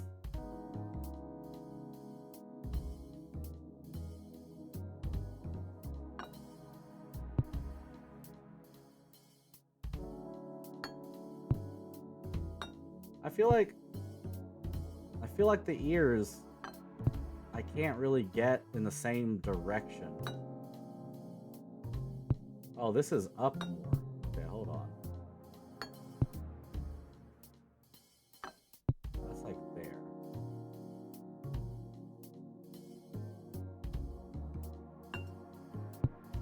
No, it can't be. It's gotta be a little lower. Oh, there we go. Okay. Oh, wow. That was... I was not ready to be done. But, sure, I'll take 10. Category change? That's okay. I don't think we're going to be playing it for too long.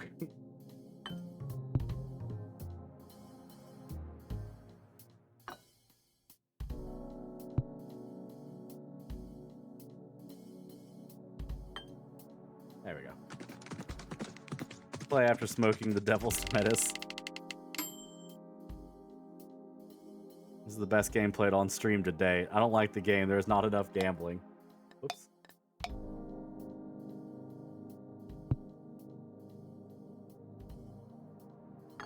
Hold shift or right click. Oh, I see.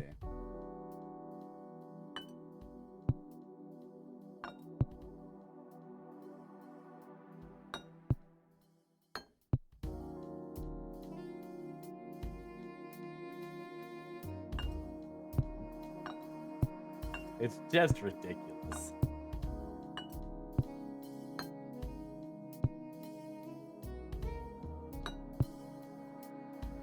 Oh, they needed to intersect, I see. Don't make fun of him, he has feelings.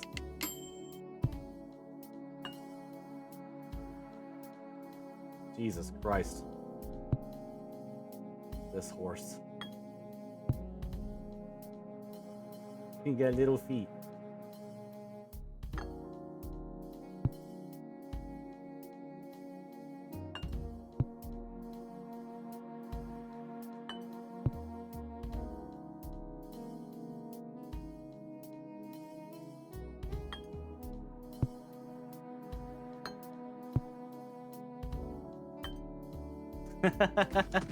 I cannot believe I got it.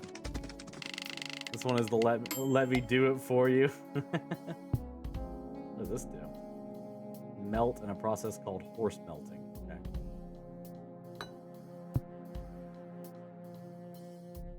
I don't think that's true.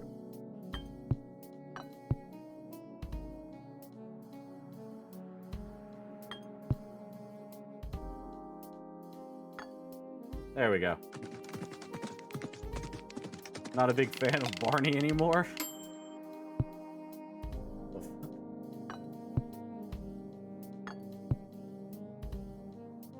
No, that's not right.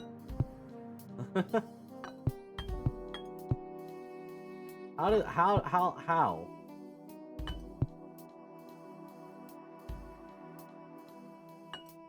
How does one get to that point?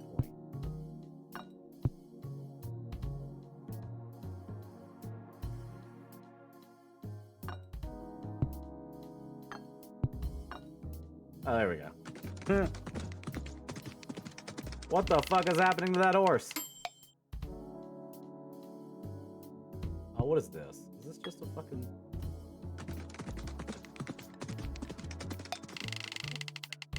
Someone learned... Okay.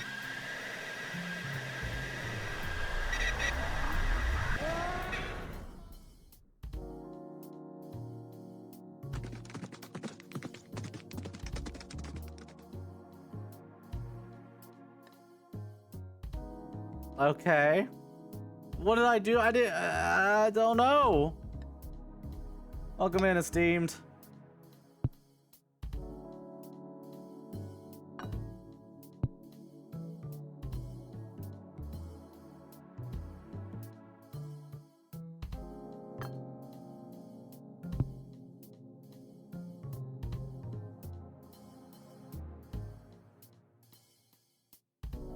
Wait. Oh my god. How? How? How am I supposed to do this?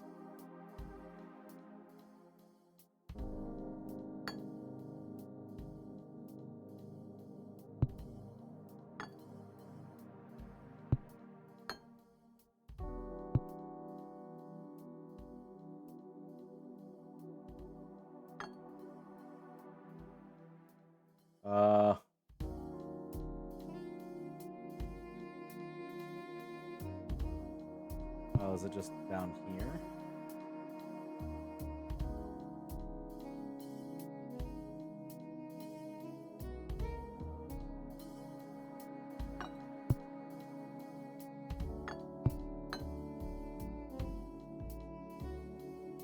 Oh, come on, that feels pretty fucking right. That feels pretty correct. Like, sure, I'm not pixel perfect right now, but this feels pretty accurate. Too much neck on the head one?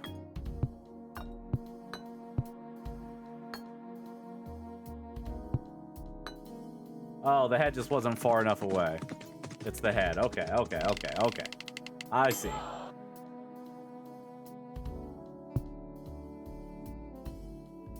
Pull you up here. Turn themses around. And make his nose big. Bear's finally got my ass for not being age verified. Now I can't look at it. Dang. Well, seems like there's only one thing for you to do. Oh wait, no, it's top of horses backwards.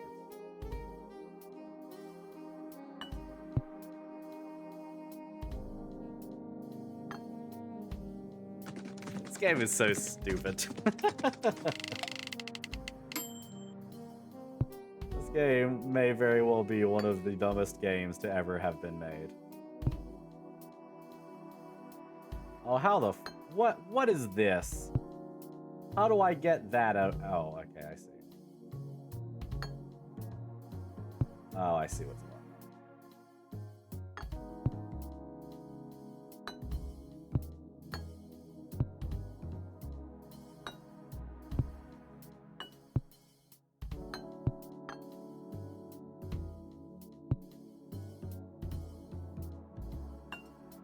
There we go. Can I use your face to age verify on twitter.com? No, you cannot. Oh. First day. Oh, wait. Hope it goes well and be yourself. Don't change who you are. What is going? What are you doing, Color? You doing something? Talking about school or something? New job? Why not? Because identity theft is not a joke. That's a reference.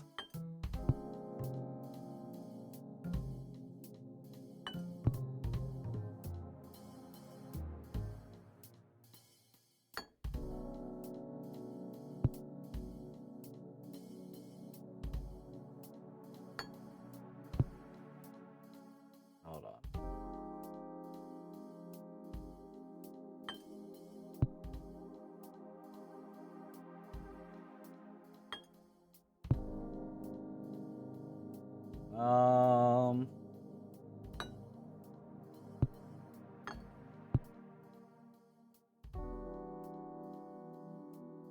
how the fuck am I supposed to do this one?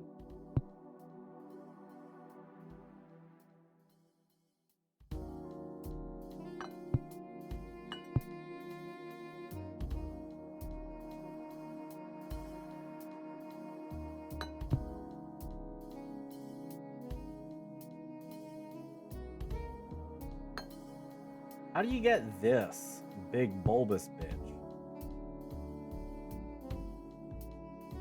Like, obviously that's the blue one there, but like, okay, hold up.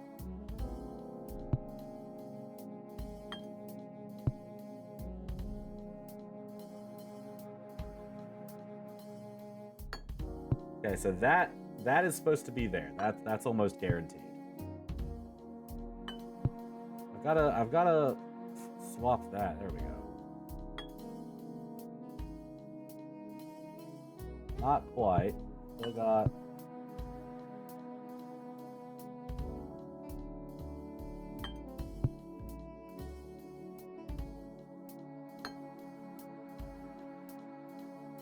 Need this. Close.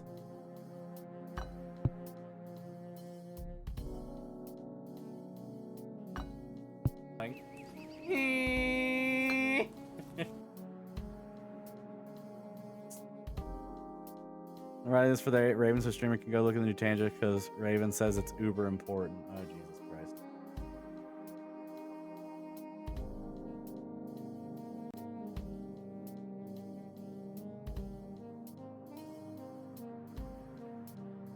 Okay, yeah.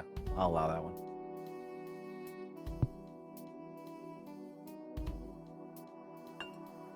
Hey, there it is.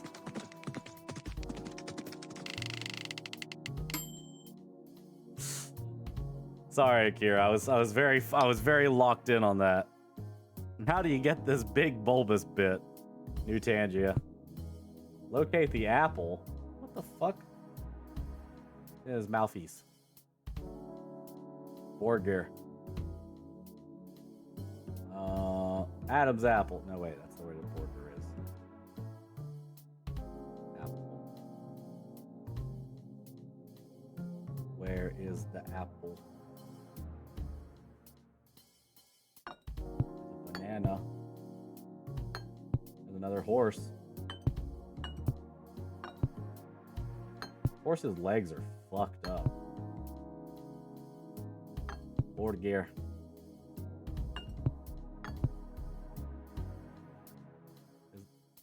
What the fuck?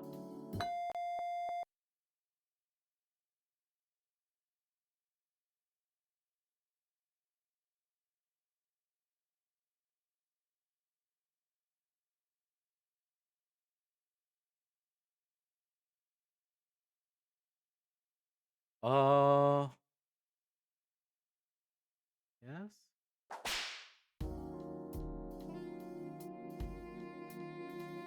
Okay. I got an achievement for that. Horse locator with a 3 question marks as the description. I kind of want to say no now. Oh my god, it's gone. It's gone.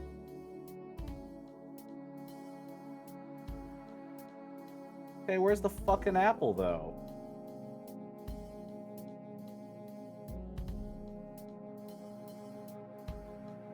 Game is fucking weird. Locate apple. Okay, we're gonna do grid style. We're gonna do up and down. Make sure we're not missing some part of the blankness. I'm pretty sure I've looked throughout the horse. Oh, wait. Oh, there it is. It's like a little green apple. He eated it. He didn't. That's the first thing I checked. I wonder if the horse will like being magnified. I don't want to think about that. That big old boy. Oh, big old mama jamma. His face is too smooshed. Oh, I gotta move this a little. No?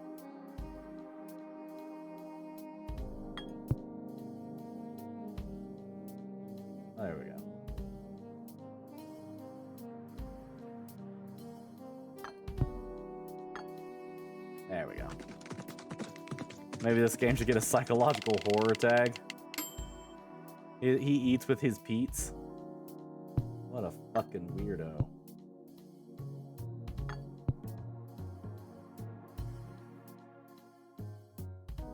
This is so dumb. This is probably the dumbest game I've ever played on stream.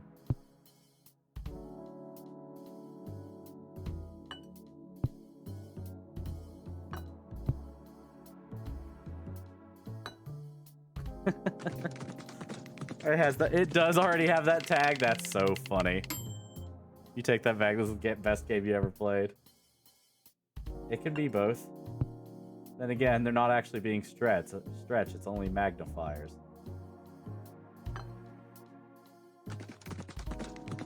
Stop it with the horse nostril massage. I hate it. Look at me. I am a Cyclops.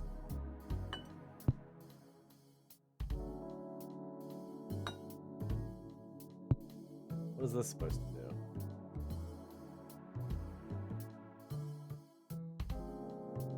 How does that fit into it?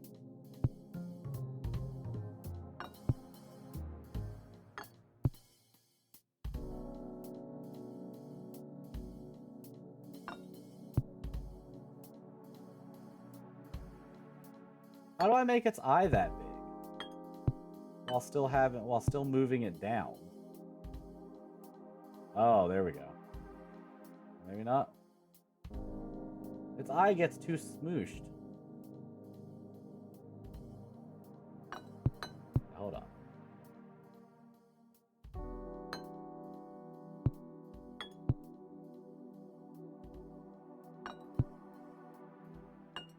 The yellow one just seems like it doesn't help.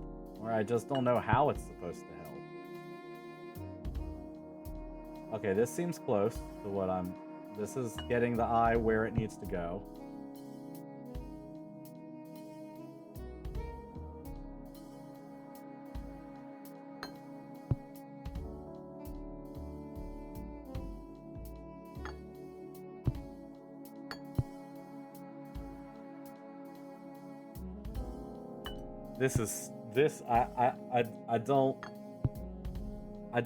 I don't get this one. Oh, maybe this is just... Oh, that's supposed to just fuck with that. Oh, I see. I see. This is just for his snoot. It doesn't have to do with his eye at all.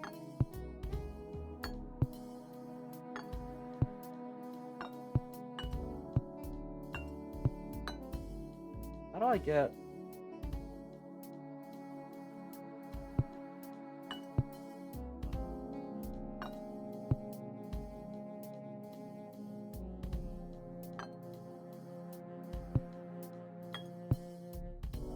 This one is hard to...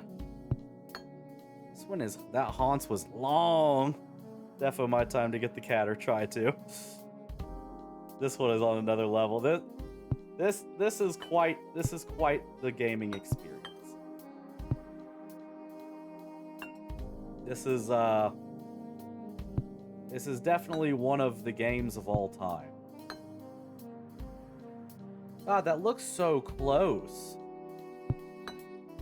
Like, where am I so off that it's not giving it to me?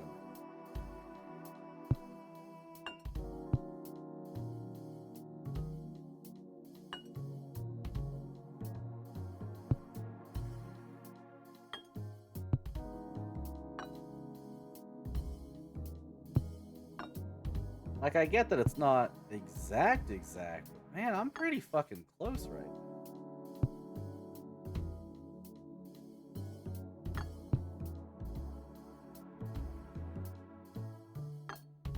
Trying to line up the white patches of fur. That's so close.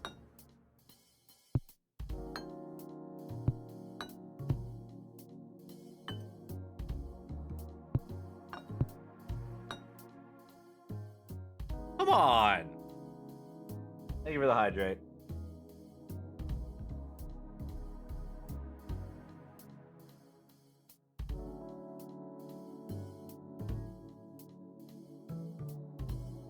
This is ridiculous.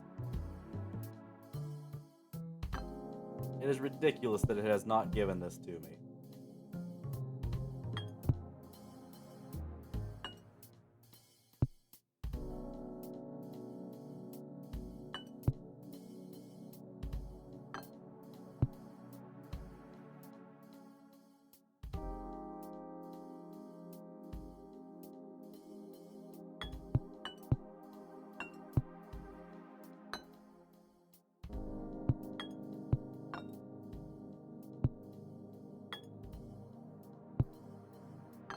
What the fuck?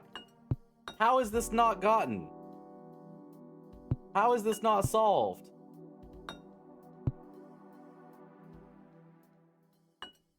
This is bullshit.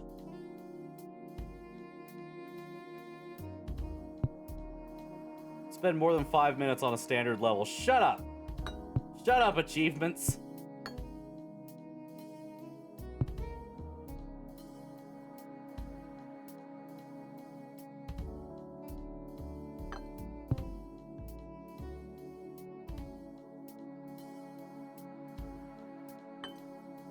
That feels like it's like almost exact. Like I'm going based off of the like white hairs, and, you know, the shapes of the ears and stuff. That feels so ridiculously close. Good night, P dude. Thanks for stopping by. I hope you have a fantastic rest of your night. The game I'm close to rage quitting. This like, what do you mean this isn't... Oh, it's because the yellow one was fucking with the other stuff. Oh, I had the yellow one too far to the right, and it was fucking with the main. Christ. How? How?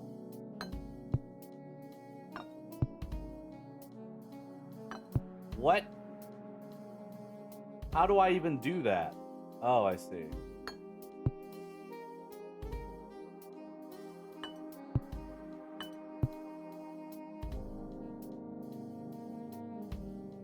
I see. Okay, so if I do this and this, right? Alright, that's what I tried initially.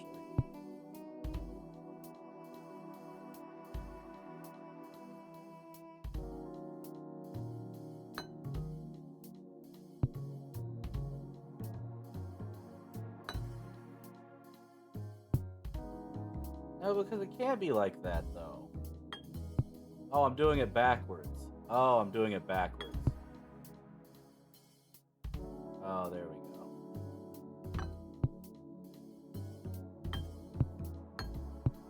Give me the other one.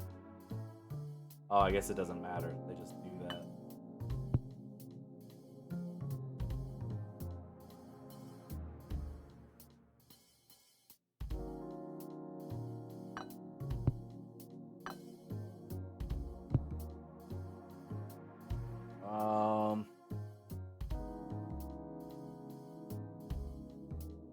Use the little white mark as like a guide on where that's supposed to be.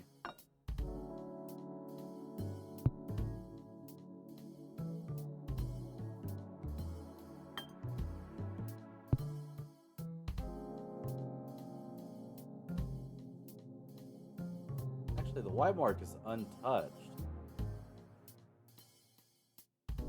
Oh, this is just supposed to... Oh. Okay, the red wasn't even supposed to come into play on the top. Rage quit anytime, it's okay, but Raven and I will remember and mock you for not being able to finish the game for the rest of your life.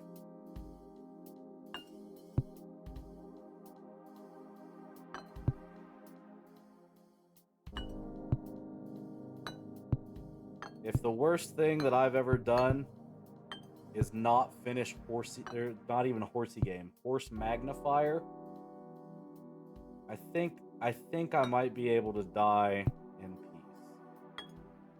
Just as a rule of thumb.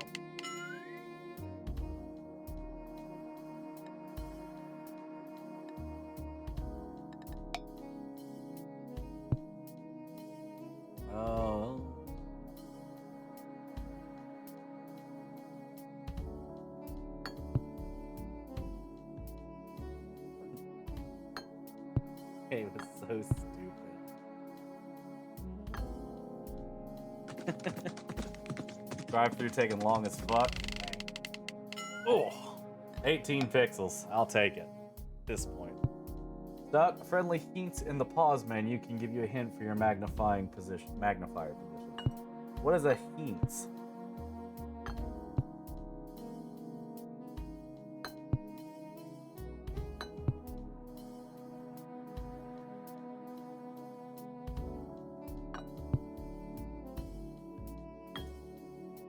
Got it. Easy. Yes. This is. Chad, I don't know if my brain can handle much more of horse magnifier.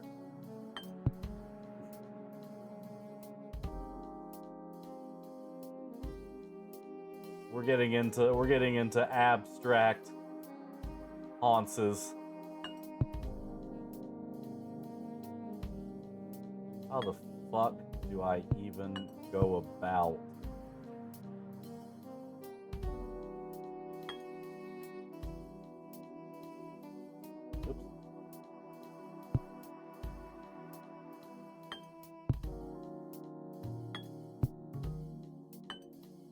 Jesus.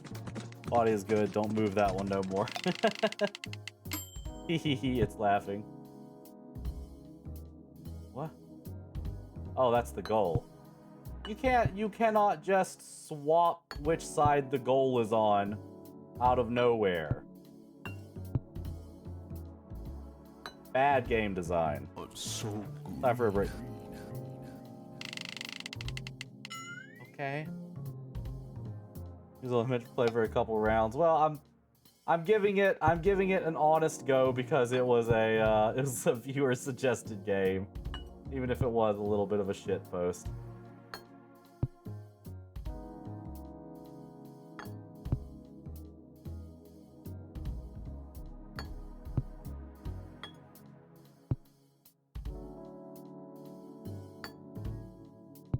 Actually, I feel like this needs to go over here.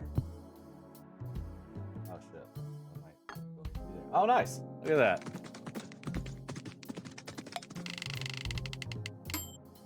How many? Hold on.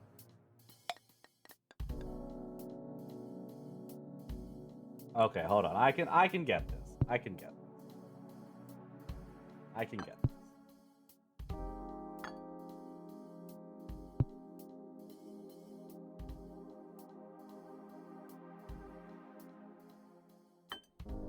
Okay.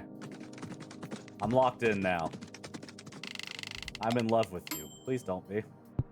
Check out my long mode.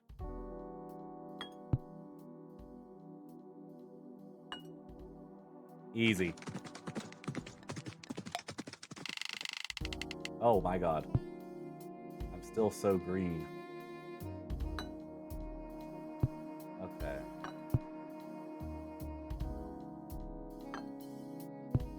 That's obviously there. That's obviously there. That goes through there. That is right there. And then this one. No way.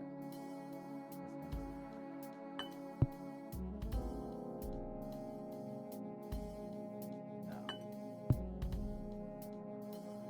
How the fuck do you get just that? Oh, I see.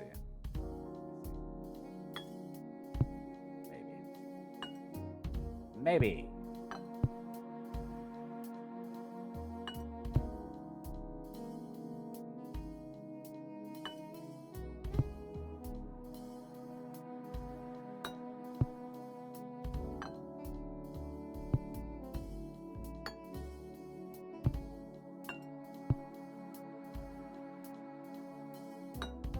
Got it.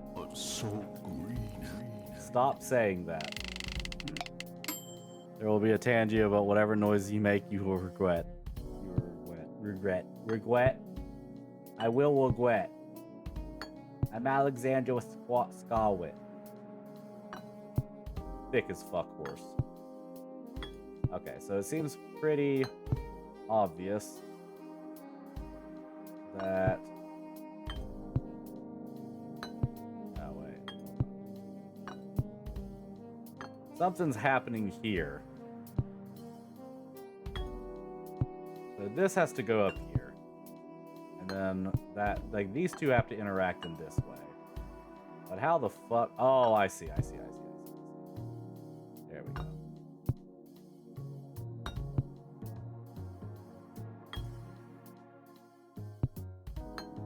Head needs to be more. Oh, wow. It gave me that one.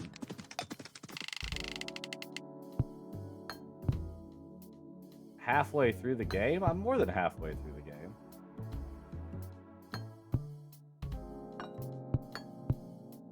I've gorped this.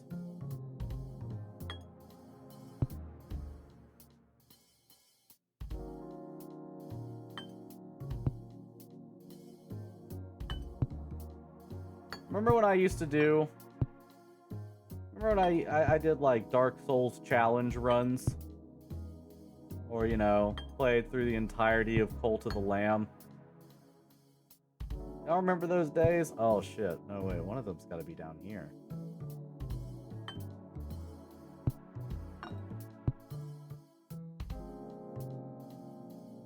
Hold on.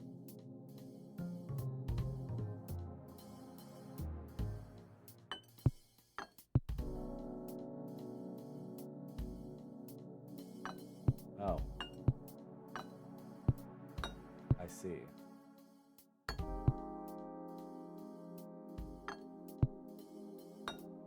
There we go. The goofy Tangia, yeah. My god. Gosh, Jett, where'd you get such creamy crayons? I forgot that's what I said in the goofy voice. I forgot. Thank you, Akira. Thank you, Akira, for reminding me of my mistakes.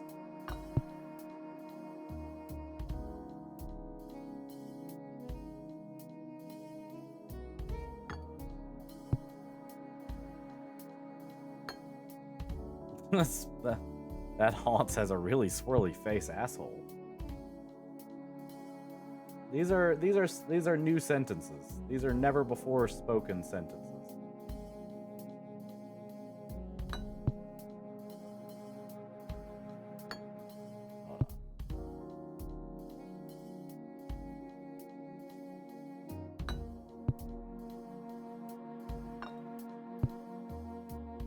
How do I get? Do I have one too many on that? No. No way. Those are all supposed to be on each other. How do I get its ear to be round, but also in that direction?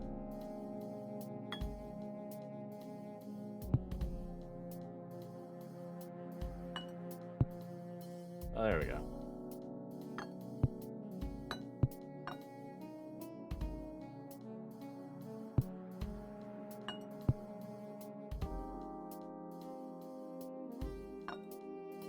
One second.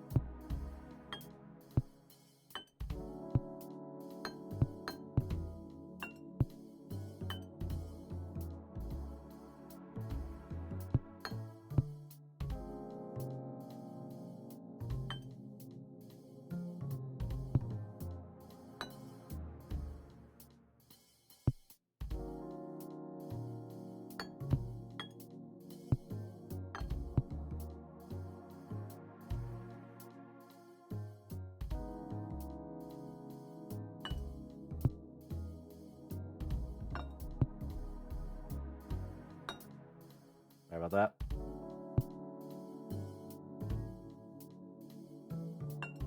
All right. Fuck this. There was a jump scare for Alt F4ing it. I tried to fix the swirly. The swirly was a bitch. I think I played quite enough of that. But yeah, maybe we'll return to that and finish it at some point. There are achievements. Horse Creator. Create and publish your very own horsey world. Horse Speedrunner. Complete a standard level in under 3 seconds. Horse Destroyer. Delete a horse in the level editor. Horse Magnifier. Complete the game. Horse Hater. Immediately quit the game without doing anything.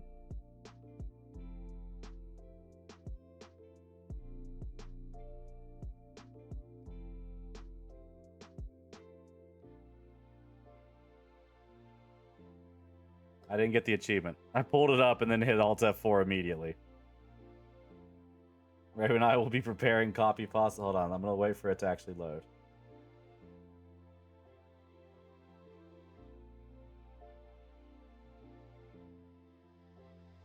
Oh, maybe I don't Alt F4 it. Maybe I have to actually quit it. Like, I just have to, like, wait for it to load and then hit the quit button. Hold on.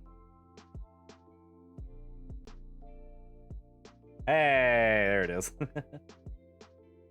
Horse Perfector. Achieve a pixel perfect accuracy on a standard level. Standard level is one with an accuracy meter. Okay.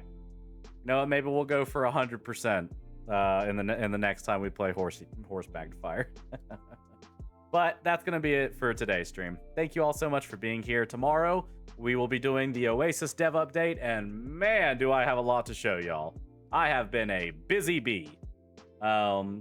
If you'd like to join the Discord and you're not already a part of it, please click that link right there. We talk about a lot of things. There are suggestions for Oasis RP. It's a wonderful place to be when, you know, as long as you're okay with abominations.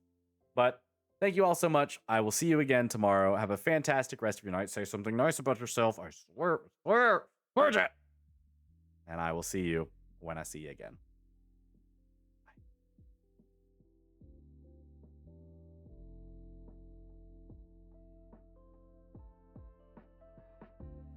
I am not Pastor Chris, I swear to God.